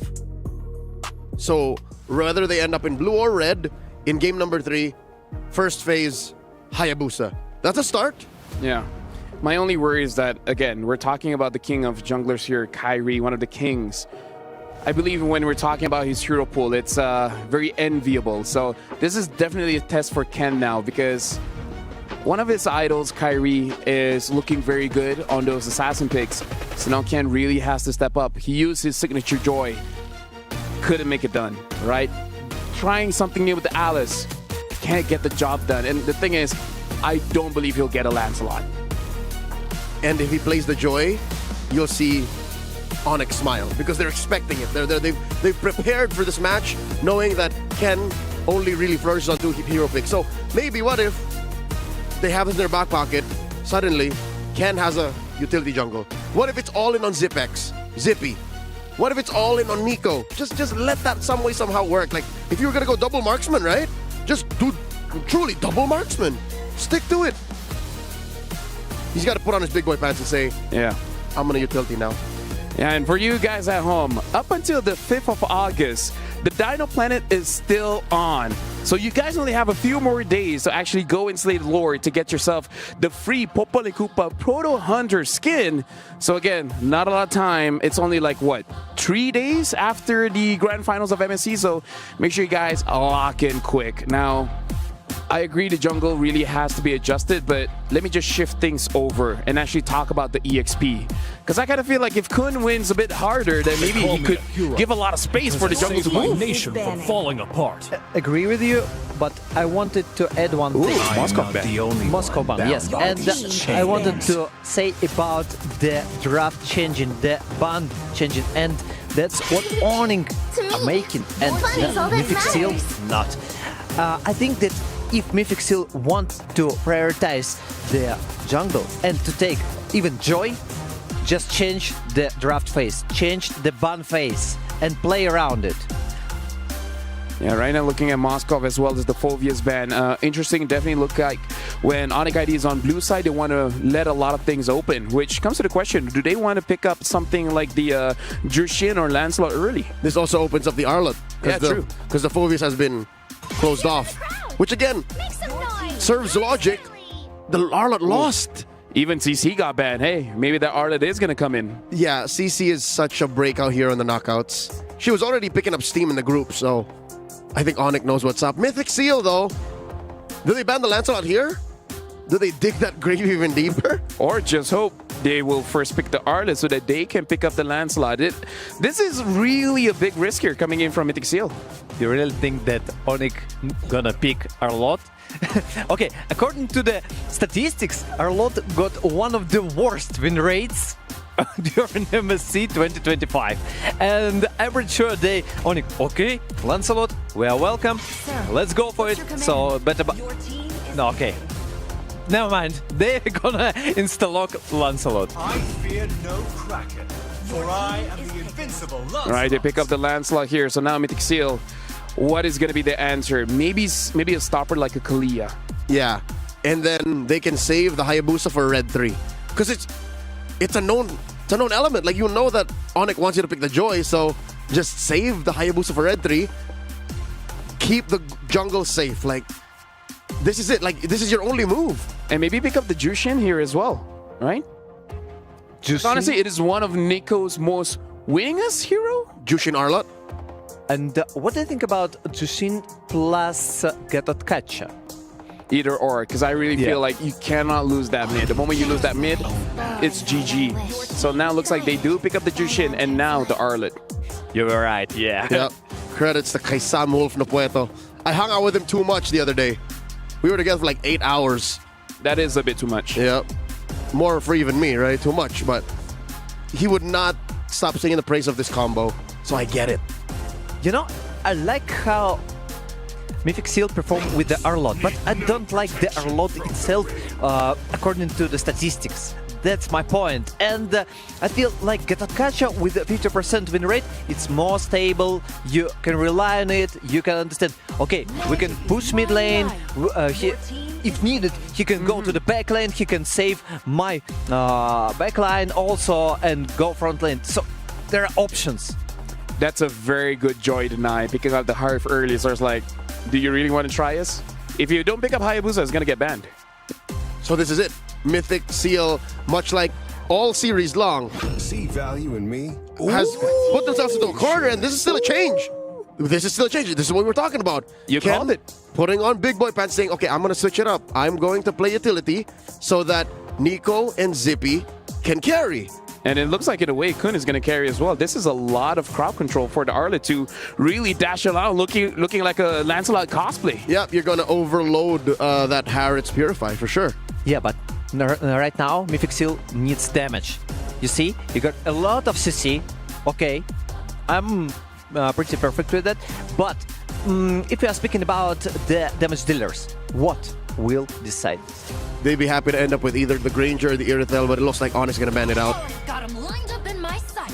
Yeah, maybe just opting for that Moskov again, because it does look like to be one of his Oh, His right. band, yeah. Oh, it's the first band. It's so deep, I even forgot about it. Yeah, so now it's a good point.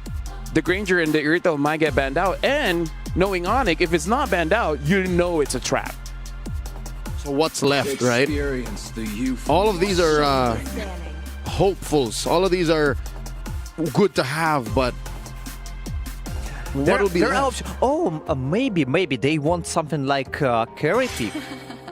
What do you think about it? Carry's good, but Onik also has a pocket Lunox. Yeah, but now looking at this, Kimi as well as Karita batting out by Mythic Seal, and now Onik, they ban out that Granger. So there is a chance that they're going to ban out the Irithel, and if they don't, it does smell a little bit like a trap. They should ban it. They should ban it, actually. I see, like, and okay, about Lunox and carry, we see there are two different options. Maybe there is something else. No, carry is pretty good right now into Mythic. So even Onik is happy, but they don't need it. Oh. It said it's a claw, so it is a trap. Oh, yeah. Lafell, you smelt it. Yeah, it does feel like a trap. Now the question is, Mythic Seal, do they want to go for that? Because you don't even have to pick the Irithel now, right? You can pick up your Roamer, but I don't know. Yeah, I guess the Gato will be fine. It's not impossible that the Arlet is plays the the Roamer. Arlet. Yeah. So let's go for additional front or damage. Wait, is that Franco? It is Yes. a Franco. It's a Franco. Yeah. We heard it. We don't care about your suppression. We don't care about your Purify. We don't care about the passive on the Harrod having less Bloody CC. for Lancelot. It's just We don't suppression. care. We have 1,000 plus 1 dashes. Nothing. Eventually, we'll eat you like chicken. We'll bite down. And the last pick, they save still the opportunity to adapt for the opponent's pick and take gold last one. So 2 picks for Onik Indonesia. Although I do have to say that Franco does feel a little bit desperate, though. Right? What? Really hoping for a good catch. We already said, rely on mechanics. Yep. Oh no, there's the glue and the Faramis. The wombo combo. The answer and the counter. This is so dive. This is so in your face. It almost looks like Onik prepared this draft yesterday. They understood what are the options and they prepared for it. So, Time and tide wait for no man. oh, looks like they pick up the Beatrix instead. Because they need something to answer the Netherrealm. Yeah. The Netherrealm counters nearly everything that Mythic Seal prepared for them. Oh, it's such a mind games. It's so amazing. But if we're speaking about the drafts, I still, last 2 picks decided everything for me. I like the Onik draft. Do you think Mythic Seal has enough damage here in the early and mid? No, it's too all in. I think Onik might be going home. Well, with the win. With the win. Thank you very much. Thank you very much, Destroy, as well as Leo. And now it's the turn of Mirko as well as Trex to call this game. Well, if Onik is going home with a win after this, we're all going home early tonight. Onik, Indonesia, trying to close the distance with match point. I don't want to go home early, Trex. I want to watch some good MLBB. So far, we've seen good MLBB, but unfortunately, it's been stomps. Well, fortunately for you guys, I mean, Cavalry and the Sonics, I guess. Welcome to Mobile But again, the draft was just beautifully done. Again, beautifully crafted by Yeb and Adi. The setup was there, and Mythic Seal kind of just played into it, dude. They were forced to make errors in the draft. I mean, and Mythic even switched sides this time to try to get some sort of advantage in the draft. They go for second pick. Onik just seems to always have the answer. Even when Mythic Seal pulls out something like the Franco, like, oh, we have this trap card for you. Yep. Onik ID is 2 steps ahead, bringing out the Fermis, bringing out the glue. I mean, just consistently has answers against Mythic Seal. Oh, almost hooked there from Boye. Could have been a steal. So Onik won't contest the Lethal Wanderer. They know that they actually will lose out. I think a bit of prio here in the mid lane, but I think it really depends on how they play it. Now level 2, they should be able to go back onto it, force a few fights early, but it is a juice. Oh, wow. That looked like it hit. Emblem builds.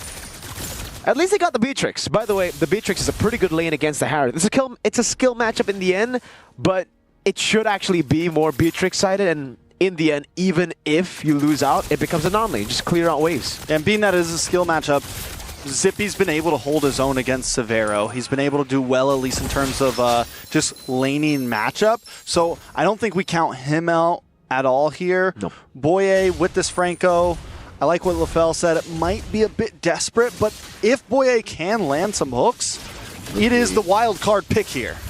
Actually save his flicker, goes back, able to slam. The shield unity lands as well. No Kai just yet. He's actually going to be walking up now. Great iron hook, bringing him all the way under turret. It's Nico with first blood. Boye was so patient with that as well. He's just standing there watching him throw hands for a second, waiting. Okay, now it's time. Brings out the hook, brings him back. Very well done by Mythic Seal. Just giving him chance. Razor's Wrath coming down as well. Kai can be stunned up by Kun. Good zoning. Oh, a dodge away from the final stack, but it's going to be the mount over. Kun shall be the trade. Phantom execution. They don't even care. They just go for it. 1 for 1. Turtle for kill. Not a bad start for Mythic Seal, though. Probably one of the best starts we've seen from them so far, actually holding a gold lead in the first few minutes. But Onik ID are okay with that, I think. They're okay with taking the beginning of this game slow, giving themselves a little bit of time, and waiting for their moment. Taking a look at the junglers, still level 5 to level 5. Kyrie looking to steal some camps, though, here. Maybe slow down Ken a bit. Boye doesn't have flicker, so there's no risk of a... Oh, good dashes there onto the Lethal Wanderer. That's Iron Hook. No play hunt just yet. Lippy will just fall. The reset vengeance. Now Ken walks up too. Sans able to flicker just in time. But it is looking like a very good early game for Mythic Seal. Boye is sitting at like 2 out of 3 hooks right now. The hook rate's looking good. This is exactly what they need to do. And I like that he's waiting. He's normally not the one to first throw out the attack. He's letting Kun go in, kind of slow them down for just a second, able to hold them still for literally just a millisecond, and that makes it an easy hook shot for Boye. They have so many ways to just, hold people in place for the iron hooks to come through. And again, when Boye gets the winner crown, that's when things are really going to change. Mythic Seal can just walk up, target whoever they want, and they have the one-shot combo in Zippy. We haven't seen that yet, obviously, because Zippy has just been, laning for the most part.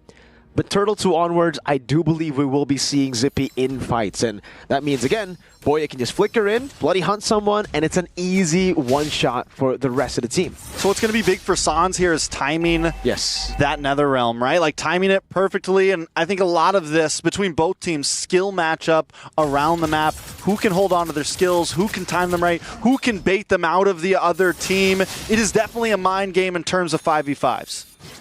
Let's see. Mythic Seal with the lead here for Turtle, number 2 in the game. Both junglers at the same level. A battle for mid prio that actually won out by Mythic Seal here, as Kai and Lutpi will just hold out Turtle. But Mythic Seal grabbed the hold of it. Kun walking up just about it.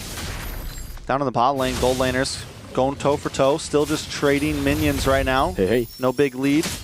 Ken's going to hold down this front side, and there goes the grab. Going to have to abort mission, but Keyboy also looking for something. Yeah, shield unity onto Kun, actually. That's going to be the all-in over as well. Vengeance resetting, back and forth. Severo now still holding him on for us. Turtle taken for free. Kun isolated. And it does seem like Mythic Seal were just confused as to what to do. They go on Lit P. They got to trade back Sans way too late with the Netherrealm. So it ends up being a 2-for-1 in favor of Onik because they got the Turtle plus the kill. Boye, though, I think Mythic Seal's waiting for Boye, right? They're like, all right, what do we do? What do we do? What do we do? Going in? And that's where I was talking about is everyone's waiting for someone to use the skill first. Yeah. Boye knows I can't pop this too early, waste a flicker when they still have Netherrealm. Sans does finally bring it out, but by then it's just too late. And I think this is going to be what we possibly see a lot. Everyone kind of second guessing on how they want to approach the fight. Force over, coming down as well with his Amon Force. Now it's going to be Keyboy. Oh, taking reload, is able to escape? Nah, that should not have happened. Onik get away with a free kill, and there's nothing to trade. I guess a turret maybe? No, just a clear over. Yeah, Litpi will get there in time. Yeah, Nico maybe trying to make a play down here on a Severo. Might be a little bit of action. Lantern Flare does come out. Whoa, Severo, way too aggressive, all alone. Lantern Flare, as Zippy flickers in forward, just in case the Purify was up for Severo. And now the rest of the team is coming in. I mean, nah, shouldn't be able to get that tower, but just that trade-up kind of evens out. Actually becomes a win from that fight earlier. So Mythic Seal still playing this game very cleanly. This is a surgical team that we saw in the group stage. This is a team that we wanted to see in the first 2 games. Is it too little too late, though? Should be able to take this tower, and that's huge for them, right? They're, for the first time, I don't think we've seen them with a 1,000k gold lead in all 3 games. This is the first time they're actually really pushing forward. Yeah. I think game number 1, we did get to see, final slash Lutpi brought back again. The Lantern Flare so close from being able to pick up, and that will be it. Oh, Netherrealm coming in clutch for Suns. And it will be the fight in the back line with the Phantom Execution. A Bloody Hunt locking him down with a Winter Crown as well. Already bought in, but the Thorn Rose comes through as Kai just dashes through the long longs. Keyboy with the Poisons. It's a meltdown as the Praises Brat lands. But now Severo walks over to the Monforce. A good snipe over as Ken gets up the kill. Severo still jumping back and forth. And Lutpi finally dismounting. Oh, landing on Suns. The Ghost Pursers doing a whole lot, but not enough to take anyone down from Mythic Seal. You wanted some MLBB, right, Mirko? Yes, sir. We're getting some MLBB.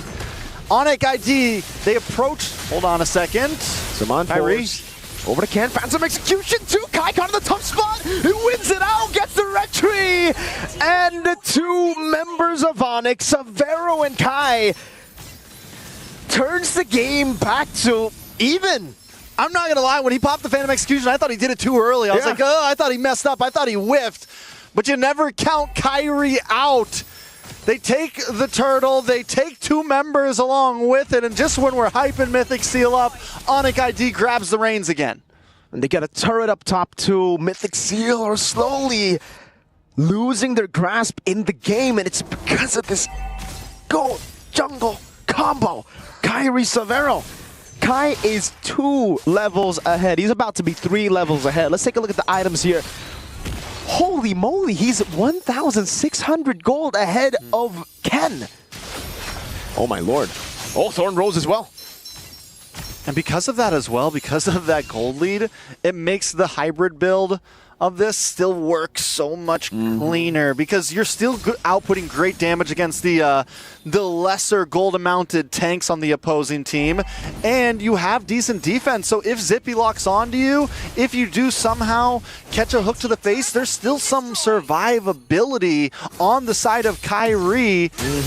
Iron Hook and the Bloody Hunt. That will be Netherrealm, but it's a good Lantern Flare, I believe, to bring him back outside of the Netherrealm. Renner Apathy not landing. Kundo goes for the Vengeance. Oh, a dodge with a Thorn Rose by a flicker from Sans and the Thorn wow. That's just Mythic Seal picking up a kill. I mean, it works, and as long as they can keep doing that, it keeps them at this small lead that they have, and it's what we've been seeing from them, finding these little pickoffs. The Franco's looking good right now, honestly, paired up with the flare from Nico, with the Beatrix, with all of it. I mean, it would be a hard team to hit sometimes, but because of the little bits of CC they have, it makes it work so well, and Boye just being so patient in how he uses the Iron Hooks. Let's see.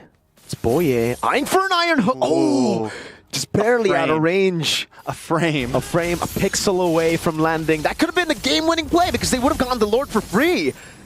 But now it turns to a 50-50. A wave in the bottom lane set up for Mythic Seal. Keyboy Shield Unity with Revitalize too. Iron Hook coming down with a Bloody Hunt, but that's going to be the Netherrealm coming down as well. Ken isolated all alone, mounted up. Kai damage, picks up the kill. Now Kun with a Vengeance into the back line again. It's going to be Nico with the killing spree, but Kai gets a Phantom Execution in. Winner crown the Bloody Hunt, a shutdown to Savero, and Nico will not be able to run while Lutpi's on him. I mean, literally all of Onik ID's health bars. Oh boy, it goes down as well. Full man wipe for Onik ID. Send Kyrie over to the Lord, start taking some towers.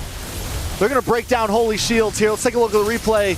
Look at Onik ID's health bars for a minute here. All of them drop down so low, but it's just not enough. The Netherrealm soups everybody back up, and this is why that pick was just so clutch as a final pick from Onik ID. The Faramis pickup is ridiculous. And you know, the easy answer would just be, yo, Boye, kill Faramis, yo. But it ain't as easy as that. Like, Boye can't even get in range. Sanz is always so far back, but he always manages to get close, and it's because of the flicker. That you need some crazy level of confidence to go up against a composition like this and go flicker. And Sanz is doing it. He goes flicker, and he's getting all the benefits while really not losing anything. Yeah, his positioning right now in all these fights, his timing on when he comes in is one of the things keeping Onik ID ahead in a lot of these fights, able to keep them alive in all of these fights and make it so that Onik ID can push even farther. Here comes the Lord, though. Lord charge in the mid lane. Lutpi!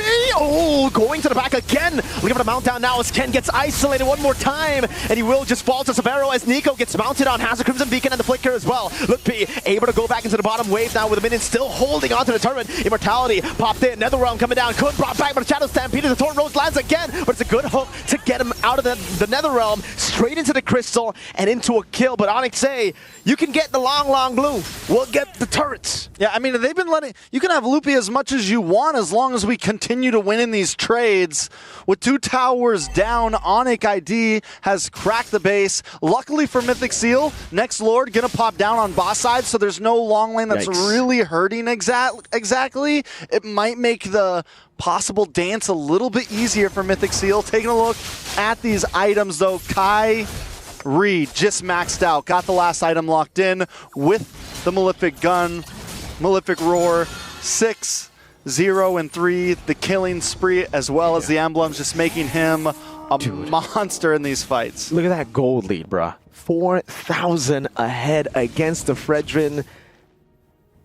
Dude, this is ridiculous. Let's take a look at the gold distribution. And again, yeah, it's the minions. When you're on the Assassins, you know, this is the advantage you play with. You can actually take minions, and usually when you get Assassins, you get paired up with an XP laner who doesn't want the minion. So give away XP, minions, love minute 5 over to your jungler, then you get this.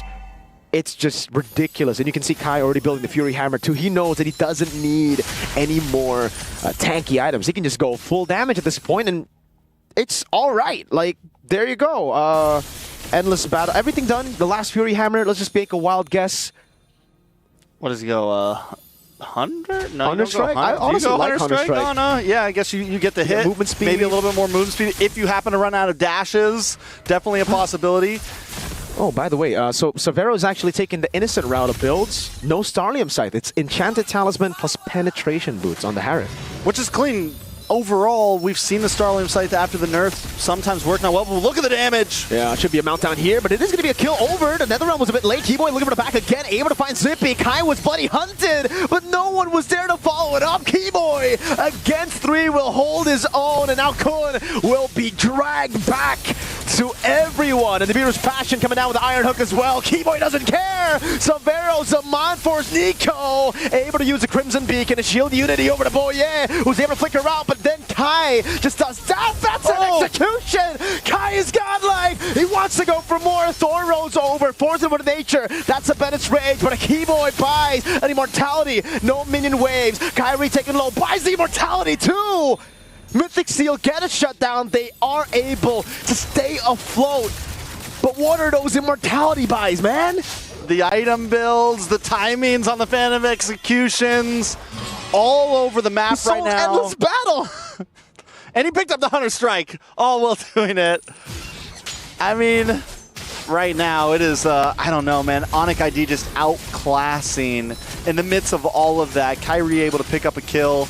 still not die, under towers, under base. When we saw the draft, you were excited to see the Lancelot. But this range, Zippy was able to steal it away. And this could actually just be an angle where Mythic Seal turn things around. It is within the timer of Mythic Seal. Trex, MLBB. When do they hit their power spike? Spake right now. This is their power spake. They have what it takes to start sieging with a Franco, with a Beatrix. Prime WinCon. Mythic Seal, a Lord coming down the top lane in a pocket full of power spikes. Ready to go. Spakes. Spakes, yeah, power spakes. Ready to go in the river. Nice try. Okay. Is this the game changer? I mean, we've been holding on to it. They had a gold lead in the beginning. Onik ID hasn't escaped too much, but still, man, Kyrie 7-0-4. Ken has to be careful about how he approaches. I feel like every time Ken goes in, he jumps in. Yeah, he gets the stun onto, or the taunt onto a couple members, but he dies about a half a second later. Kyrie on the bot lane as well, looking for the push. Yeah, Arlet will be forced to recall, so does it seem like Mythic Seal will be able to get the most out of this Lord? Well, that's the most. Turret tier 2, but that's about it. They have too many ways to deal with the bottom lane as well, and the fact that Mythic Seal have gone for like a team fight comp, they want to group up together, means that the side lane control will be kind of meh. Kai abused that. Sent himself to the bottom lane, cleared it out, forced someone to recall from Mythic Seal, and there's no way they would try to 4v5 Onik, even with the Lord. So where do they go from here? I mean, at this point, we're at 16.5 minutes. Gold at a standstill. So Mythic Seal, I mean, with their composition, with the gold at least, they should be able to fight. It's back to at least, okay, who's going to pop their skills first? Taking a look, Kyrie. Why is he even building tank, bro? He doesn't need to.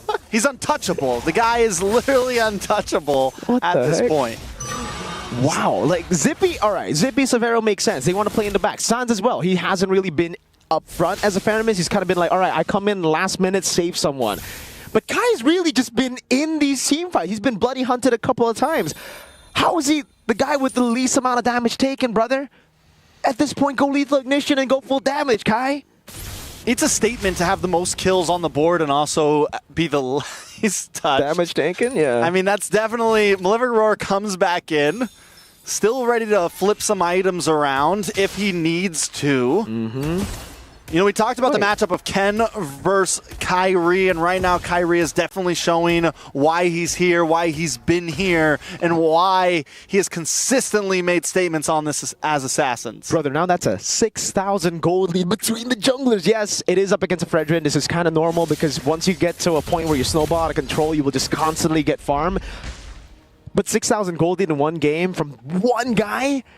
I haven't seen that in a while. So the fact that the overall gold lead is only 1,000 means, again, Mythic Seal have a lot of gold too. They are within their power spikes, not spakes. Look at that. Zippy, DHS, he will try his best to go through these frontliners. He's got rose gold too. Dog. He's got rose gold, dog. Just to make things clear, Kyrie has literally sold and bought before Ken has finished all of his items. Hey, that's just the sad life of a Fredrin. once you play utility, you better win that early game. If you don't, especially when you're up against an assassin, you're that guy that just never finishes his items, man. Ken's trying to hold on Keyboy with the shield unity. San's actually playing up front now. Onik with a hold onto the Lord right now. Ken can be zoned away completely now with Demand Force as well. Couldn't jump to the final stage, give me the retreat battle. No, Kai gets it all alone. The Mountdown comes in with the Praiser's Wrath as well. Severo very low. Netherrealm comes in just in time. Kai! Whoa! Thorn Rose dodging away for the Flicker Bloody Hunt, and that's even the Immortality now. The Stampede brings Boye all the way with a crown, and it's going to be Sippy in the back, still free hitting. Now again, the Mountdown as Kai lands the shot. Severo somehow stays alive. Onik once again have outplayed their way into a winning team fight. Nico running away, caught again. Kai just never misses on the puncture. And during all of this, Onik ID doesn't lose a single member. It's GG to Onik. They show how strong they are. This MSC. And for Mythic Seal, they have been eliminated. Mythic Seal puts up a fight. They seem to get stronger after each game, but all you get is 3, and Onik ID cleans it quickly. I mean, from draft to gameplay to macro to micro, Onik ID has checked all of the boxes. That Thorn Rose, he jumped in, Thorn Rose instantly, I guess predicting or reacting to the flicker from Boye. Hey, you have a bloody hunt, you have a way to literally hold your opponent down, but when your opponent just never misses on puncture, constantly gets free. The dude, he was dashing and it didn't even look like there were minions. Like, sometimes this guy just, how are you that precise, bruh? He is the untouchable, man, this guy. No, that's Aaron Shiki in M6. He's just Kai, man. The god of the jungle. The god of the jungle, for sure. I mean, overall, I don't know. I don't think there was... It almost feels like there was never an answer for Mythic Seals coming into this series. Like I said, from the draft onward, all around the map, Onik ID just played this classy. Dude, that was so beautiful. Look at this again, right? Not this one. I want to see the final one. This was also pretty beautiful by Kai. You know, he kept on going, dashing forward again. Just to let you guys know, he took the least amount of damage in this game as a Lancelot, bro. What? What's the point of hybrid tank when you're just... He should have just gone oh my lord. Should have just gone full damage at that point. What a chat, dude. This is it. Oh, well, I guess that was on Boye. My bad. It was more on Boye. Flicker. He tried to time it. Oh, man. Nah, then the unlead dashes, like... It's beautiful. I mean, so many times we see so many members of Onik ID just get so low health. Even here, it seemed like there was never anything Mythic Seal could do. Definitely excited to see how it goes, but I'm excited to see, I think we got a special guest down on the interview stage. Let's toss it over to Milosh and who? What sort of question is that? Of course, it's Kyrie joining us from Onik, a big victory that we just saw, a 3-0 sweep. Now look, on a look into the past, Onik won MSC 23. Last year, 24, was not looking too hot. This year, you're in semifinals. What does that mean to you personally? What does it mean to me? For us, this MSC means a lot because we want to prove ourselves that we want to prove that we can still fight, that we can still aim for the championship. And you think... Yeah, even though we lost first round exit last MSC. And you want to make it in statements, right? A 3-0 win here in quarterfinals, that's a statement. Yeah. Very good, very good. Now look, you had your game against Team Liquid before. You're going to get them again in the semifinals, a rematch. Now, Sans was saying that he wanted to have this game and to replay it in the semis. Do you agree with him on that? Yeah, I think all of the player wants to meet Liquid again. Why? Why do you really want to face off against Liquid? First of all, they are like one of the strongest teams in this tournament, in this EWC, and the last time we fought, I think we were just unlucky. It was still a close game, right? Even game one. They were also very good, and we also got unlucky. Fair enough. At least here on the stage, it'll be a different sort of challenge. And of course, because you're playing Team Liquid, you'll be your fellow jungler, KalTZ, on the other side, playing against you. You said he's number one. Do you think he still is? And what do you have to say to him? Yeah, still is, but after I beat him, I'll become number one. Fair enough. Fair enough. That's all you need to hear. Again, thank you very much, Kyrie, for joining us. Congratulations on the win. That's Onik off into the semifinals. We'll send it back to our desk. Thank you very much, Milosh, as well as Kyrie. And heck, that's how you become the #1 jungler, by beating the current #1 jungler. Right, Leo? Yeah. That's kind of... All right, well, you know, thank you very much. Good analysis. Appreciate it. Good interview, by the way. But what about today, man? The S-tier teams showing why they're just above the competition. There were moments of brilliance from the underdog teams, right? That last game for Aurora, and then this last game for Mythic. Even game one was very tight, but at the end of the day, you got to win the series. If not, this is what happens to your key. You gotta do it right now. Oh, it's crashing. Last seconds. No! Are you the key? Leo, I think that's gonna be a soundbite. I think people just clip that and be like, okay, we're just gonna use this in a lot of situations. But look at Kyrie, like you have this kind of satisfaction for destroying someone else's key. You don't want to see the owners of the keys reaction, but honestly, I gotta give it to the casters. Kyrie on this Lancelot, it almost looks like he's spawning his own minions for him to puncture. Yep, as if the passive for Kyrie had no limit. It's as if by resetting it, you don't get the cooldown, but Kyrie knows and finds a way to just keep going, just keep it. Yeah. Now, Milosh asked a very important question. When they face off against Liquid, does Kyrie now become number one? Because let's remember that quote. Carl TC said he's 0. How do you become more than 0? You know, if we're speaking about a 0, the thing that was not 0, definitely the player, actually, it's Suns. His saving of the team with NetherRealm, it was something about, you know, here's the S tier and here comes 0, you said, right? So it was something like that. Yeah, and honestly, like Carl TZ saying his zeros on L's 1, 2, 3, I kind of feel like, Leo, we need to find a programmer because we need someone else to understand the 0 and the 1s. But looking at the game here, again, I kind of feel like we still have to give credit over to Mythic Seal because they played an amazing game. It's just that Onik Indonesia, they've been doing this for years at this point, right? It's like your draft is not going to surprise us. Your movements is not going to surprise us. Your trades are not going to surprise us. You cannot ascend past a certain point once the Sky Kings have claimed their kingdom, and they're on their way. The cavalry stands beyond them. I'll tell you now, despite Mythic Seal's efforts, I think Onik just always had the answer. By the way, I see all the time, at least for 2 games, for 2 series that we checked, the same mistake. Mythic Seal and the same mistake was Aurora, right? Thank you. So they rely on their gold laner. So they let Zippy to carry on his shoulders the last game. And if he dies, like it happened in the last fight. Yep. That's all. It was this fight right here. Yes. Wait, yes, it should be. The Bucks will go around. Zippy's trying, It's a little too much. Again, this is what they drafted with. There was no 2 ways around it. They understood that we are a glass cannon, we're fragile, and if they find Zippy, they find us out. We're done, we're going home. And Onik knew that. Onik knew how to play it, and that's why they forced the Beatrix onto him.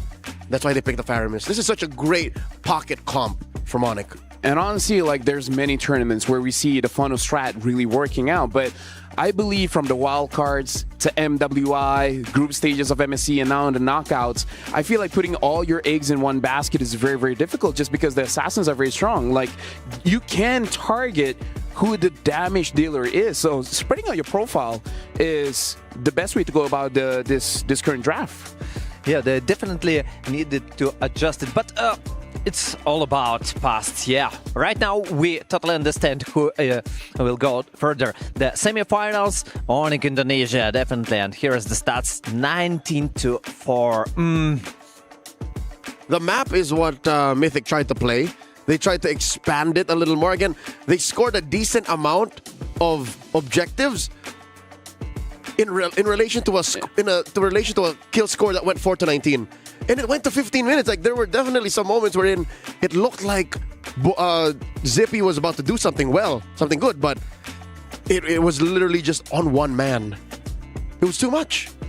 Too much for them. But you know, Onik, actually the S tier guys, that they are showing us and they're performing so as we expected from them. Actually, now looking back, that was game 2 stats. I just kept it to myself. Yeah. You guys are having fun. No. The numbers don't have to tell the whole story. Exactly. Like my take stands. I think if there was a world that they shut down Suns, that they took down Kyrie, they touched the untouchable. That's right, I can take monikers. I'm just kidding. No, still Aaron Shiki. No, if they killed Kyrie, then maybe they could have turned it around. They could have run it down mid, but it was too fragile. It was too all in. Mythic Seal should create something to rely not only on ZP, but another person. At least maybe some kind of initiation for explain for the Kun, right? And to adjust this draft. But they made like full priority for one person. It's super hard.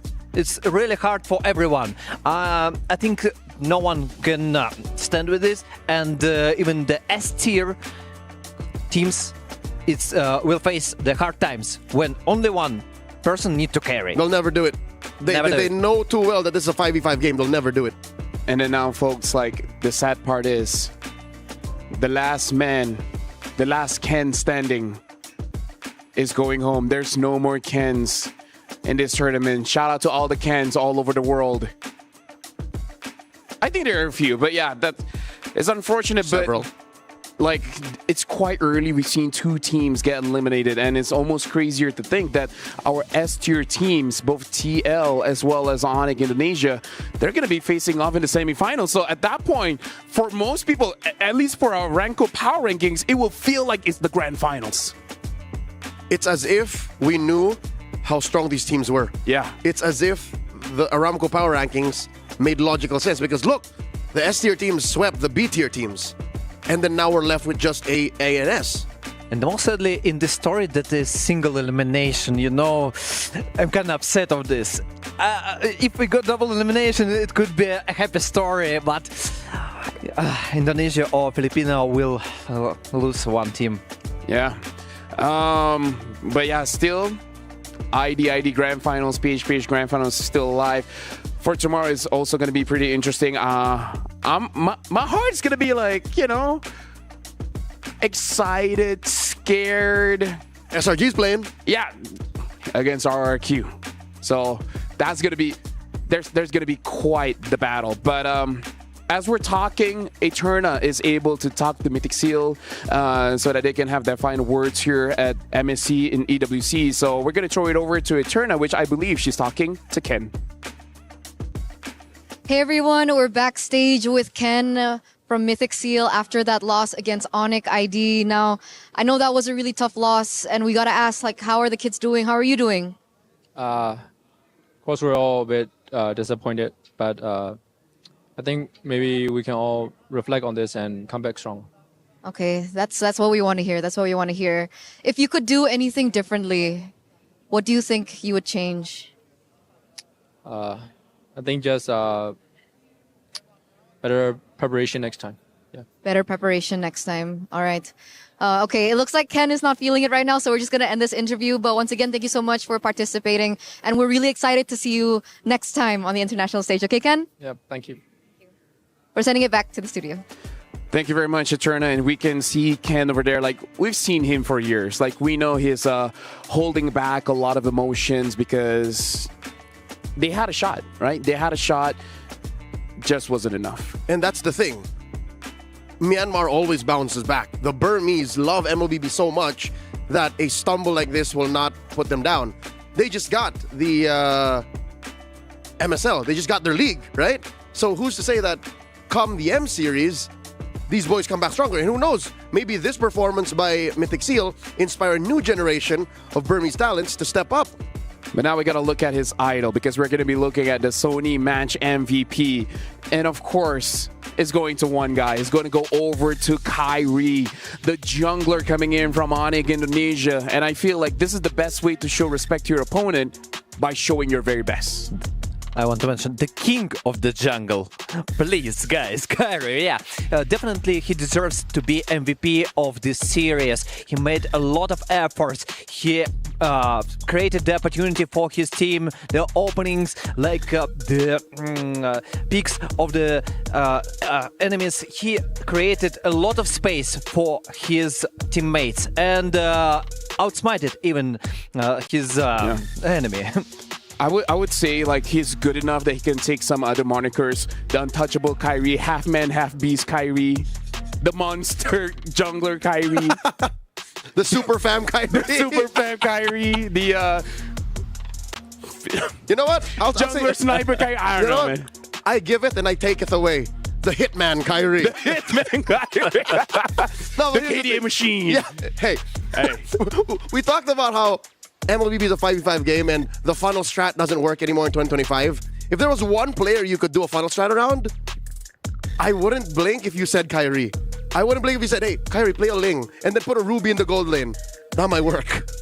Honestly, yes. I can definitely see that one. Maybe him. Just add Angela there and okay. Yeah.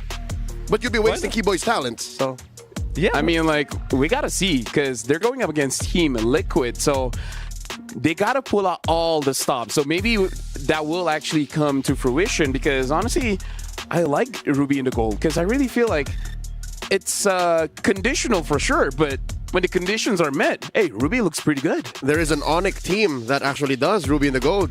And it's the other team on the other side. It's Onik VH. Kelra has done that. And now we're going to look at the brackets here, folks. And just to confirm everything, Team Liquid Philippines defeated Aurora 3-0 and now going over to the semifinals. Onik ID replicated the same success going up against Mythic Seal, winning 3-0. And now both S-tier teams will meet each other. But we got to look at the other side of the bracket first. It's going to be RRQ going up against SRGOG and then Team Spirit going up against Onik Philippines. A-City. It's all A-tier teams. A-City goes to downtown, guys. And if we are speaking about these matches, I would like to say that every of them is the match of the day. Because they're both interesting. Yeah, I don't know which one to choose for match of the day because honestly, that's going to be a good conversation. Can SNB do that? Can you say like there's both 2 matches of the day? Hey, just open 2 branches. Both matches really deserve it. I don't know. I think with the amount of eyeballs, should be RRQ SRG because when it comes to RRQ, they bring the numbers. Yeah, anywhere RRQ plays, it's a home court. They take the kingdom with them. You know, from my perspective, Team Spirit and Onik Philippines. They have the hope of a region. Imagine the millions of viewers. Yeah, but I gotta say, it's nice working with you both here. I understand it's a Stompy Day 3-0, but do you have any thoughts closing off our show for today? For today, I expected a bit more long series. Sadly, especially for Turkey, I'm also sometimes cheering for them when I'm watching at home. But next time they'll return stronger. I like Aurora. I like their playstyle. I like that Mythic Seal appeared here. The Myanmar, overall, they performed well. I didn't expect them to go to top 8. They did it. Further, better. I'm just happy my predictions are all correct. And that's just day 1. I don't know how the rest of the days in the knockouts will do for the forecast, but I'm just happy to be of service. Hey, maybe it's us getting older, but the small things makes us happy nowadays. And now that's it. That's all for today. This is day 1 of the knockout stage here at MSC EWC. We're going to be throwing it over to Kadia, top place of the day. But before that, we're going to be looking at a music video for the new skin line, the new Metro Zero skin. So hope you guys enjoy and see you guys tomorrow.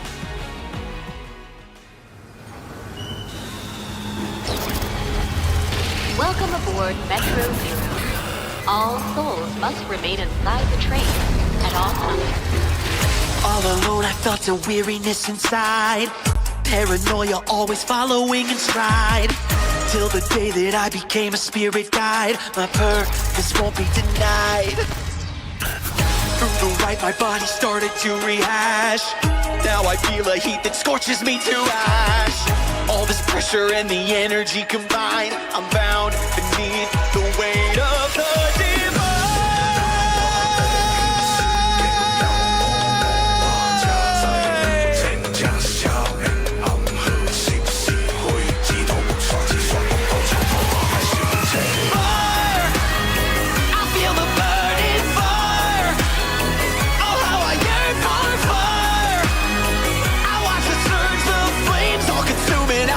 I am booming with the fire. No more obsession, fire. Only possession. Look at how it's burning through from the ash. I am born anew, summoning a storm inside the sacred breath of life.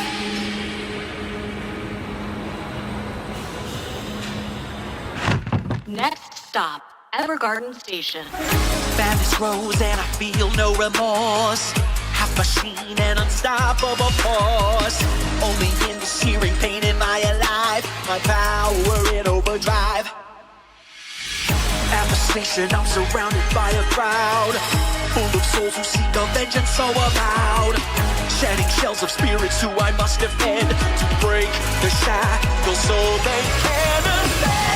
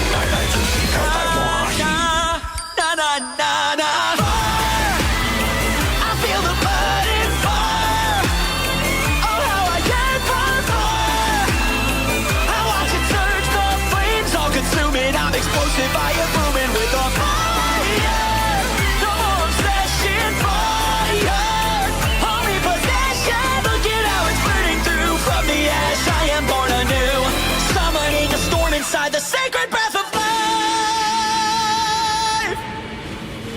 Now arriving at the terminal station, Evergarden Station.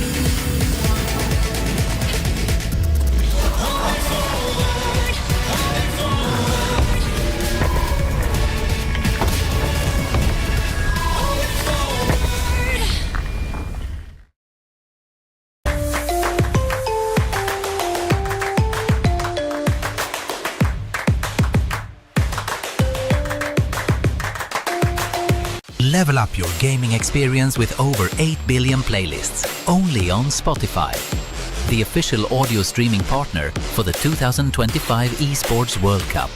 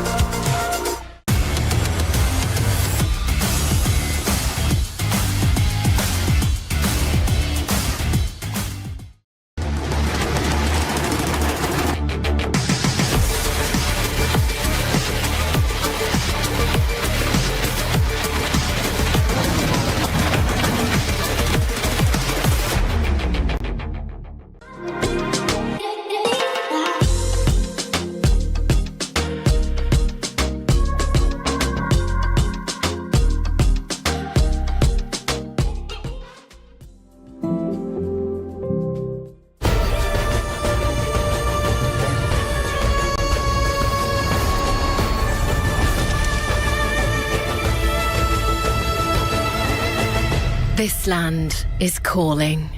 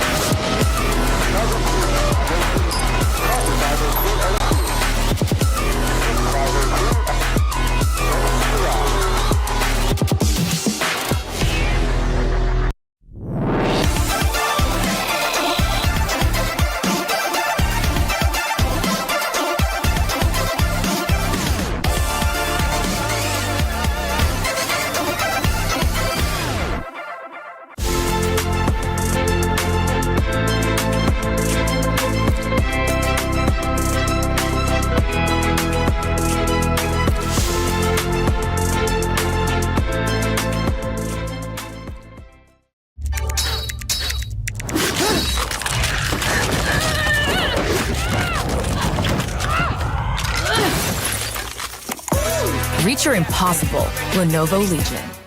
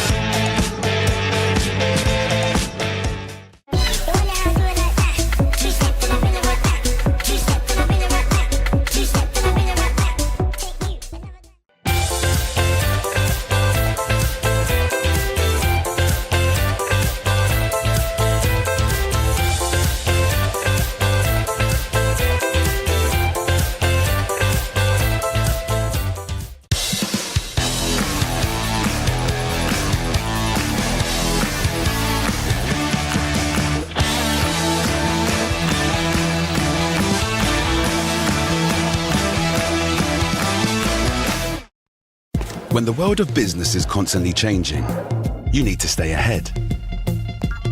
So what about AI to generate new possibilities? Machine learning to predict what customers will like. Or expand your business by forecasting delivery routes with real-time data. With the power of the cloud, imagine how AWS can transform your business.